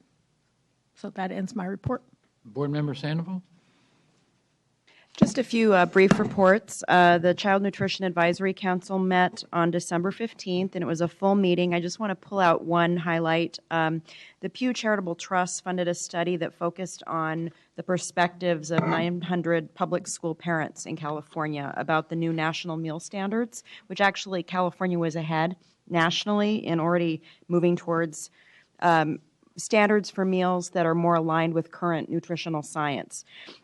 And 3 in 4 parents who were surveyed supported new meal standards, and 76% supported smart snack standards for vending machines and a la carte options in cafeterias. And the majority of parents also see the connection between healthy food and academic performance. So I just wanted to highlight that, and I think that's a wonderful development. I also would like to address the California State Summer School for the Arts. The application process is now open, and February 28th is the deadline for people who are entering 9th through 12th grade. And to help support our teachers who really are instrumental in getting students to apply and supporting those applications, the California State Summer School for the Arts Foundation is sponsoring 15-minute webinars that are available. They just launched them this week. And the target audience is teachers to help them help their students in developing their applications. So we're using social media for that, and then reaching out to our schools and partners just to enlist the teachers and support them and help them help their students. Good. Okay, other board member reports. Board Member Williams. So I was really excited to hear, Eileen, about you, Member Strauss, about you being with the Southern California grant makers. I myself have been on 2 phone calls just in the past couple of weeks with philanthropists that are interested in supporting NGSS in California and wanting to hear ideas and you know, what the resource needs are and that kind of thing. So that's really exciting. I also, after in the last couple of weeks, had a phone call with Mike Kirst, President Kirst, who informed me that that I was now, instead of calling me an NGSS liaison, I am a liaison to IQC Curriculum Framework Committee for all things science, along with Member Strauss. Change in name because the standards have already been adopted, but the process goes on. So I will continue to be involved with the curriculum framework through that process, and probably when public comment comes back to the IQC, then I would, for science, then I would be there as well.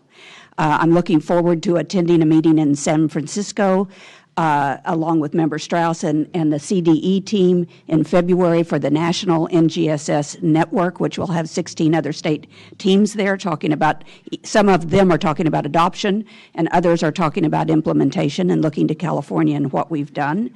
I have 2 or 3 presentations, I can't quite remember at this moment, coming up in February and March on NGSS, including a centerpiece presentation with Kathy Durana, the director of the K-12 Alliance and the director of the NGSS K-8 Early Implementation Initiative. We have a centerpiece presentation for the California Charter Schools Association.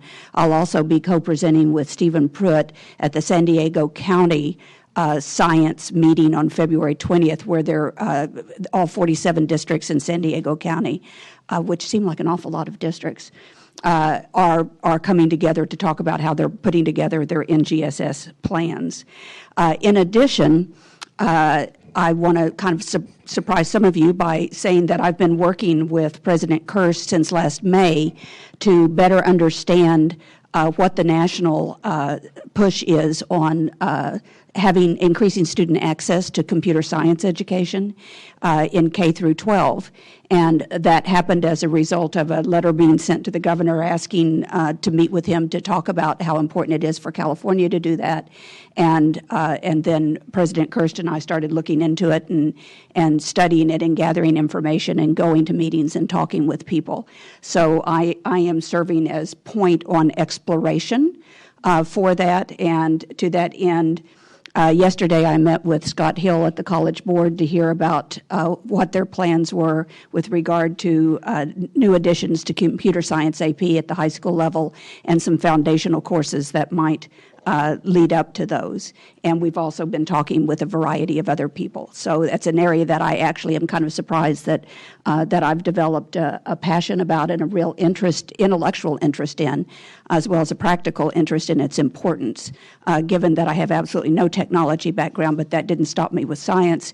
But in technology, I actually probably am the most frequent customer to the Genius Bar at Apple. So, but still, I actually don't know I don't have to know how to make this stuff work. I need to know whether it's important and why it's important, and if so, what are the options for California starting to address it? Okay, other board member reports? Okay, hearing none, I guess we're ready now for the public comment, and that's public comment on items that were not on our agenda. General public comment. We have some speakers. Yes, there are 3 speakers. Manny Singh, Jatinder Hurdle, and Dr. Bindra.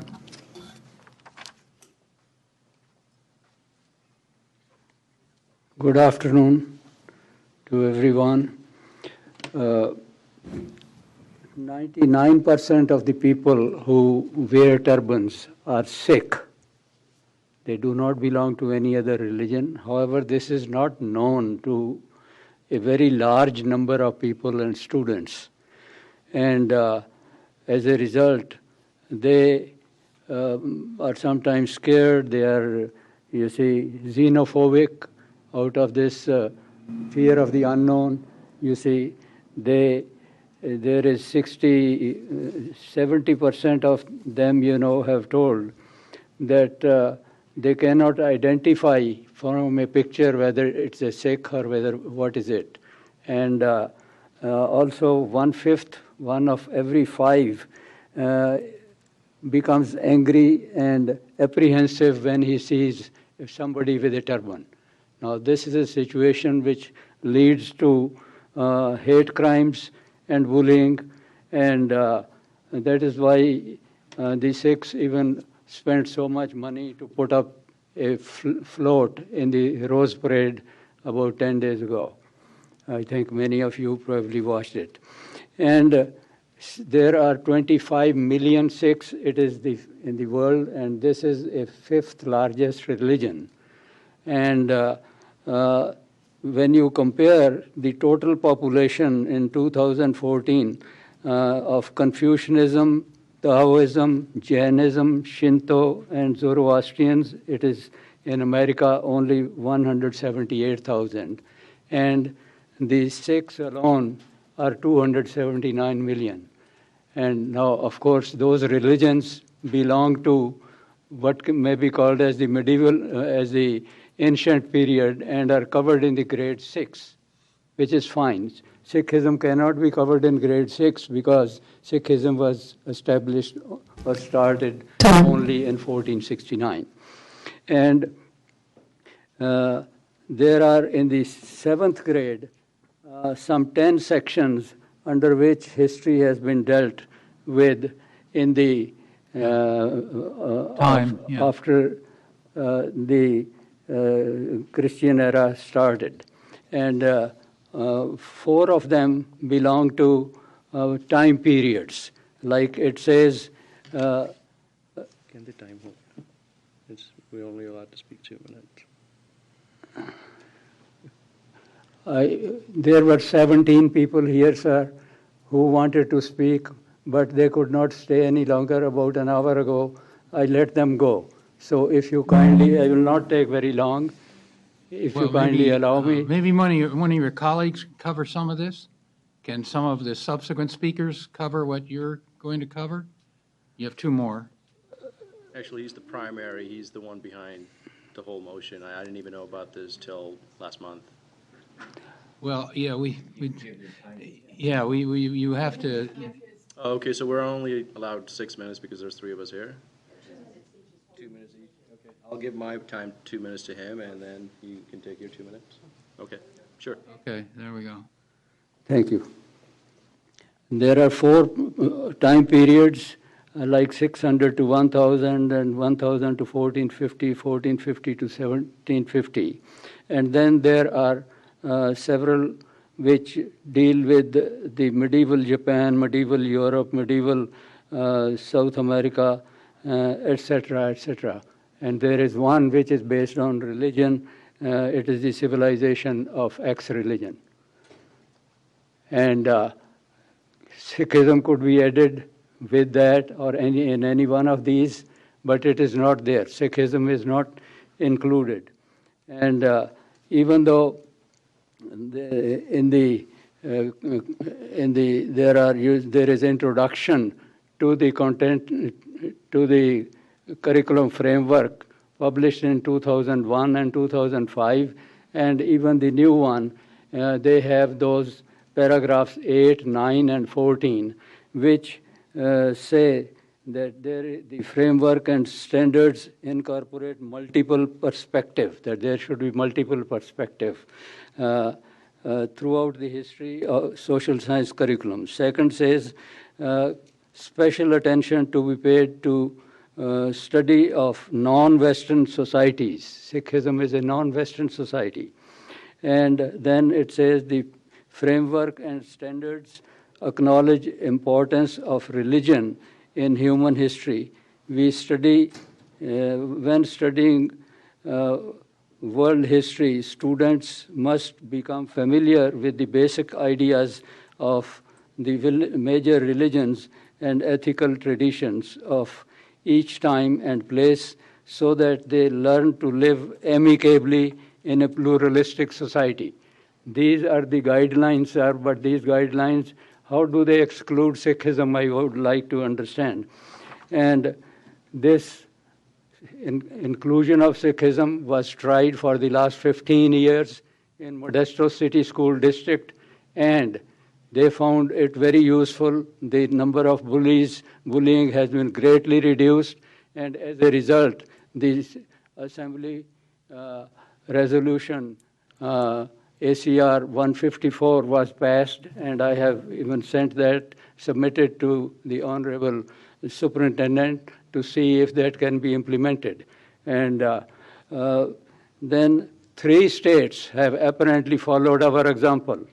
And I have been working on this since 2005 at least, maybe even 2003.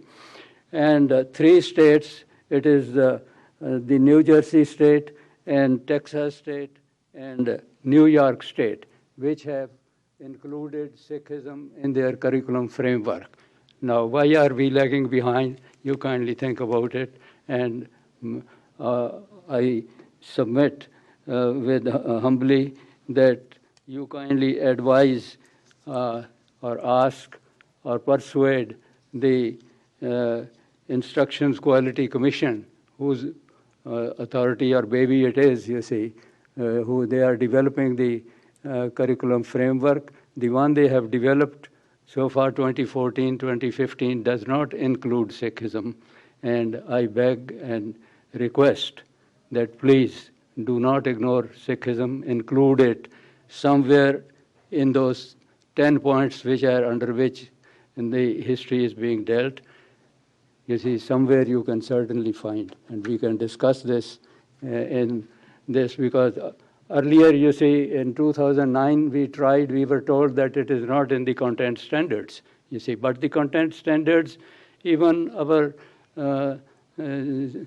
Turlexon, he tried as an assemblyman, his bill was number 97, I supported, and recently Corbett's bill, 1057, I think, is the one which everyone supported that we should revise. Time is up, sir. But it was not.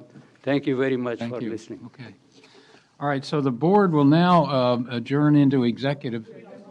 One more? I thought we gave the 6, no? We gave 6 minutes? We gave him 2. Yes. No, she gave him 6. We gave 4 minutes. Oh, But I thought he gave 6. he had a total of 6 minutes. The other 4 minutes were from the remaining 2 speakers. Yeah. All right, well, if the gentleman wants to call, come on. Yeah. 2 minutes. President Kurz, members of the board, I'll make it quick.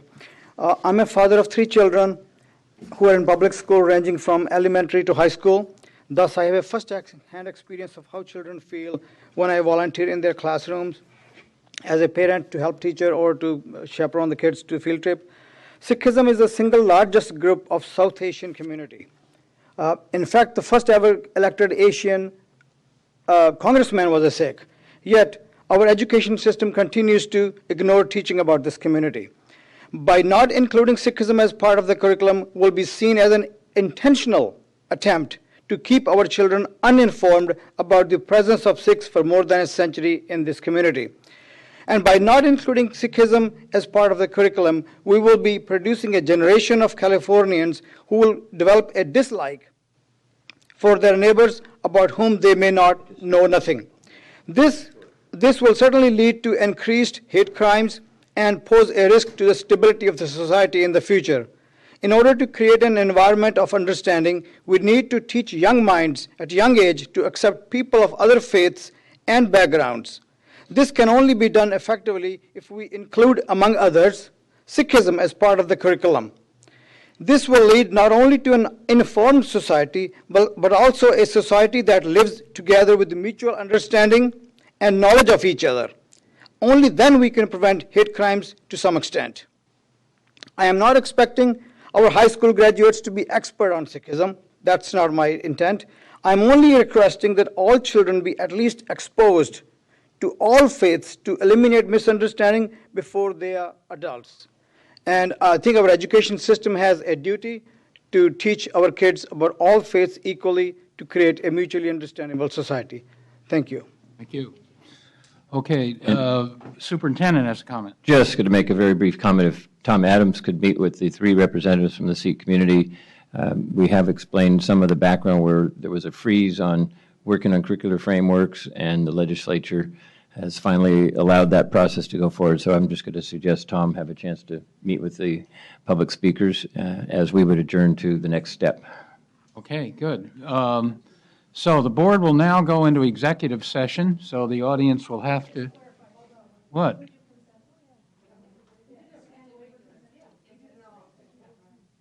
The board will now go into executive session, and we have to have the people clear the room because of legal matters that we need to discuss. This is our final item, but the board is not adjourned, and I will report out on the results of our executive session.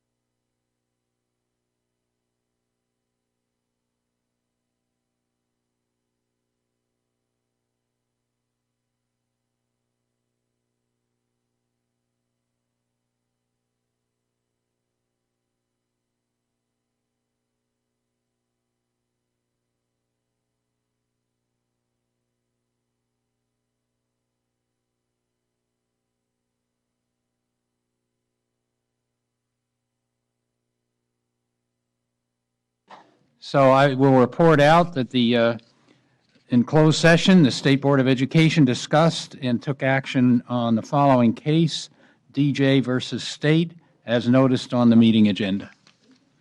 Board is now adjourned.